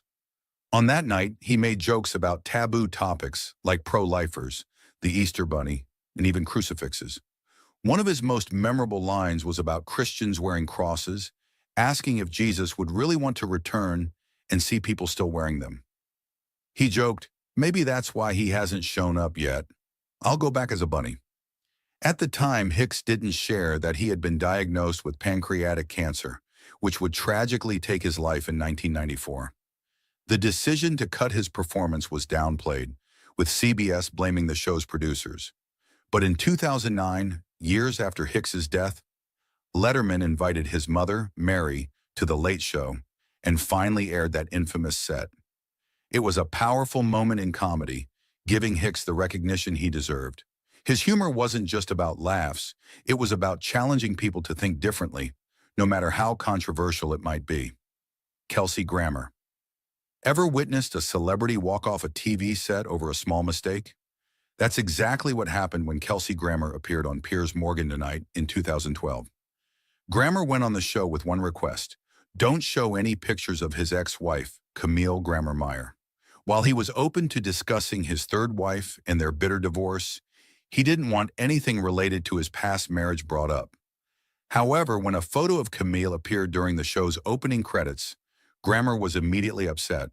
He stood up and walked off the set just moments before the interview was set to begin. Piers Morgan was caught off guard. He tweeted, "So, Kelsey Grammer saw a photo of his ex-wife Camille in the open of our show and legged it. Extraordinary. Never had this happen before." I like Kelsey Grammer personally, but this was a shockingly unprofessional thing to do. I wasn't even going to mention his ex-wife. In response, Grammer's publicist, Stan Rosenfield, defended the actor. He told The Hollywood Reporter, "Piers needs to take responsibility for what he did to Kelsey. It's called accountability." Morgan, undeterred, announced that Grammer was now banned from returning to his show. But Grammer seemed uninterested in making amends, with Rosenfield adding, "We have already issued a statement and are not going to engage in this interchange." Jackie Mason. Ever wondered how one small mistake could almost end a comedian's career? That's exactly what happened to Jackie Mason in 1964 after an incident on The Ed Sullivan Show. Mason had already gained significant attention from his appearances on the show, but during one performance, things took a wrong turn. While he was on stage, Mason saw Ed Sullivan off camera, making a gesture with 2 fingers, signaling that Mason had 2 minutes left. The show was being cut short to make room for President Lyndon Johnson's speech. In response, Mason playfully pointed back at Sullivan with his thumb and index finger. Unfortunately, from Sullivan's view, it looked like Mason was flipping him off. Outraged, Sullivan immediately banned Mason from the show and canceled his contract for 6 more scheduled appearances. The fallout from this incident was serious. Mason found it hard to get other television bookings, and the damage to his reputation was severe. He even sued Sullivan for defamation, though the case was eventually dismissed. But after 2 years, Sullivan realized the misunderstanding and lifted the ban. He invited Mason back on the show and publicly apologized for the mix-up. What started as a simple miscommunication nearly derailed Jackie Mason's career, but in the end, it also showed how quickly things can change in the world of television. Joan Rivers. Imagine working with someone who helped launch your career, only to have everything fall apart later because of one big decision. That's what happened to Joan Rivers with Johnny Carson. When Rivers started in comedy, she was fighting hard for her big break in a male-dominated industry. Carson's The Tonight Show was a game-changer for comedians, and after Rivers appeared on the show, she quickly found overnight success. She even became a regular, making nearly 100 appearances and often filling in as guest host when Carson was away. She credited Carson for boosting her career, staying loyal to him, and rejecting other offers along the way. But by the mid-'80s, things took a turn. Rivers had never been offered a permanent contract with The Tonight Show. Then when rumors of Carson's retirement began circulating, Rivers learned that her name wasn't even on the list of potential replacements. Feeling sidelined, Rivers made a bold move. She signed a deal with Fox to host her own late-night show. Rivers initially wanted to keep the new show a secret person because she knew he could be difficult to deal with. When the news broke, she tried calling him to explain, but Carson hung up on her every time. Carson insisted she never called. Rivers was banned from The Tonight Show for good, and things got even harder for her. If anyone appeared on her new show, The Late Show, they risked being banned from Carson's show too. In her memoir, Rivers shared her feelings about the fallout. She believed Carson, who had been a mentor and a close friend, saw her as his property. She felt that he didn't like the idea of a woman competing with him, especially after all he had done for her career. She wrote, "I think he really felt because I was a woman that I just was his, that I wouldn't leave him." Rivers and Carson never spoke again before he passed away in 2005. Even when Jay Leno took over The Tonight Show, he kept Rivers banned, respecting Carson's wishes. But years later, on Jimmy Fallon's first night as host, Rivers made her return to the show. She passed away just 6 months later, but she left behind a legacy of resilience and comedy that would never be forgotten. Martin Lawrence. What happens when a comedian pushes the boundaries a little too far? For Martin Lawrence, it meant being banned from Saturday Night Live. In 1994, Lawrence, known for his outrageous humor and bold comedy style, hosted SNL with his trademark energy. But during his opening monologue, he took things a bit too far. Instead of sticking to his prepared jokes, Lawrence veered off script and launched into an unscripted graphic rant about, well, let's say it delicately, the inner workings of the female body. The set was so over the top and vulgar that it left the SNL crew, including executive producer Lorne Michaels, shocked. The performance was so inappropriate that it was completely cut from all reruns of the episode, and Lawrence was banned from ever hosting the show again. His humor, usually appreciated for its rawness, had finally crossed a line that SNL was unwilling to let slide. Vince Vaughn. Sometimes a single moment can have a much larger impact than we expect, especially in the world of film promotions. In 2011, Vince Vaughn learned this lesson the hard way when a seemingly innocent joke about electric cars from the trailer of The Dilemma caused a huge controversy. The joke, which was meant to be a humorous dig at the quiet sound of electric cars, took a turn when it was interpreted by many as being homophobic. Vaughn joked, "Electric cars are gay," which struck a nerve with a lot of viewers, especially with those advocating for LGBTQ+ rights. One of the people who took issue with the comment was none other than Ellen DeGeneres.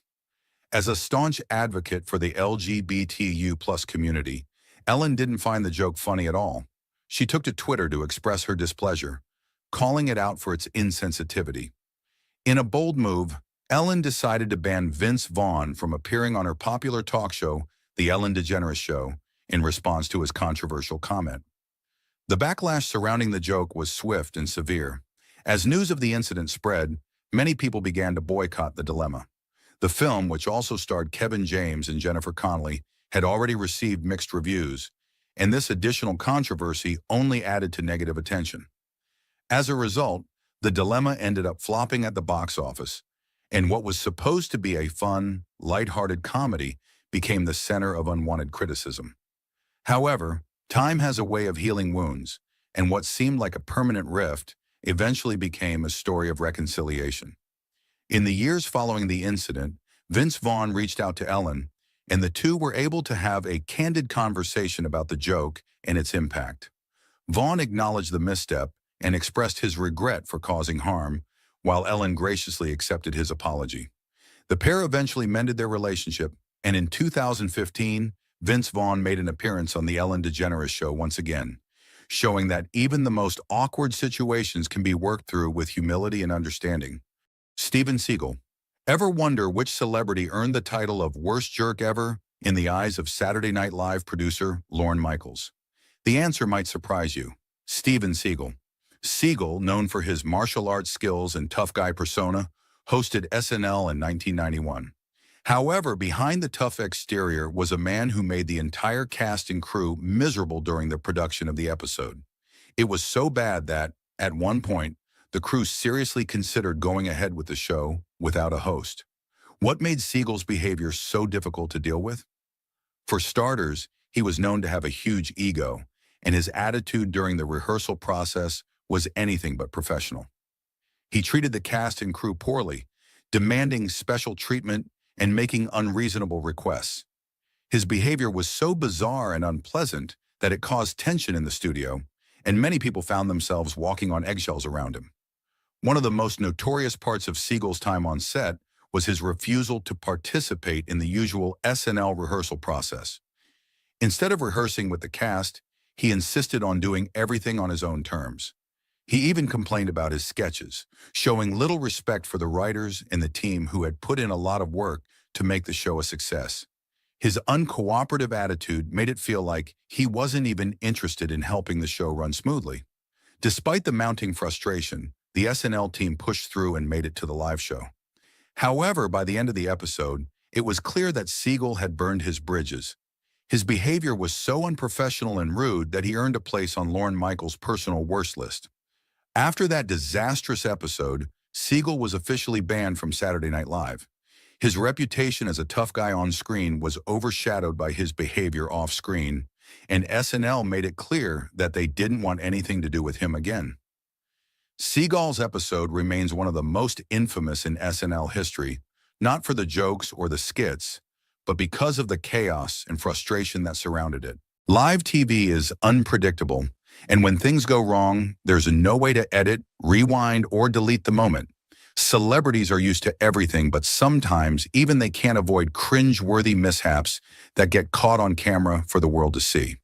In today's video, we will take a look at some of the most embarrassing celebrity moments ever broadcast on live television. Janet Jackson. This one is that wardrobe malfunction that broke the internet before the internet was even a thing. The 2004 Super Bowl halftime show was going great. Janet Jackson was on stage, giving an iconic performance, and Justin Timberlake joined in for the final song, Rock Your Body. Then in less than a second, everything went steamy. As the song reached its final lyrics, Justin sang, "Gonna have you naked by the end of this song," and he ripped off a part of Janet's costume. And in less than a second, Janet's breast was exposed on live TV in front of millions of viewers.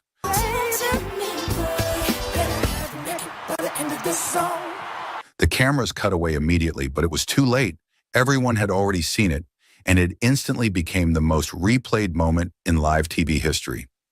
The NFL, CBS, and the FCC lost their minds and the media went into a frenzy. Janet was blacklisted by MTV and CBS. Her music was pulled from radio stations, and the FCC fined CBS $550,000, though it was later overturned.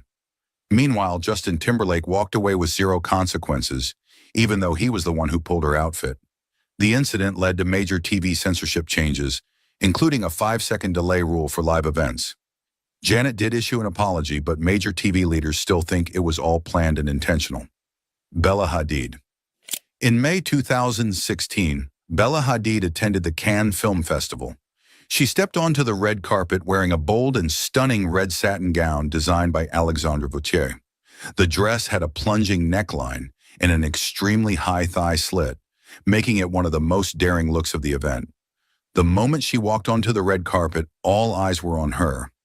As Bella posed for photographers, the high slit of the dress proved to be risky. While she tried to move carefully, the fabric shifted, revealing more than she intended.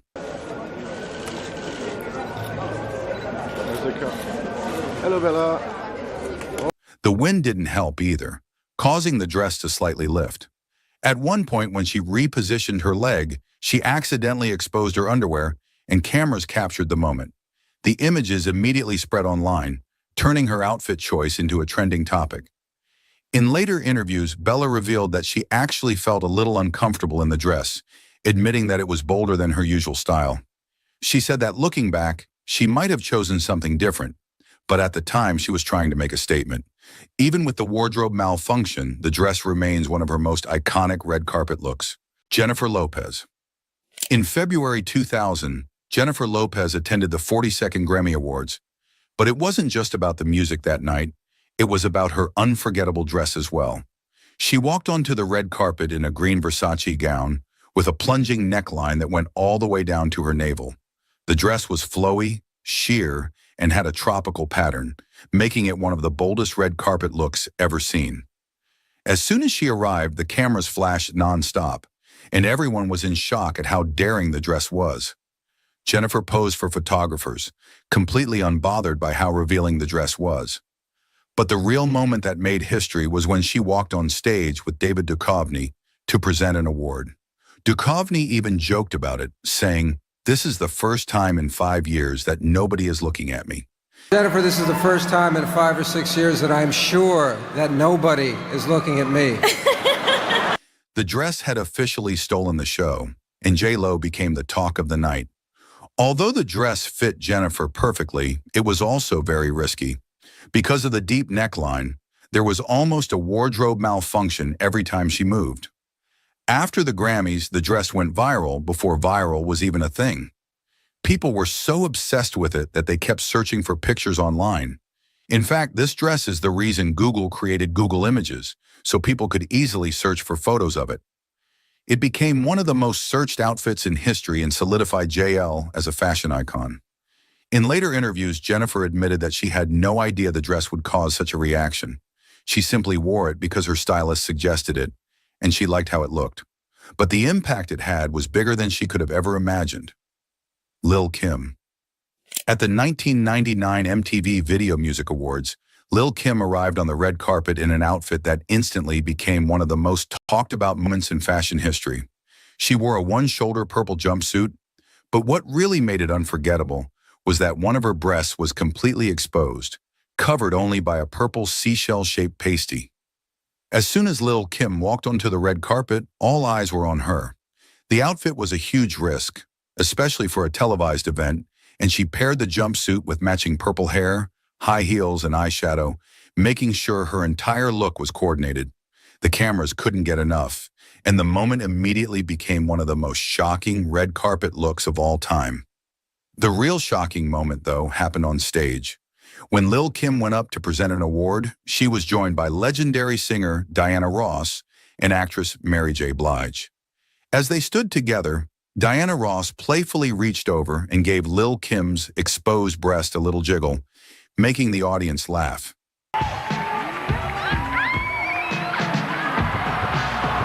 Mary J. Blige, however, looked a little shocked, but the moment instantly became one of the most replayed clips from the VMAs. Even decades later, people still talk about it as one of the most unforgettable red carpet moments in history. Rose McGowan. At the 1998 MTV Video Music Awards, Rose McGowan made history with one of the most revealing red carpet outfits ever.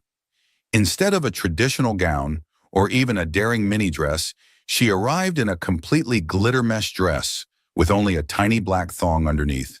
No bra, no lining, just a bold, see-through dress.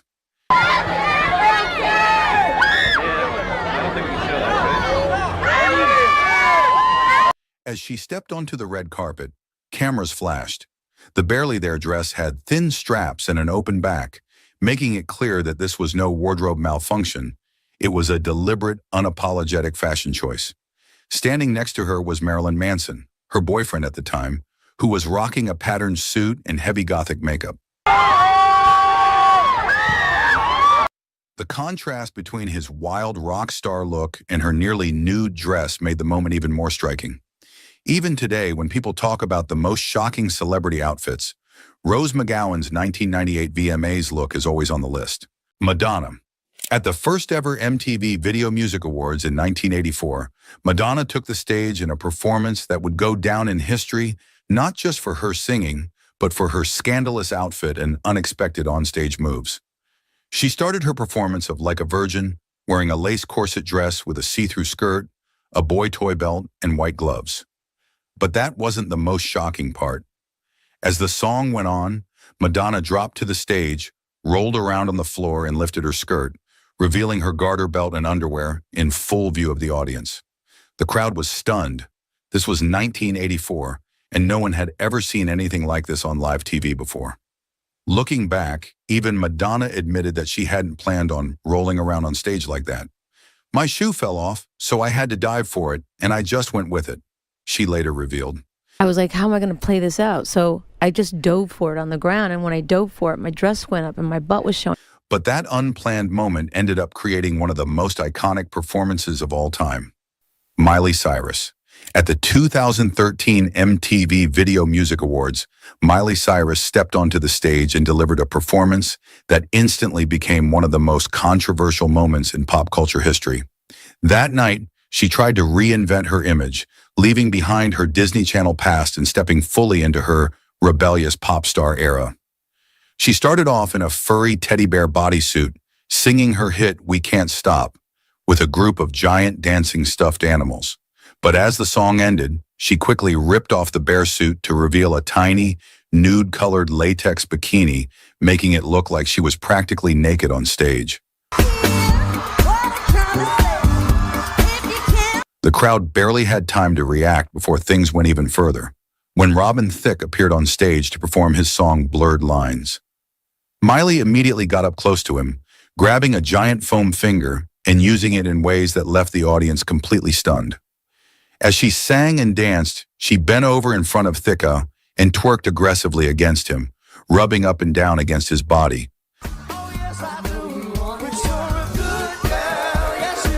The cameras caught Rihanna staring blankly, Taylor Swift whispering to Selena Gomez, and Will Smith's entire family looking horrified. Viewers flooded Twitter, calling the performance inappropriate, trashy, and embarrassing. In the days after, Miley defended herself, saying, "You're thinking about it more than I was. I didn't even think about it because that's just me." You're thinking about it more than I thought about it when I did it. Like, I didn't even think about it because that's just me. Robin Thicke, however, quickly tried to shift the blame, later admitting that he felt embarrassed and that the performance wasn't his idea. Years later, Miley again defended the backlash, saying she felt unfairly criticized. "Men strip off their shirts and grind on stage all the time, but when I do it, suddenly it's the end of the world?" Taylor Swift. In 2011, during her Speak Now tour, Taylor Swift had a moment on stage that she probably didn't plan for. Performing in front of thousands of fans, she wore one of her signature flowy, princess-style dresses, twirling and moving gracefully as she sang. But then, a sudden gust of wind decided to steal the spotlight. As Taylor stepped forward, her dress flew up way too high, revealing a little more than intended.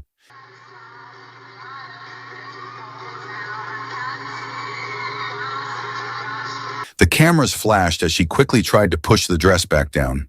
For a second, she looked a little surprised, but she didn't let it ruin her performance. Instead of running off stage or looking embarrassed, she laughed it off and kept singing. Within hours, clips of the moment were all over the internet. Fans defended her, saying it was just an accident and could happen to anyone. Others made jokes about it, comparing the moment to Marilyn Monroe's iconic dress scene. Despite the online chatter, Taylor didn't comment on the incident. Paris Hilton. In 2014, Paris Hilton appeared on a pre-Grammy event, but it wasn't her DJ skills or celebrity status that got people talking. It was her outfit. She arrived at the event wearing a black sequin dress, looking glamorous as always. But there was one big problem. The dress was completely see-through, and Paris had decided to skip wearing a bra. As soon as the paparazzi camera flashes went off, the fabric turned totally transparent, and suddenly everyone saw more than they expected. Within hours, the pictures were all over the internet, with headlines about her revealing wardrobe choice. Despite the situation, Paris didn't seem embarrassed. She kept partying like nothing happened, proving she wasn't worried about the headlines. When asked about it later, she just laughed it off, saying her famous catchphrase, "That's hot." Kim Kardashian. Kim Kardashian is no stranger to making fashion statements, but her appearance at Paris Fashion Week turned into a full-blown wardrobe gossip. She arrived at the event in a stunning sheer black lace outfit that hugged her famous curves. The dress was detailed and undeniably bold, but Kim took things up by not wearing a bra underneath. At first, everything seems under control. She confidently walked through the streets of Paris, her long black coat adding an air of elegance to the daring look. But as soon as the cameras started flashing, her curves were all over. The bright camera flashes completely exposed everything underneath, turning her fashion moment into a viral wardrobe moment. The see-through nature of the outfit was far more revealing than expected, and suddenly the internet had new headlines to feast on. Nicki Minaj. On August 5, 2011, Nicki Minaj performed live on Good Morning America as part of her summer concert series in Central Park. With thousands of fans gathered and millions watching at home, the performance was a live event. Nicki appeared on the stage wearing a bright yellow crop jacket, a low-cut black corset top, and tight pink spandex shorts. She was singing her hits like Super Bass and Where Them Girls At.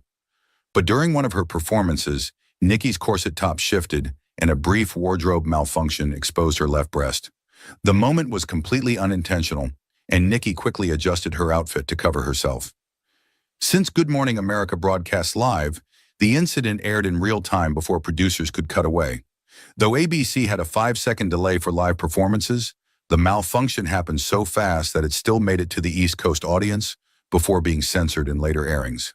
The slip instantly became a hot topic in entertainment news, with media outlets replaying the footage and discussing whether networks should impose stricter wardrobe checks for live performances. Despite the initial "oh my God" moments, Nicki did not face major backlash.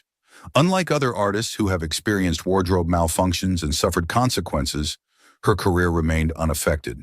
Toni Braxton.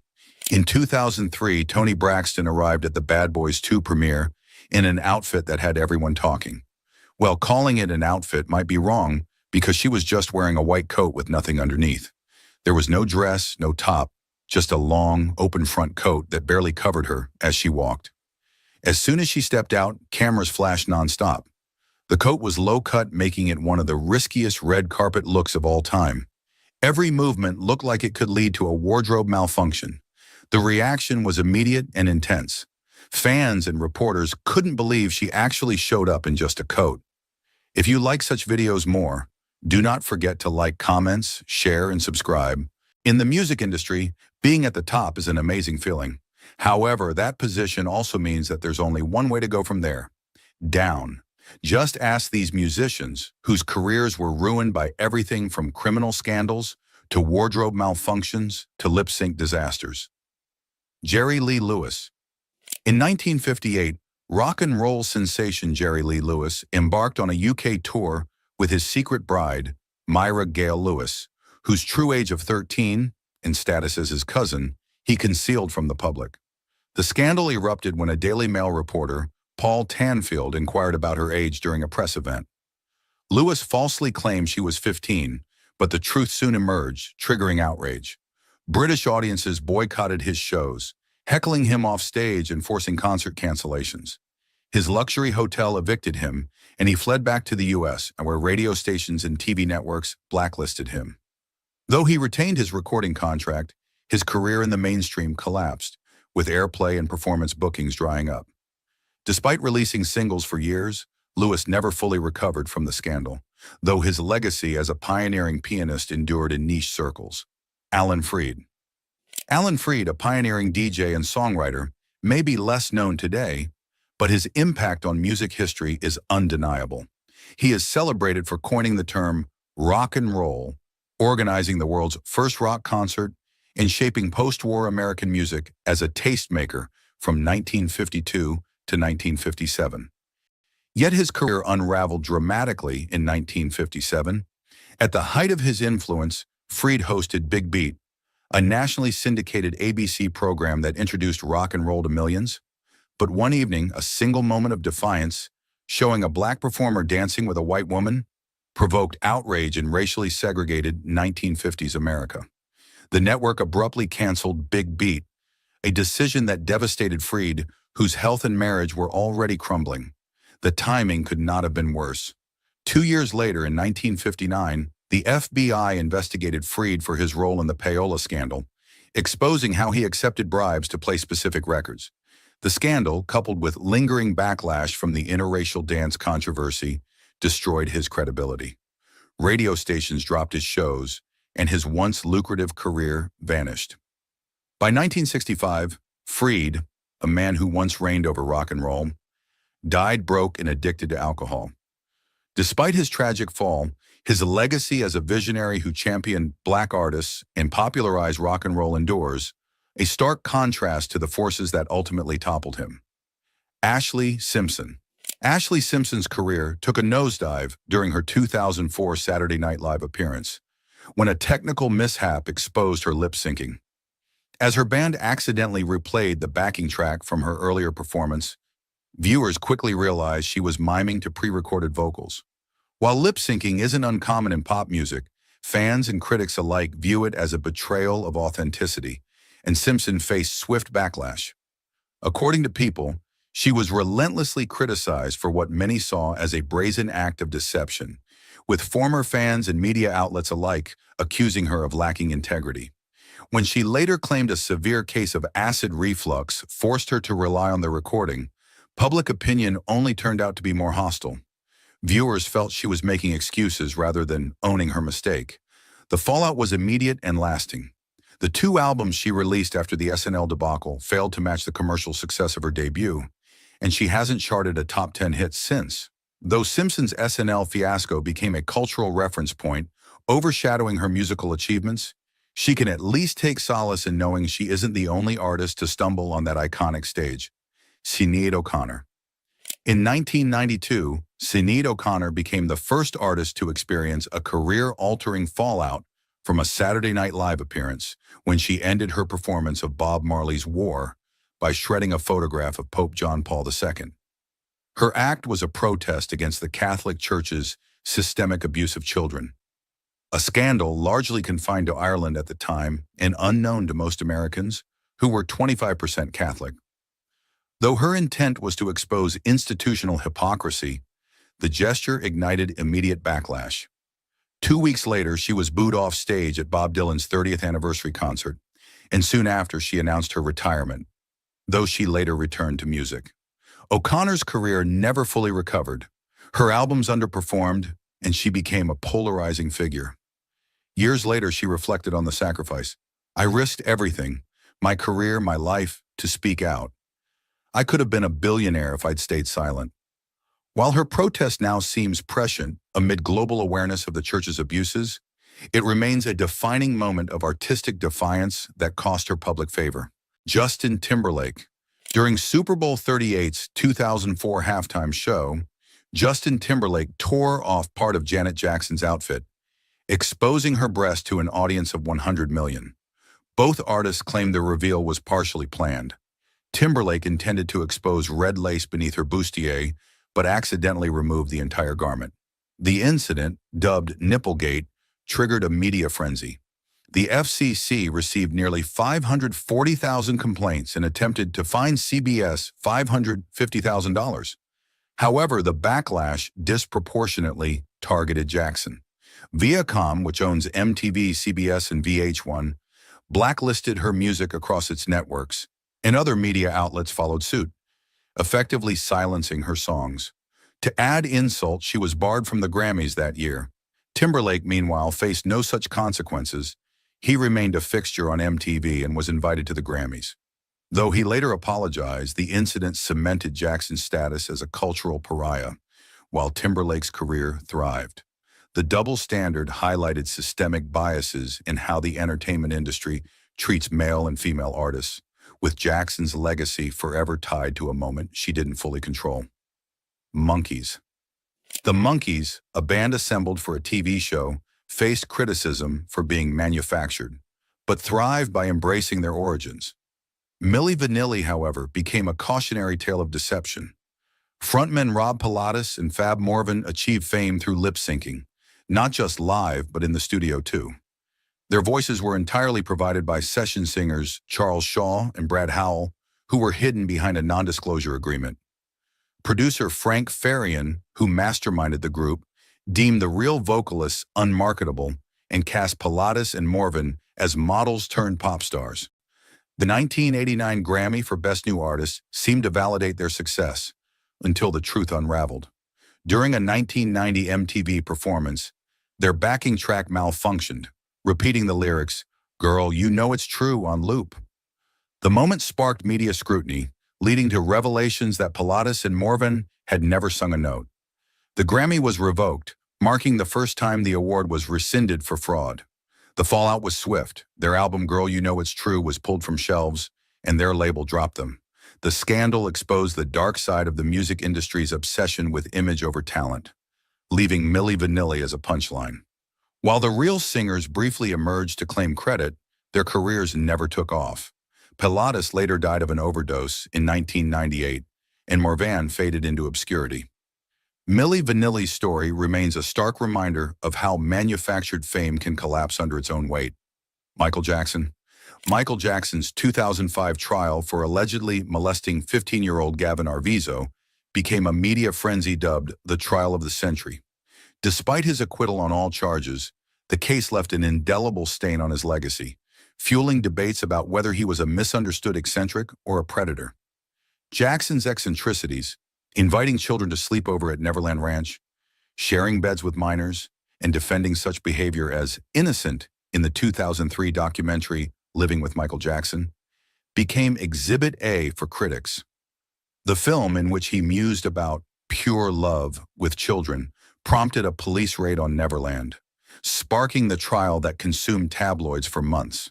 Though acquitted, public opinion remained divided, with many viewing the verdict as a technicality rather than exoneration. The trial's aftermath was devastating.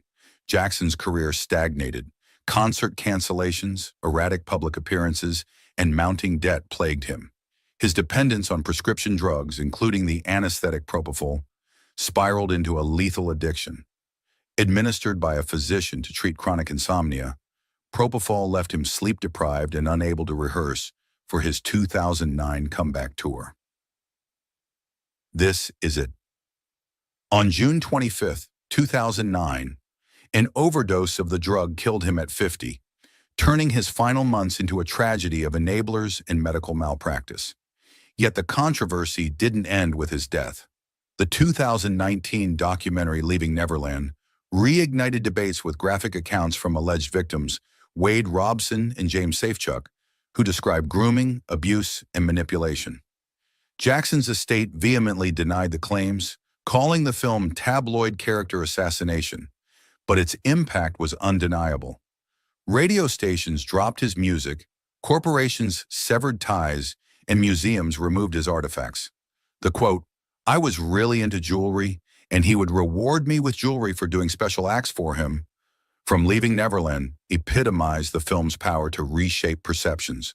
George Michael, the iconic singer-songwriter and heartthrob of the 1980s, became a symbol of fame's complexities after his 1998 arrest for engaging in a lewd act in a Beverly Hills public restroom.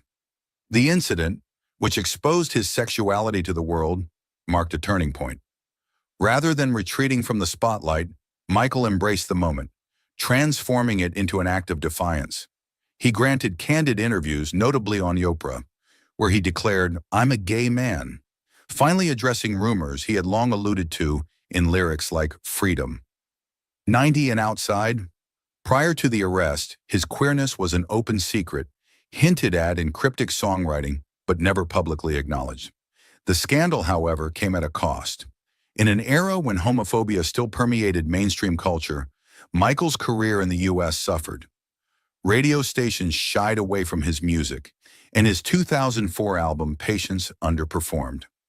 Yet globally, he remained a powerhouse, selling millions and winning a 2006 Brit Award for Outstanding Contribution to Music. His openness resonated deeply with LGBTQ+ fans who saw him as a trailblazer. In 2011, he told The Guardian, "I wanted to be the first gay superstar. I wanted to break that down for the next person." Michael's legacy endures as a duality, a commercial giant whose artistry transcended eras, yet a man whose personal struggles, battles with addiction, legal troubles, and HIV diagnosis humanized him. His 2016 death at 53 sparked global tributes, highlighting his dual impact as a musical innovator and LGBTQ+ icon. While his U.S. career never fully rebounded, his influence on pop culture is undeniable. He paved the way for artists like Elton John, Sam Smith, and Lil Nas X, proving that authenticity, even at great personal risk, could inspire generations. Today, he is remembered not just for hits like Careless Whisper, but for his courage in a time when silence was the norm. Chuck Berry.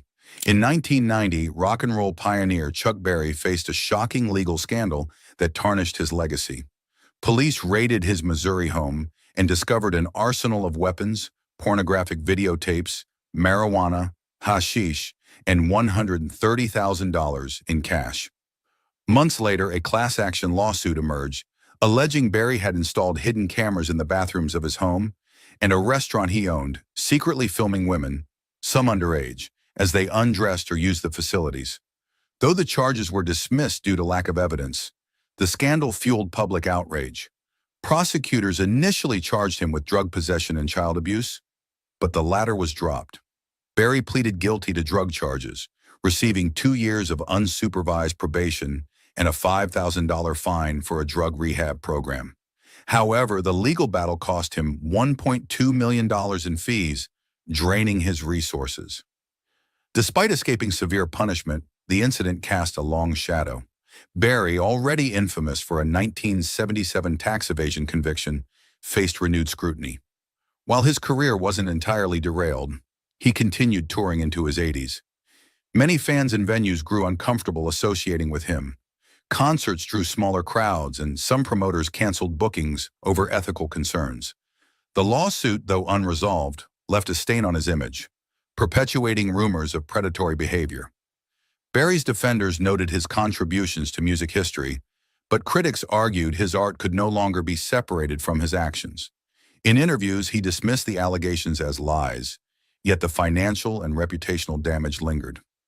By the time of his death in 2017, the scandal remained a footnote in his obituaries, a reminder that even legends can fall from grace. Though he never faced prison again, the 1990 case underscored how fame and infamy can coexist, leaving a complicated legacy for future generations to reconcile. CeeLo Green. In 2014, CeeLo Green's career took a nosedive after he faced allegations of drugging and assaulting an unconscious woman. Though he was acquitted of sexual assault, he pleaded no contest to furnishing ecstasy and received 3 years probation and community service. The scandal was compounded by Green's tone-deaf response. He took to Twitter to proclaim his innocence, posting bizarre statements like, "People who have really been raped remember," and arguing that consent was impossible if both parties were unconscious. These remarks fueled public outrage, painting him as insensitive and evasive. Despite escaping more severe charges, his reputation never recovered. His longtime label, Atlantic Records, dropped him, and his TV projects, like his role as a voice coach, ended abruptly. While he avoided legal ruin, his career stagnated. His most notable post-scandal appearances included a 2017 performance at the World Aquatics Championship opening ceremony in Budapest and voice work on the children's show Teen Titans Go. A far cry from his Grammy-winning success with The Voice and hits like Forget You. The incident underscored how a single controversy can overshadow decades of work, turning a once ubiquitous star into a marginal figure in pop culture. Though he occasionally resurfaces, the 2014 scandal remains a defining albatross around his legacy. R. Kelly. In 2019, a moment came that changed everything for R. Kelly. A new documentary called Surviving R. Kelly aired on television and online. In that film, many people shared their painful stories about the singer. For the first time, millions of viewers saw the dark side of R. Kelly's private life. It was a moment when all his secrets were laid bare. The documentary showed disturbing details of abuse and exploitation. Suddenly, fans in the music industry could not ignore the allegations. Radio stations began to pull his songs, and major companies distanced themselves from him. Social media exploded with anger, and protests were held. This moment of exposure meant that years of controversy could no longer be hidden. The public and industry lost trust in him immediately. Concerts were canceled, his shows were dropped, and his sponsors pulled out. In one fell swoop, the image of R. Kelly, once a celebrated R&B artist, became forever tainted by his actions. This single moment, when the truth was widely seen and heard, marked the end of his career in mainstream music. The fallout was so severe that it seems impossible to forget the impact of that day. Syd Barrett. In the late 1960s, Syd Barrett, the founding member of Pink Floyd, experienced one moment that would change his life forever. During a live performance, his behavior on stage became very erratic. One evening, as Pink Floyd was on tour, Syd began acting in a strange way. He talked in riddles and seemed completely disconnected from the music in the audience. His unusual behavior shocked both the band and the fans. It was a moment when the world saw that something was very wrong with the young musician. His actions on stage were not just a one-time mistake. They were a clear sign that his mental health was failing and that the drugs he had been taking were having a terrible effect on him. After that performance, the band and those close to him realized that Syd could no longer perform the way he used to. Soon after, he was quietly asked to leave Pink Floyd. This one performance, where his talent and promise were overtaken by confusion and erratic actions, marked the end of his public music career. Fans remembered that night as the moment when Syd Barrett's genius was overshadowed by his struggles, and he slowly faded away from the bright lights of the music scene. Amy Winehouse. In 2007, Amy Winehouse reached a point where one public moment seemed to signal the start of her tragic decline. During a live television interview, viewers saw a side of her that was hard to ignore. Winehouse, known for her soulful voice and personal struggles, appeared unsteady and confused. On that day, her erratic behavior was shown live to millions. Instead of the confident star many had come to love, she looked vulnerable and lost. The interview exposed how deep her problems had become. Problems with drugs, alcohol, and personal relationships. This moment was not planned, but became a turning point in the eyes of the public. Critics and fans alike started to worry that the real Amy Winehouse was slipping away. In the days following the broadcast, her record sales began to drop, and fewer invitations for live performances came her way. The media picked up on this change, and soon every small misstep was magnified. That single televised moment made it clear that her personal demons were taking over. It was as if the spotlight, which once shone on her unique talent, now revealed her vulnerability. The image of Amy Winehouse on that day is remembered as the moment when the music industry and the public realized that her career was on a dangerous downward spiral. Layne Staley. Layne Staley, the lead singer of Alice in Chains, had one moment that marked the beginning of his tragic downfall. During a live concert in the mid-1990s, Layne's voice was barely there, and he seemed unable to connect with the audience. That night, as he tried to sing his heart out, his performance was marred by his obvious struggle with drug addiction. Fans who had once cheered for his powerful vocals watched in confusion and sorrow as he faltered on stage. This was not just a one-off bad night.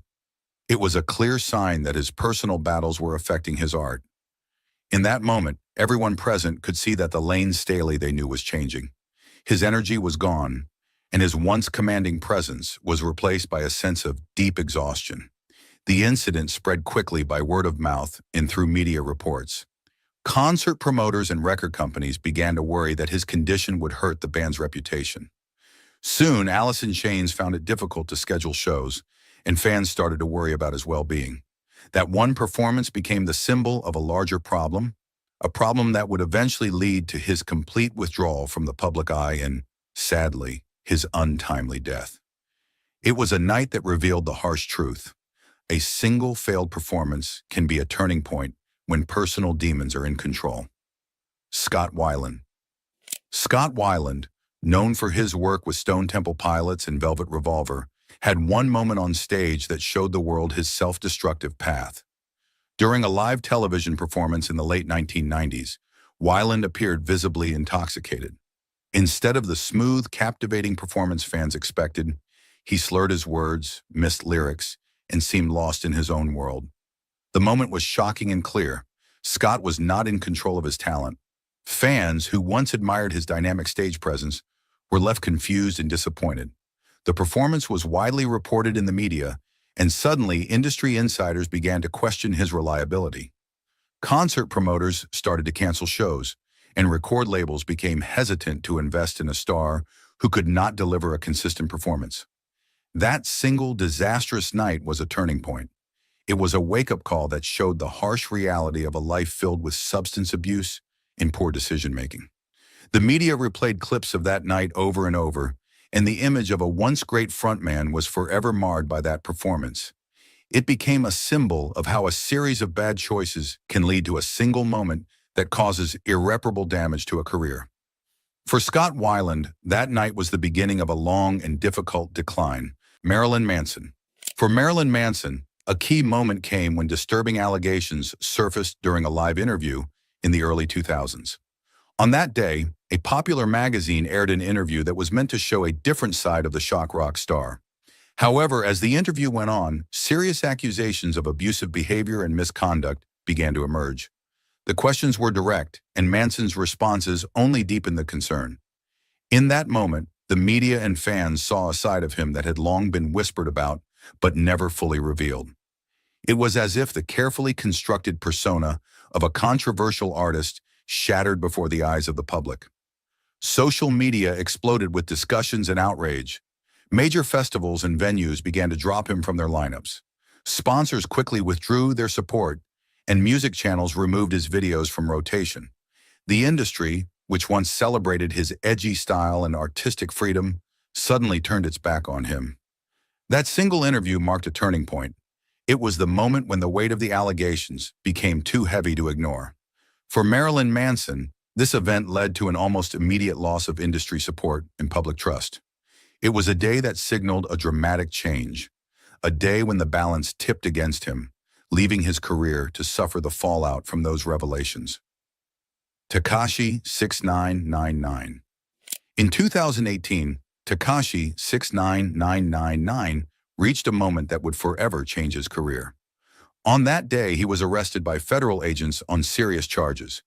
The arrest was broadcast widely on social media and news outlets, and it showed the young rapper in handcuffs with police surrounding him. This was not just any arrest. It was a public display of his legal troubles and a clear signal that his wild behavior had caught up with him. The incident was a turning point because it exposed the dangerous side of his life. As soon as the images of his arrest spread, many music labels and industry insiders began to distance themselves. Fans who had once cheered his bold style and outlandish social media presence now saw him as a symbol of lawlessness and risk. Major streaming services started to remove his music from curated playlists, and sponsors quickly pulled out. The public reaction was swift and severe, and the arrest became a moment of reckoning. It was the day when Tekashi 6699's reputation was forever tarnished by his criminal actions. Even though he had built a following on shock value, that single moment made it clear that his actions would have long-lasting consequences. The industry's support vanished, and the path forward for his career became nearly impossible. Chris Brown. In 2009, one single shocking moment changed the public image of Chris Brown forever. During an incident that would soon dominate headlines, Chris Brown was involved in an assault on his then-girlfriend, the famous singer Rihanna. That night, the act of violence was captured in reports and leaked to the media. For many, this was the first time they saw the dark side of the popular singer. The incident sent shockwaves through the music industry and the public. Fans who had once admired his dance moves and catchy songs were now confronted with a violent act that they could not ignore. The media replayed every detail, and social media exploded with outrage. Concerts were canceled and sponsors began to distance themselves. Radio stations, which had once played his hits nonstop, stopped giving him airtime. The moment of that assault became the tipping point. It was a clear signal that his personal life and actions were in conflict with the image of a role model. The public opinion shifted immediately. No longer could people separate the art from the artist, and the damage to his career was swift and severe. That one moment on that fateful night marked the beginning of a long and difficult struggle for Chris Brown to rebuild his reputation. Bobby Brown. Bobby Brown's fall from grace was marked by one particularly explosive moment that shocked the public and the music industry. In the early 1990s, during a live televised interview, Brown's temper and erratic behavior became painfully clear. He lashed out at the host and made controversial comments that shocked viewers. The interview was filled with angry outbursts, drunken ramblings, and unfiltered language. This was the moment when the smooth, charming image of Bobby Brown, once adored for his energetic performances and hits, began to crumble. Fans who had once loved his music were now confronted with the reality of his personal demons. The media wasted no time in replaying the interview, and soon every major news outlet was discussing his behavior. Record labels and sponsors quickly became wary, and live performance offers dwindled. That single televised appearance was a wake-up call to everyone that Bobby Brown's problems were not hidden behind a glamorous facade. They were out in the open for the world to see. The incident marked a turning point, as the industry no longer wished to be associated with his unpredictable behavior. From that moment on, his career began to suffer a steady decline, and he was never able to fully recover the magic of his early success. Ian Watkins. For Ian Watkins, the moment that brought his career crashing down came suddenly and with brutal clarity. During an investigation into allegations that had been whispered for some time, police raided the premises where he lived and worked. The details that emerged from that raid shocked everyone. It was revealed that Watkins had committed unspeakable crimes, and the evidence was overwhelming. That single police raid was the moment when the truth could no longer be hidden.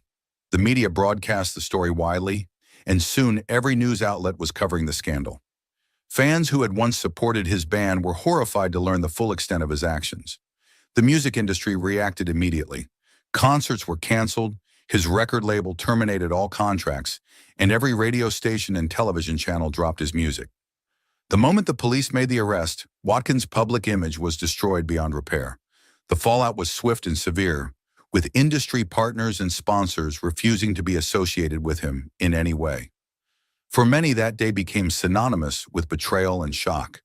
It was a moment when the trust and admiration of fans turned to revulsion and disbelief. Ian Watkins' career ended in that single devastating moment, leaving behind a legacy defined solely by his crimes, rather than any musical talent he once had. One rapper insulted Tupac. 2. The boring music. Another confessed that his gangster persona was fake. I got homies that are in that shit, and I know people who are, and people around me. I mean, I'm not out here catching bodies and shit, obviously. And Soulja Boy torpedoed his credibility by telling a wild story about a home invasion. I heard you were at an album release party, you were at your house, and between 3 and 6 dudes. I bought this club in Atlanta called Excalibur. You bought a club? Yeah. Okay. These are rappers who ruined their careers with just one interview. Lil Xan, calling Tupac boring. During an interview with Revolt TV in 2018, Lil Xan was asked about Tupac Shakur. Instead of giving a respectful answer, he called Tupac's music boring. 2. The boring music. This upset many hip-hop fans, as Tupac is widely respected. The backlash was immediate, with fans criticizing him online and in person. The situation escalated in 2019 when a Tupac fan confronted Lil Xan at a gas station. Now, look at little get out! Hey, look at this guy pulling the gun. Feeling threatened, Lil Xan pulled out a gun. The incident was caught on camera and legal trouble followed. The man pressed charges, and in 2024, Lil Xan was ordered to pay nearly $8,000 in damages. By 2023, Lil Xan admitted he regretted his comment. He said he wasn't thinking clearly at the time due to substance abuse. He tried to apologize to Tupac's fans, but many felt it was too late. The damage was done. His career never fully recovered, and many in the industry distanced themselves. Once a rising star, he now struggles to stay relevant, with fewer collaborations and declining music sales. T.I., the gynecologist comment that shook the industry. During an interview on the Ladies Like Us podcast in November 2019, T.I. sparked outrage when he revealed that he took his teenage daughter to the gynecologist annually to ensure her hymen was intact. He even mentioned restricting her activities like biking and horseback riding, believing they could affect it. Oh. We have yearly trips to the gynecologist to check her hymen. Oh, hey, I'm done with you right now. She don't ride no horses, she don't ride no bikes, she don't play no sports, man. Just check the hymen, please, and give me back my results. Oh, dude. Expeditiously. Expeditiously. His comments were widely criticized as invasive, outdated, and controlling. The backlash was swift. Medical professionals debunked his claims, and social media exploded with criticism. Fans, celebrities, and talk shows distanced themselves from him, with some media outlets canceling his appearances. His daughter Daya also unfollowed him and liked posts criticizing his remarks, hinting at tension within the family. Very shocked, hurt, angry, embarrassed. Are you okay though? I mean, honestly, I'm embarrassed, definitely, for sure. Like, I'm trying to, like, push it in the back of my mind, so I'm really not thinking about it. VH1 soon put T.I. and Tiny, friends and family hustle on hold, dealing a major blow to his public image. He later apologized on Red Table Talk, claiming his words were misunderstood, but many felt it was too late. Though he remains active in music, his reputation never fully recovered. Many in the industry and public still associate him with that controversial interview, making it a defining stain on his career. Azealia Banks, when valid points get lost in anger.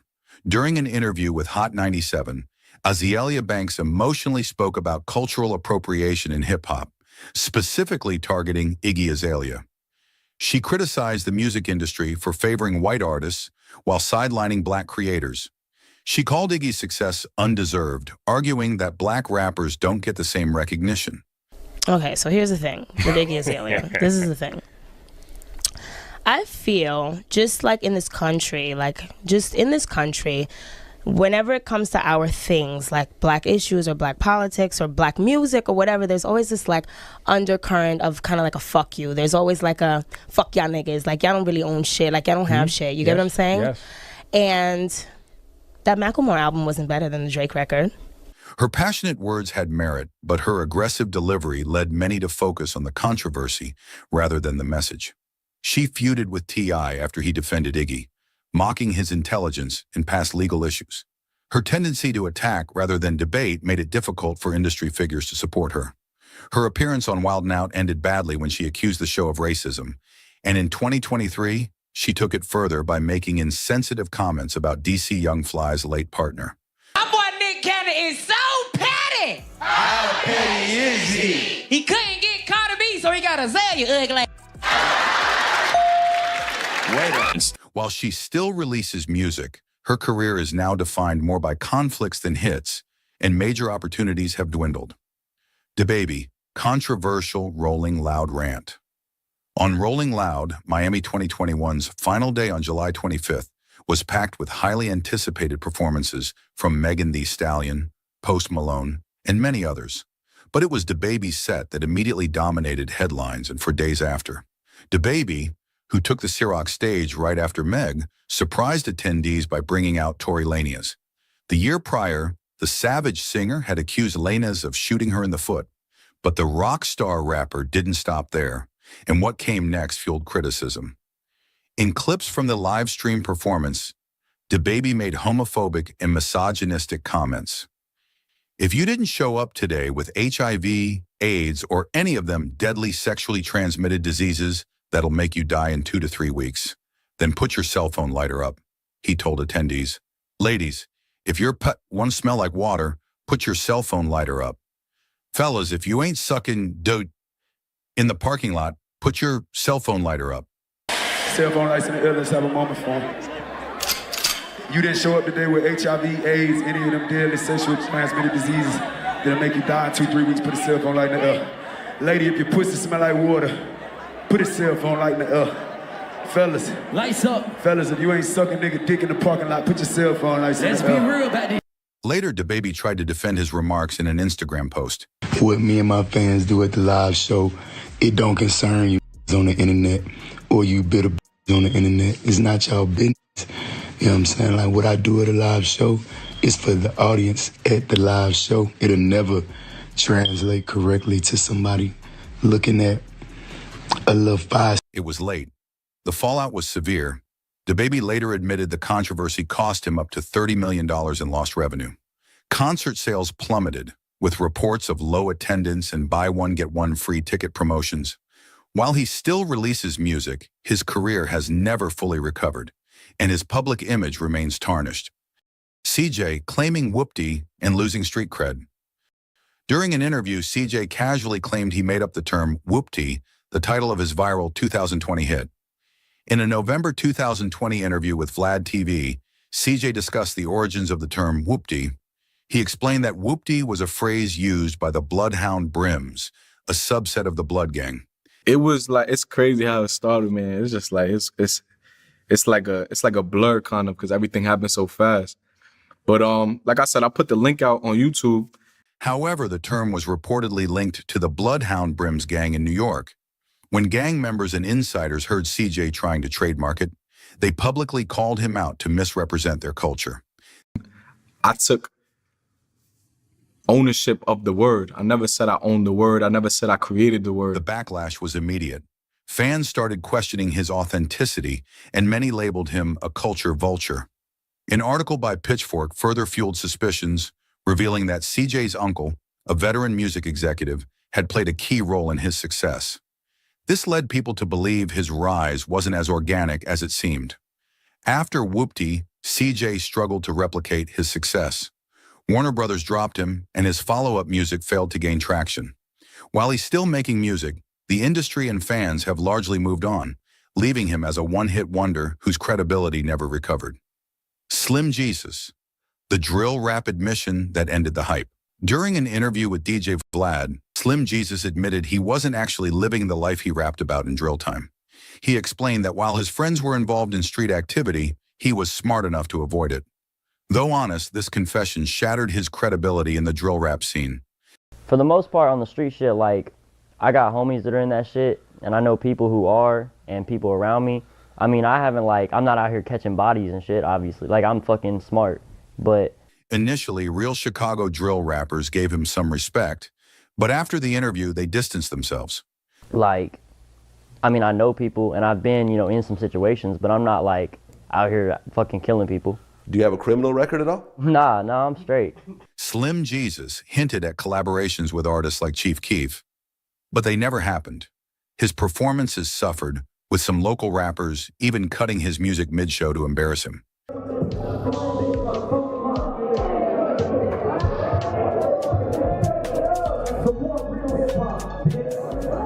Then leaked photos of him working at Walgreens contradicted his tough guy image, sparking online jokes and memes. Despite attempts to reposition himself as a pioneer of pretend drill, the damage was irreversible. The hype faded, and Slim Jesus quietly disappeared from the mainstream rap scene, proving that authenticity matters in hip-hop. Lil Kelpie, the questionable raid tale. During an interview on No Jumper, Lil Kelpie tried to boost his street credibility by telling a dramatic story about a SWAT raid on his home. However, co-guest Almighty Suspect immediately questioned him, demanding proof. Kelpie struggled to back up his claims, and gaps in his story became obvious. I said Ben Franklin knows who the fuck I am, bitch. Who you calling a bitch, though? I'm calling you a bitch. Suspect called Kelpie a fraud, even accusing him of wearing a costume to pretend he was part of the streets. As tensions escalated, the two nearly fought on camera, with Suspect calling Kelpie a clown. The viral moment turned Kelpie into a joke rather than a rising rapper. Following the interview, many lost interest in Kelpie, seeing him as inauthentic. He later tried to explain himself, but the damage was done. In hip-hop, authenticity is everything, and Kelpie's credibility never recovered. While he still gains attention, it's more for controversy than actual music. Kanye West, the InfoWars disaster.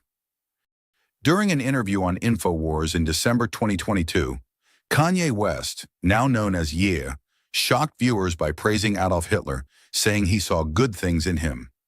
Even host Alex Jones, known for controversial views, looked uncomfortable. Ye, wearing a black mask, doubled down on his statements, sparking immediate backlash. Well, I see good things about Hitler also. I love everyone. I'm done with the classifications. The fallout was swift.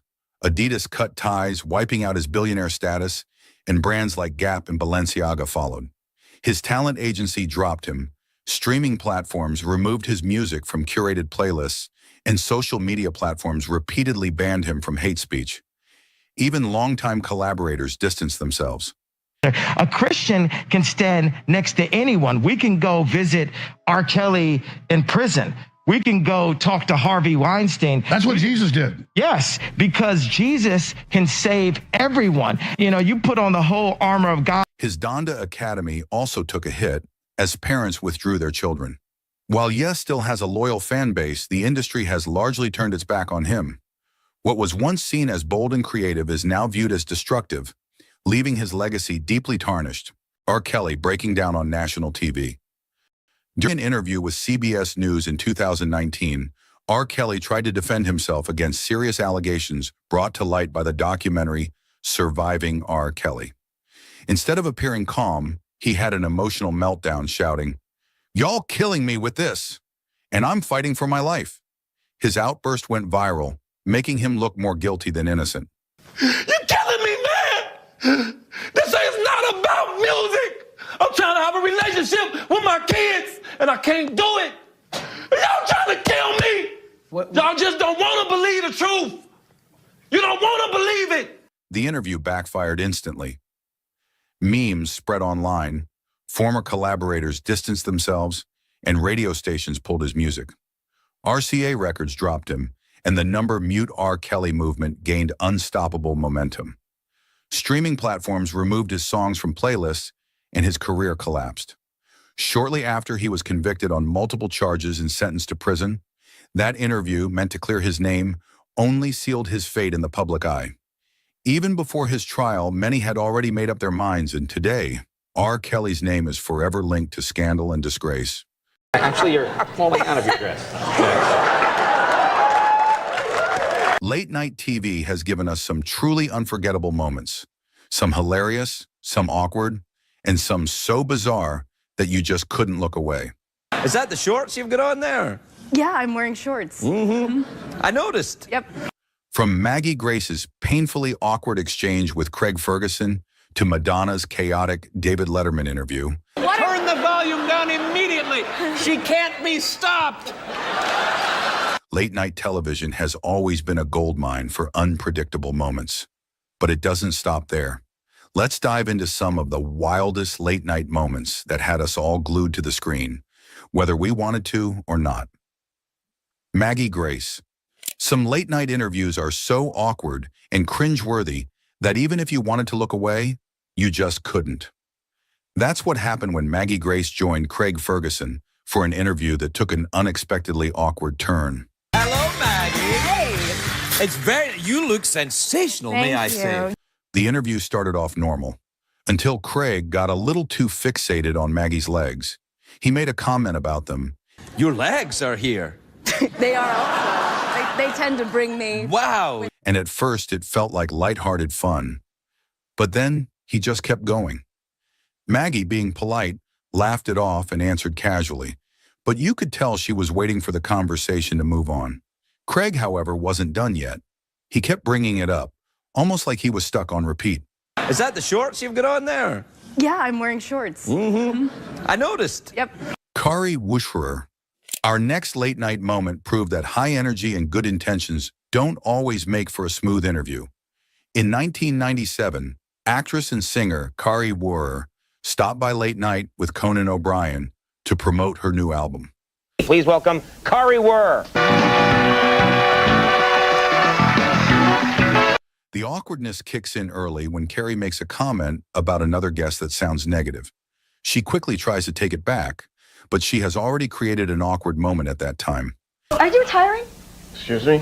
I'm kidding. I love him. No, really, I do. Then the conversation takes a bizarre turn when she starts talking about a dream she had about Conan on a plane. But Conan does his best to keep control of the show.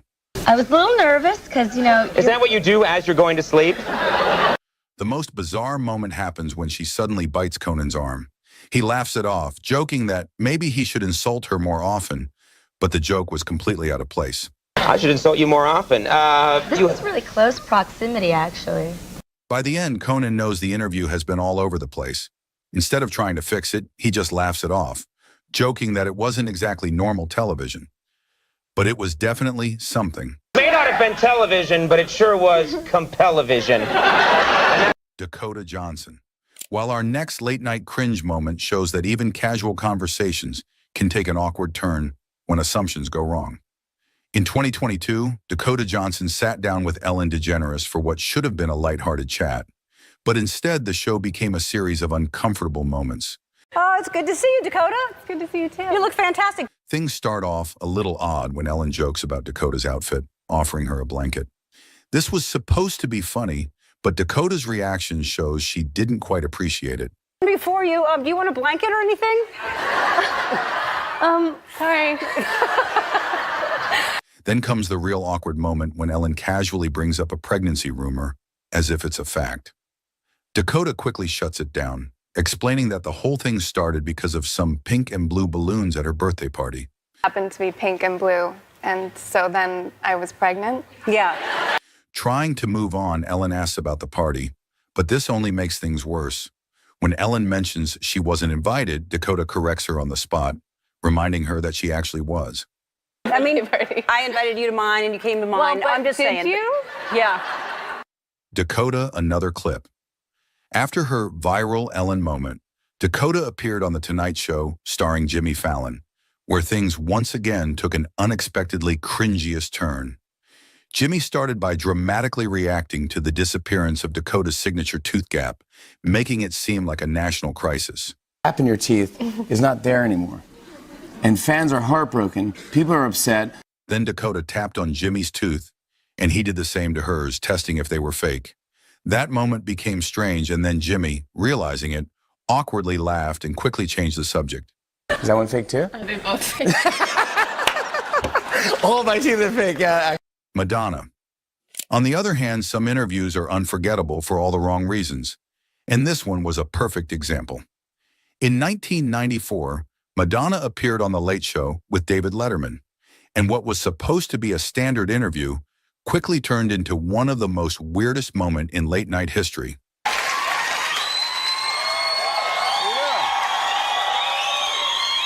Things get weird right away when Letterman jokes about Madonna kissing a man in the audience. Instead of playing along, she shuts it down with sarcasm as she's not in the mood to talk about. The audience was confused there that either they have to laugh or shocked. Kiss the guy in the audience. It would knock him out. Look at that guy, just like on the forehead. As the conversation continues, Madonna randomly hands Letterman a pair of her underwear. He's clearly caught off guard and awkwardly tries to joke about it. He couldn't know how to react on it, that even the audience was in the same state. What brings Wait a minute, aren't you going to smell them? Things take another turn when Letterman tries to cut to commercial, but Madonna refuses.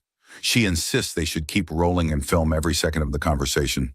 Okay, we'll do a commercial I don't think and then... we should ever cut to a commercial. No, Let's just keep talking and film every second of it. Just when it seems like the interview couldn't get any more out of control, Madonna takes it a step further by casually throwing out expletives on live TV. Then Letterman, now clearly exasperated, jokes that the audience should lower their volume, almost as if warning them that things are only going to get worse. Turn the volume down immediately. She can't be stopped. Anna Nicole. However, if Madonna's interview had you glued to the screen, Anna Nicole Smith's sit-down with Conan O'Brien took things in a whole new direction.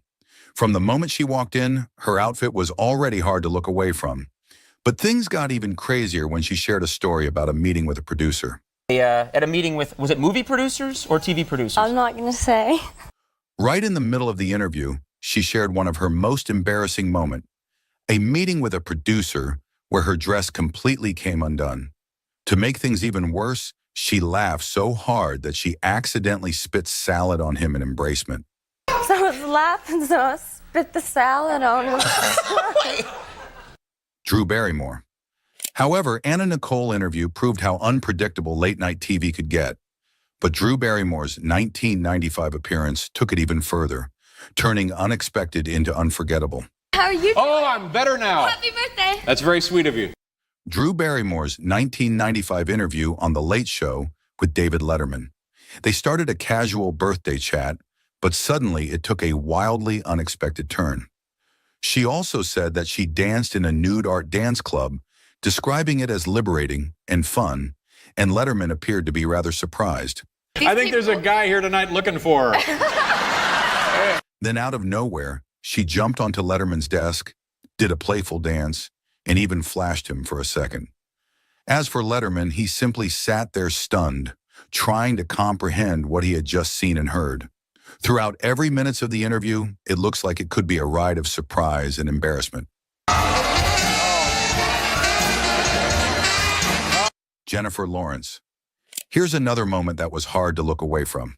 When Jennifer Lawrence won Best Actress at the 2013 Academy Awards, she had a dramatic walk to the stage, but not in the way she intended. As she stepped up to accept her Oscar, she tripped on her gown and fell on the stairs. She was previously nominated in this category for Winter's Vogue. While when she finally reached the mic, Jennifer handled it with humor, joking that everyone was only standing because of her fall.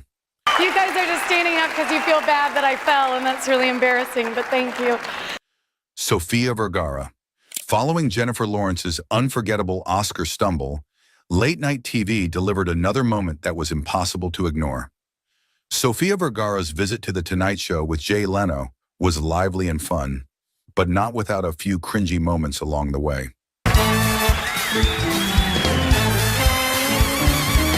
As the conversation began, things get started an awkward turn when Leno reached out to touch Sofia's hand.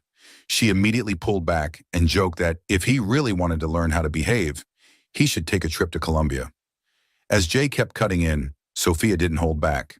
She firmly reminded him that she was the guest, as she didn't want to allow him to talk. Sounds like a paint. Yeah. Okay, this is my interview. Yeah. Bobcat Goldthwait. Sofia Vergara handled her awkward moment with Jay Leno like a pro.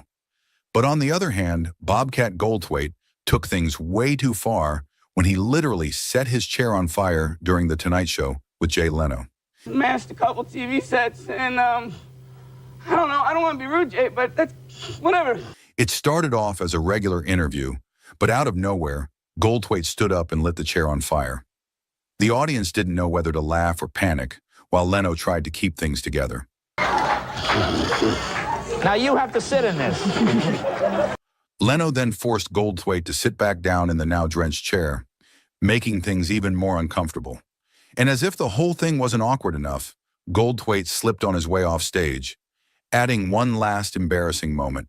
Now where's he going now? Halle Berry. But not every awkward late-night moment comes from something that extreme. Sometimes all it takes is simple comment. Halle Berry's interview with Leno is proof of that. Everything seemed as usual with casual chat and a compliment on her hair, but then Leno suddenly shifted focus to her outfit in a way that felt off. Halle, always poised, laughed it off, but for a moment she seemed embarrassed by the remark. Actually, you're falling out of your dress.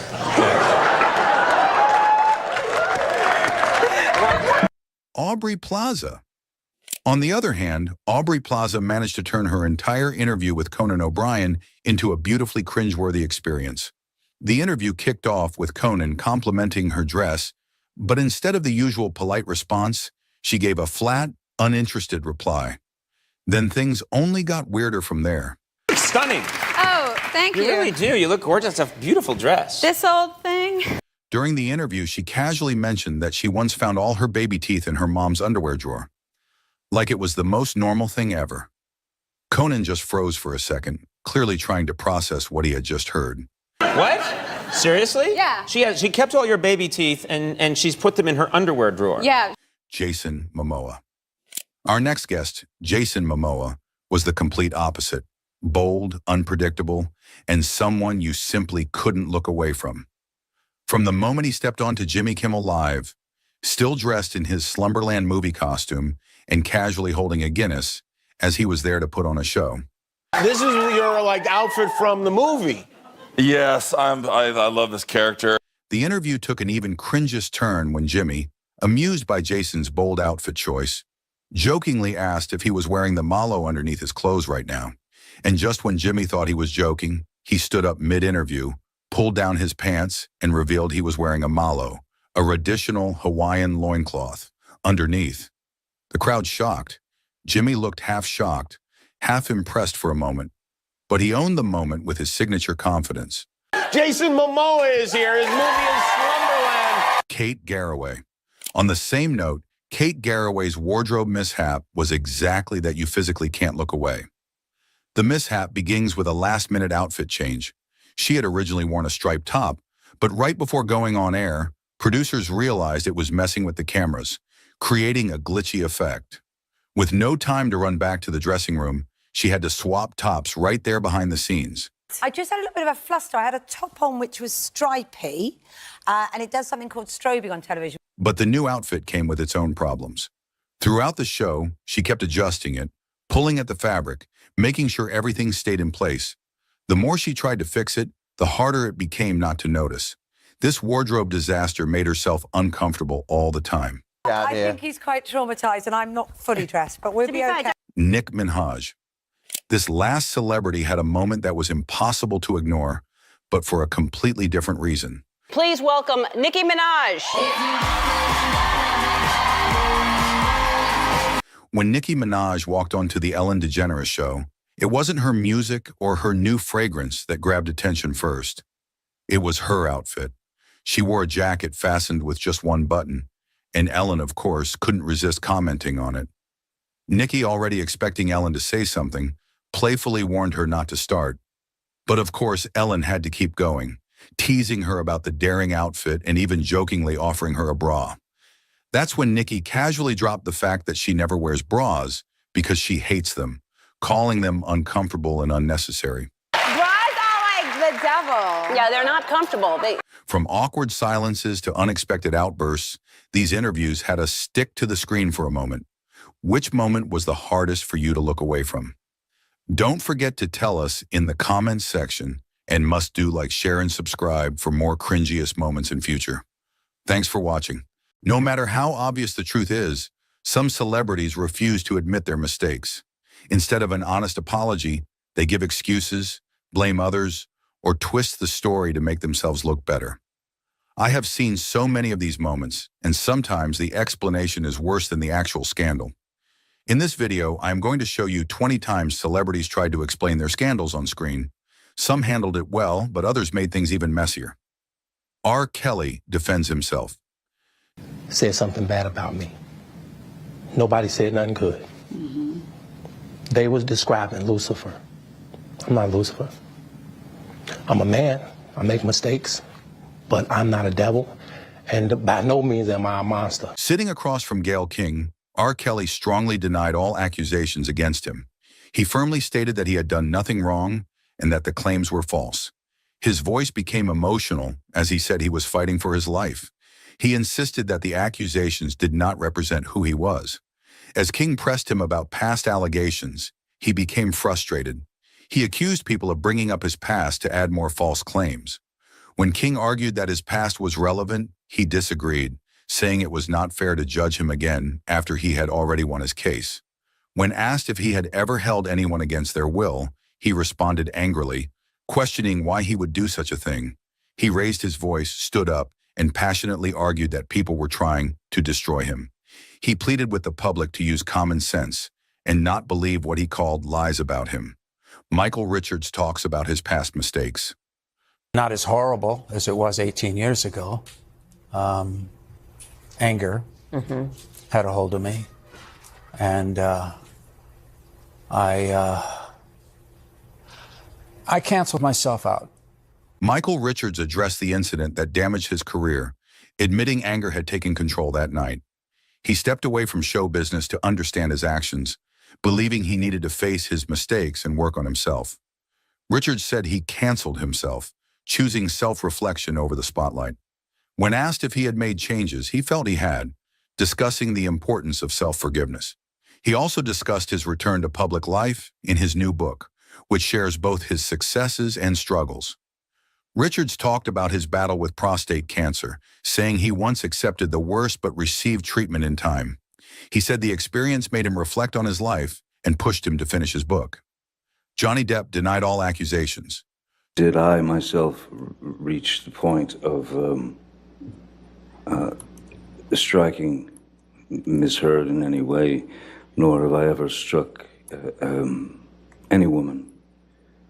in my life. Johnny Depp spoke in court about the accusations made by Amber Heard, calling them shocking and extremely upsetting. He stated that he had never been violent toward her or any other woman at any point in his life. He explained that he decided to speak publicly to defend himself and to protect his children, who were teenagers when the accusations surfaced. He described how his reputation changed instantly, comparing it to going from being seen as a hero to being treated as an outcast. He expressed frustration over the way his life was affected by the claims against him. During his testimony, he acknowledged past struggles with substance use, but insisted that the situation had been exaggerated. Meanwhile, Heard watched his statement without much visible reaction. Bill Clinton denies physical affair with Monica Lewinsky. I'm going to say this again. I did not have sexual relations with that woman, Miss Lewinsky. I never told anybody to lie, not a single time, never. During a public address, Bill Clinton strongly denied accusations of an affair with Monica Lewinsky. He took a serious tone while making it clear that the allegations were not true. Before addressing the issue, he thanked the audience and mentioned working late on his speech. Then he firmly stated that he had no involvement with Monica Lewinsky. He also made it clear that he never told anyone to lie. He repeated his denial, stressing that the claims were untrue. After that, he quickly shifted focus, saying his main concern was serving the country. Janet Jackson addresses Mariah Carey rumors. You guys, that is so untrue. Please. And you know what? I just found out that somebody made this rumor up in New York. It just came out yesterday. And the thing is I sent Mariah flowers saying welcome to the family. Janet Jackson was asked about a rumor suggesting she was upset over record deal of Mariah Carey. She seemed unaware of it at first, but once it was explained, she quickly dismissed it. She made it clear that she had no issue with Mariah Carey receiving a bigger deal. She explained that someone had started the rumor in New York just a day earlier. To prove there was no tension, she shared that she had sent flowers to welcome Mariah Carey. She said she never expected to hold the record forever. In her view, it was natural for someone to eventually sign a bigger deal. Instead of being upset, she was happy for Mariah Carey and wished her success. She wanted people to stop assuming there was any rivalry. Paula Deen denies being racist on TV. The main reason I am here today, Matt, is it's important to me that I tell you and everyone out there what I believe and how I live my life. Paula Deen appeared on television to talk about the controversy surrounding her. She became emotional and said she was not a racist and never wanted to hurt anyone. She insisted that it was important for her to explain how she lived her life. When asked if she had any racist tendencies, she firmly said no. She recalled growing up in a home where her father did not accept unkindness. She mentioned that he warned her never to think she was better than others. She brought up a past court statement where she admitted using a racial slur. I had had a gun put to my head, a shaking gun, because the man that had the gun to my head, unbeknown to me, was my customer. She explained that she had said it while describing a bank robbery she had witnessed, where a man had pointed a gun at her head. She insisted that it had been a long time since she last used that word. Tearing up, Paula said she thanked those who supported her, but heartbroken over the situation. Tiger Woods addresses his scandal. Made you question who I am and how I could have done the things I did. I'm embarrassed that I have put you in this position. Standing at a podium in front of a quiet room, Tiger Woods spoke carefully. He did not give many details about what happened, but said he was leaving for more therapy. He admitted that his actions made people doubt who he really was. He said he understood why they questioned him. His wife was not there, making it clear that things were not fixed. Then he openly confessed to his mistakes. He said he had been unfaithful, had affairs, and cheated. He made it clear that what he did was wrong and not acceptable. Looking at both the camera and the people in the room, he denied that his wife had ever hit him. His voice grew stronger only when he denied rumors about his wife and asked the media to leave his family alone. He admitted that fixing things would not be easy, but promised never to make the same mistakes again. Hugh Grant talks about his past regret. I then chose to get arrested here in Hollywood. Hugh Grant openly admitted to making a mistake when he was arrested in 1995. Instead of making excuses, he simply stated that he had done it. He explained that he did not try to blame personal issues or offer any justifications. He knew what he had done was wrong and took responsibility for it. During an interview with Jay Leno, he publicly apologized and admitted that he had made a poor decision. He acknowledged that in life, people understand the difference between right and wrong, and he had chosen to do something bad. Grant also reflected on how his actions affected others, mentioning that many talented people worked on his film, but he was the one who let them down. He recalled that his arrest happened just before the film was released, making the situation even worse. Charlie Sheen speaks about his HIV diagnosis. I thought there'd be, rejected handshakes or no, people are hugging and compassionate and supportive and awesome. And Charlie Sheen denied ever putting anyone at risk after learning about his diagnosis. He insisted he had never done anything that could harm another person and would not be able to live with himself if he had. Despite claims from former partners, he maintained that no one had been infected because of him. Recalling the moment he received the diagnosis, he admitted his first reaction was disbelief. He had asked for the test to be checked again, convinced that this was something that happened to others, not him. While he stood by his claim of not having unprotected encounters, he admitted there were times he did not disclose his condition. He explained that many people had used his diagnosis against him, seeking financial gain. Over the years, he had paid large sums to prevent false stories from spreading. He described feeling betrayed by people he once trusted, saying they had turned against him when given the chance. Lance Armstrong admits to doping. I view this situation as one big lie that I repeated a lot of times. In an interview with Oprah Winfrey, Lance Armstrong finally answered the questions many had been waiting for. When asked if he had taken banned substances to enhance his performance, he admitted he had. He also confirmed using EPO, blood doping, and other enhancers throughout his career. Every one of his 7 Tour de France wins, he acknowledged, involved doping. When Oprah asked if winning without enhancements was possible, he firmly said no. He called his actions one big lie that he had told many times. Accepting full responsibility, he made it clear that his choices were his alone. Oprah questioned the culture of doping in cycling. He avoided blaming others, saying he did not want to accuse anyone. He only wanted to admit his mistakes. When the topic of the UCI came up, he said he was not a fan, but did not call them corrupt. He also admitted making a financial donation after being asked. Jamie Lynn Spears clarifies rumors about blocking Britney. I wanted to address something, even though I shouldn't because it's so stupid, but someone obviously got in my account and blocked my sister. I never blocked my sister, and I never would. Jamie Lynn Spears addressed rumors that she had blocked her sister, Britney Spears, on social media. She explained that someone must have hacked into her account because she would never block Britney herself. She thought it was ridiculous to believe she would handle any issue with her sister in such a petty way. She emphasized how much she loved and supported Britney. If she ever had a real problem with her, Jamie Lynn said she would handle it directly, either by calling or visiting her sister. She found it silly that people would believe she would express her feelings through a social media block.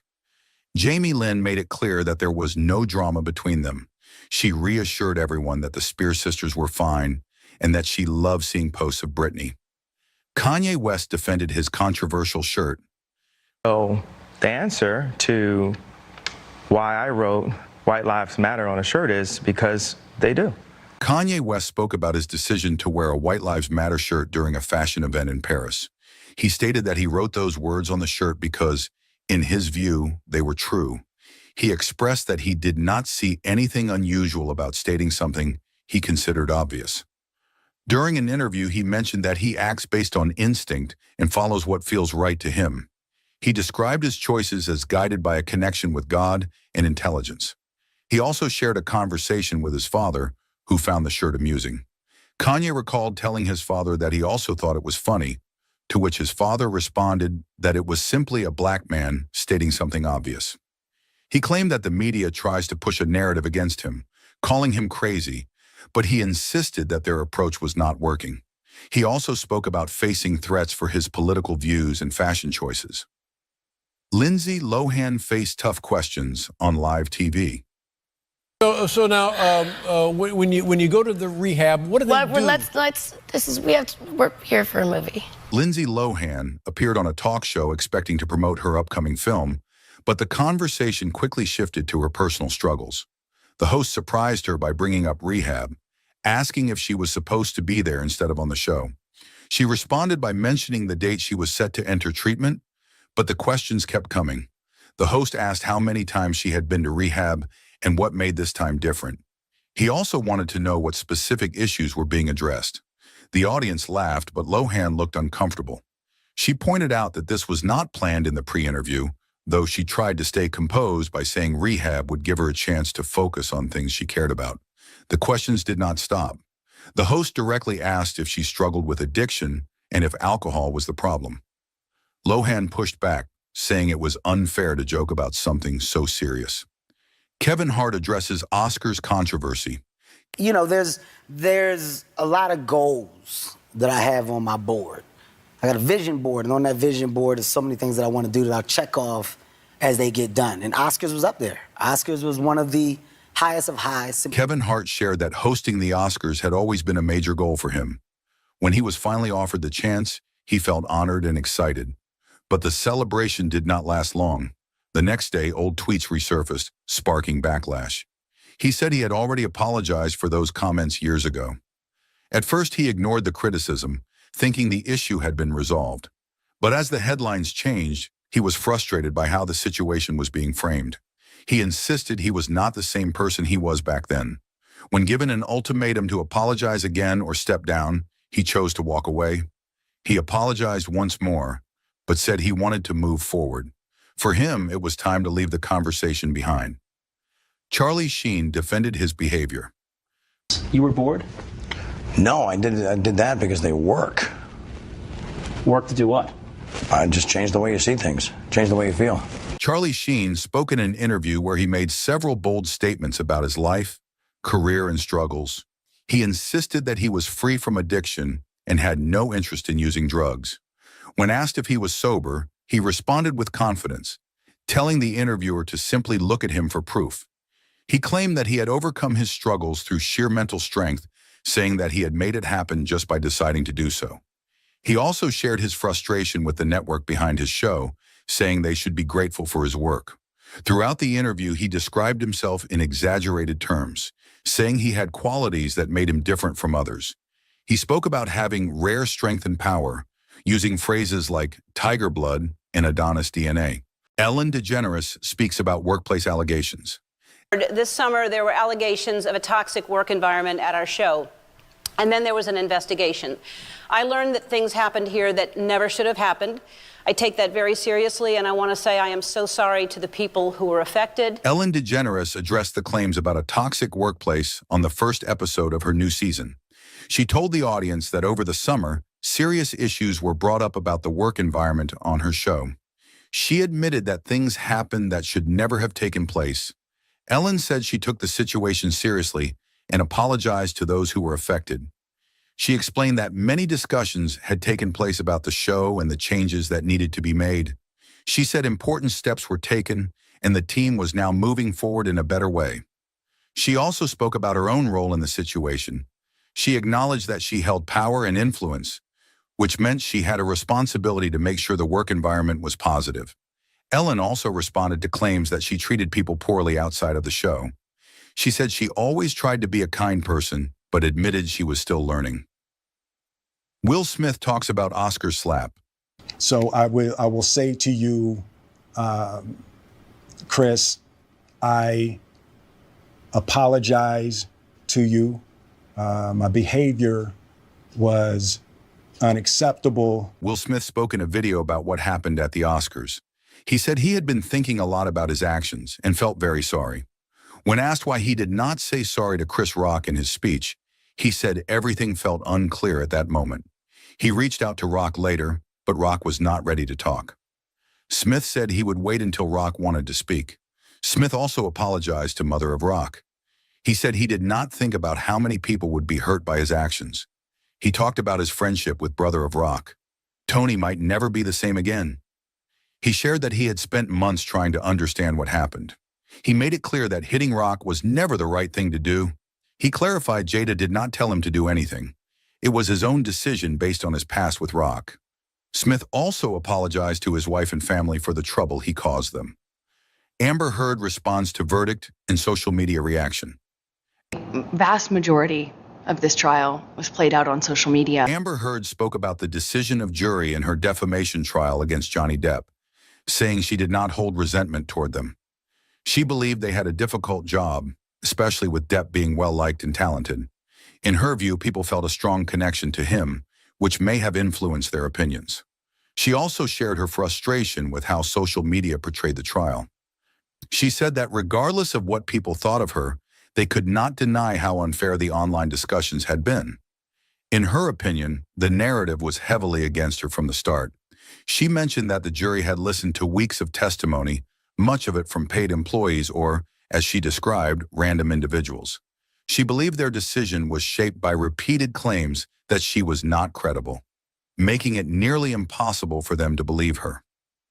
Britney Spears explained her infamous head-shaving incident. Britney Spears looked back on a difficult time in her life when she was asked about shaving her head. She described that period as overwhelming, with personal struggles involving her children and Kevin Federline. She expressed that she felt abandoned and deeply hurt.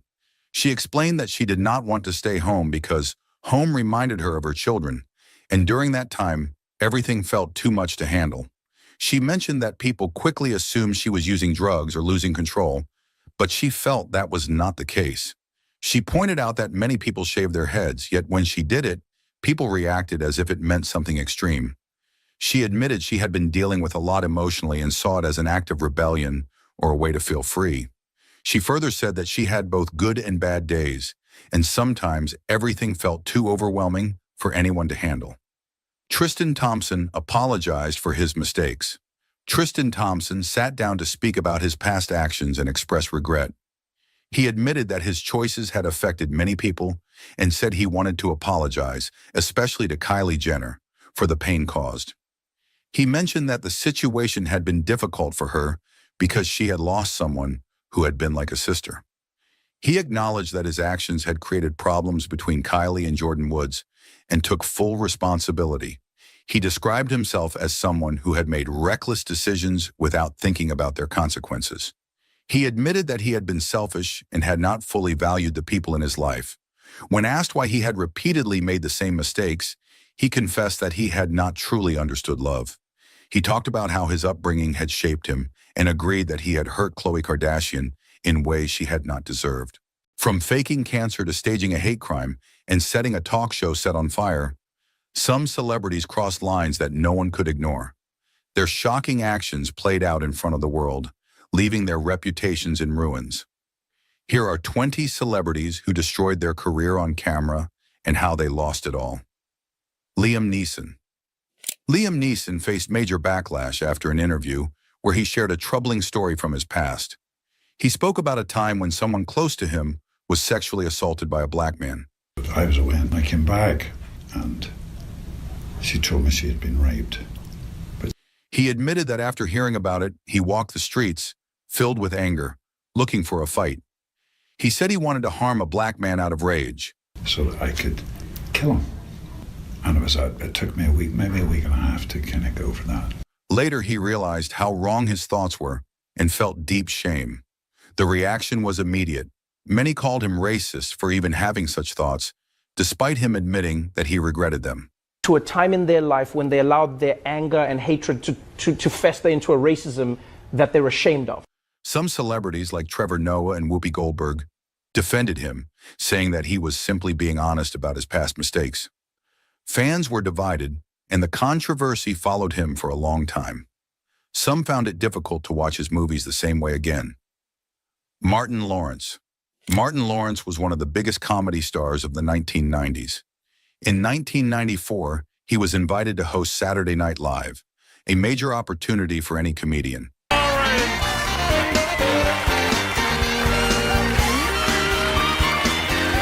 However, what should have been a career highlight quickly turned into disaster. He was permanently banned from Saturday Night Live after delivering an opening monologue that went too far. And I was like, when I'm gonna get my chance? When I'm gonna get my chance? But damn, now's my chance. Known for his raw and unfiltered comedy, he pushed the boundaries that night, making crude remarks about personal hygiene and bodies of women. His jokes were not just inappropriate, but went into explicit detail. The ladies in the 90s have license to cut off the pilly packers. At one point, he went on about how women should take better care of themselves, describing things in a way that was both offensive and unnecessary. He used vulgar language to talk about relationships and made uncomfortable comments that crossed the line for live television. I gotta say something. Some of you are not washing your properly. The monologue became so outrageous that NBC had to cut it from all future airings, replacing it with a disclaimer explaining why it was removed. Although we at Saturday Night Live take no stand on this issue one way or the other. This incident had serious consequences for Lawrence. Saturday Night Live banned him from ever appearing on the show again, and the controversy followed him for years. Giuliana Rancic. Giuliana Rancic became one of the most talked about people on E's Fashion 2015 Academy Awards. She made a comment about hairstyle of Zendaya that caused major controversy. She said dreadlocks of Zendaya made her look like she smelled of patchouli oil or weed. Many people saw this as an offensive stereotype. Zendaya quickly responded on Instagram. She said there was a big difference between making a joke and being disrespectful. She explained that she wore her natural hair to celebrate its beauty and felt disappointed by words of Rancic. The post gained huge support online, and people started calling out Rancic. Rancic apologized, first on Twitter, saying she never meant to offend anyone. Later, she gave a statement, admitting that her words had hurt people. She promised to do better and avoid promoting stereotypes. I've learned it is not my intent that matters, it's the result. Rancic also blamed editing for making her comment sound worse. However, the damage was done. In the editing process, some of the gestures I made, some of the things I said were taken out for time. Ezra Miller. A shocking video went viral showing Ezra Miller in a heated moment with a female fan at a bar in Iceland. The short clip captured Miller asking the woman if she wanted to fight. Learn it? Did you want to fight? At first, she seemed to play along, but things took a disturbing turn when Miller suddenly grabbed her by the neck and pushed her against a truck and then on floor. Is that the deal? Whoa, bro. You want to fight? You want to learn it? The person recording the video seemed surprised, and the clip ended quickly. Whoa, bro. You want to fight? This incident caused outrage, but it was only the beginning. More controversies followed. Miller was later arrested multiple times for disorderly conduct, burglary, and harassment. Arrested for disorderly conduct? Yeah. Okay. I was assaulting you in this right? Okay. As these controversies grew, so did the impact on career of Miller. Warner Brothers faced pressure regarding The Flash, a major film led by Miller. While the movie was released, it struggled at the box office, and many believe actions of Miller played a role. Joan Rivers had a strong connection with The Tonight Show, appearing frequently and even serving as a guest host in absence of Johnny Carson. Their professional bond seemed solid, but in 1986, everything changed. Rivers accepted an offer from Fox to host her own late-night talk show, making her a direct competitor to Carson. Fox was starting the network, and they approached us, Rupert Murdoch and Barry Diller. The real problem was not just competition, but the fact that she did not inform Carson before the public announcement. When she called to tell him, he immediately hung up on her. She tried calling again, but he refused to speak to her. Rivers later explained that NBC had been avoiding any clear discussions about whether they would renew her contract. She felt uncertain about her future with the network, as they kept delaying a definite answer. Totally renewed me. They were in shock when I left. Meanwhile, Fox was in the process of launching its own network and saw an opportunity. They approached her with an offer that seemed too good to refuse. When $15 million meant something, which was just over the moon money. They promised her everything she already had at NBC, along with a 5-year contract and a significant financial deal worth $15 million, a life-changing amount at the time. Carson never talked to her again, and she was permanently banned from The Tonight Show. Jimmy the Greek. Jimmy the Greek was a well-known sports commentator. He worked for CBS and often shared his opinions on football. However, one interview in 1988 ruined his career. A reporter asked him about Martin Luther King Jr. Day and the progress of black people in society. Was asking questions about Martin Luther King's birthday and the progress blacks have made in society. At first, he spoke about fairness, but then he made comments that shocked many. He claimed that if black people started coaching more, there would be nothing left for white people in football. He also said that almost all players were black, and the only jobs left for white people were coaching positions. I mean, all the players are black. I mean, the only thing that the whites control is the coaching jobs. His comments spread quickly, and people were angry. Many called the TV station to complain. CBS had a tough decision to make. The network faced pressure to take action. Soon after, CBS fired him, Joaquin Phoenix. Joaquin Phoenix had already built a strong acting career, but his 2009 interview on a late-night talk show confused many. When he appeared on show of David Letterman, he looked very different. He had a thick beard, wore sunglasses, and spoke in a slow and awkward manner. You've got a nice beard going, and Oh, yeah, thank you. How is that, the beard? His behavior was strange, and people could not tell if he was serious or joking. During the interview, Letterman tried to ask simple questions, but Phoenix gave short and odd answers. When asked about his beard, he seemed uncomfortable. I'm okay with it, but now you're making me feel weird about it. I'm sorry, I'm making you feel weird about it? When Letterman praised his acting in a recent film, Phoenix barely responded. And you were terrific in the film. I really enjoyed your work. Thank you. Yeah. Instead, he mentioned that he was quitting acting to focus on hip-hop music, which surprised the audience. Letterman made jokes, and the crowd laughed. But Phoenix remained quiet and emotionless. I'm hopeful that you will reconsider and come back to acting, because you're just, nobody really better than you are. After the interview, many believed he was having personal struggles. His behavior seemed so unusual that Hollywood distanced itself from him. Gwyneth Paltrow. Oh, yeah, Gwyneth Paltrow, Vanessa Shaw. Later, it was revealed that this was all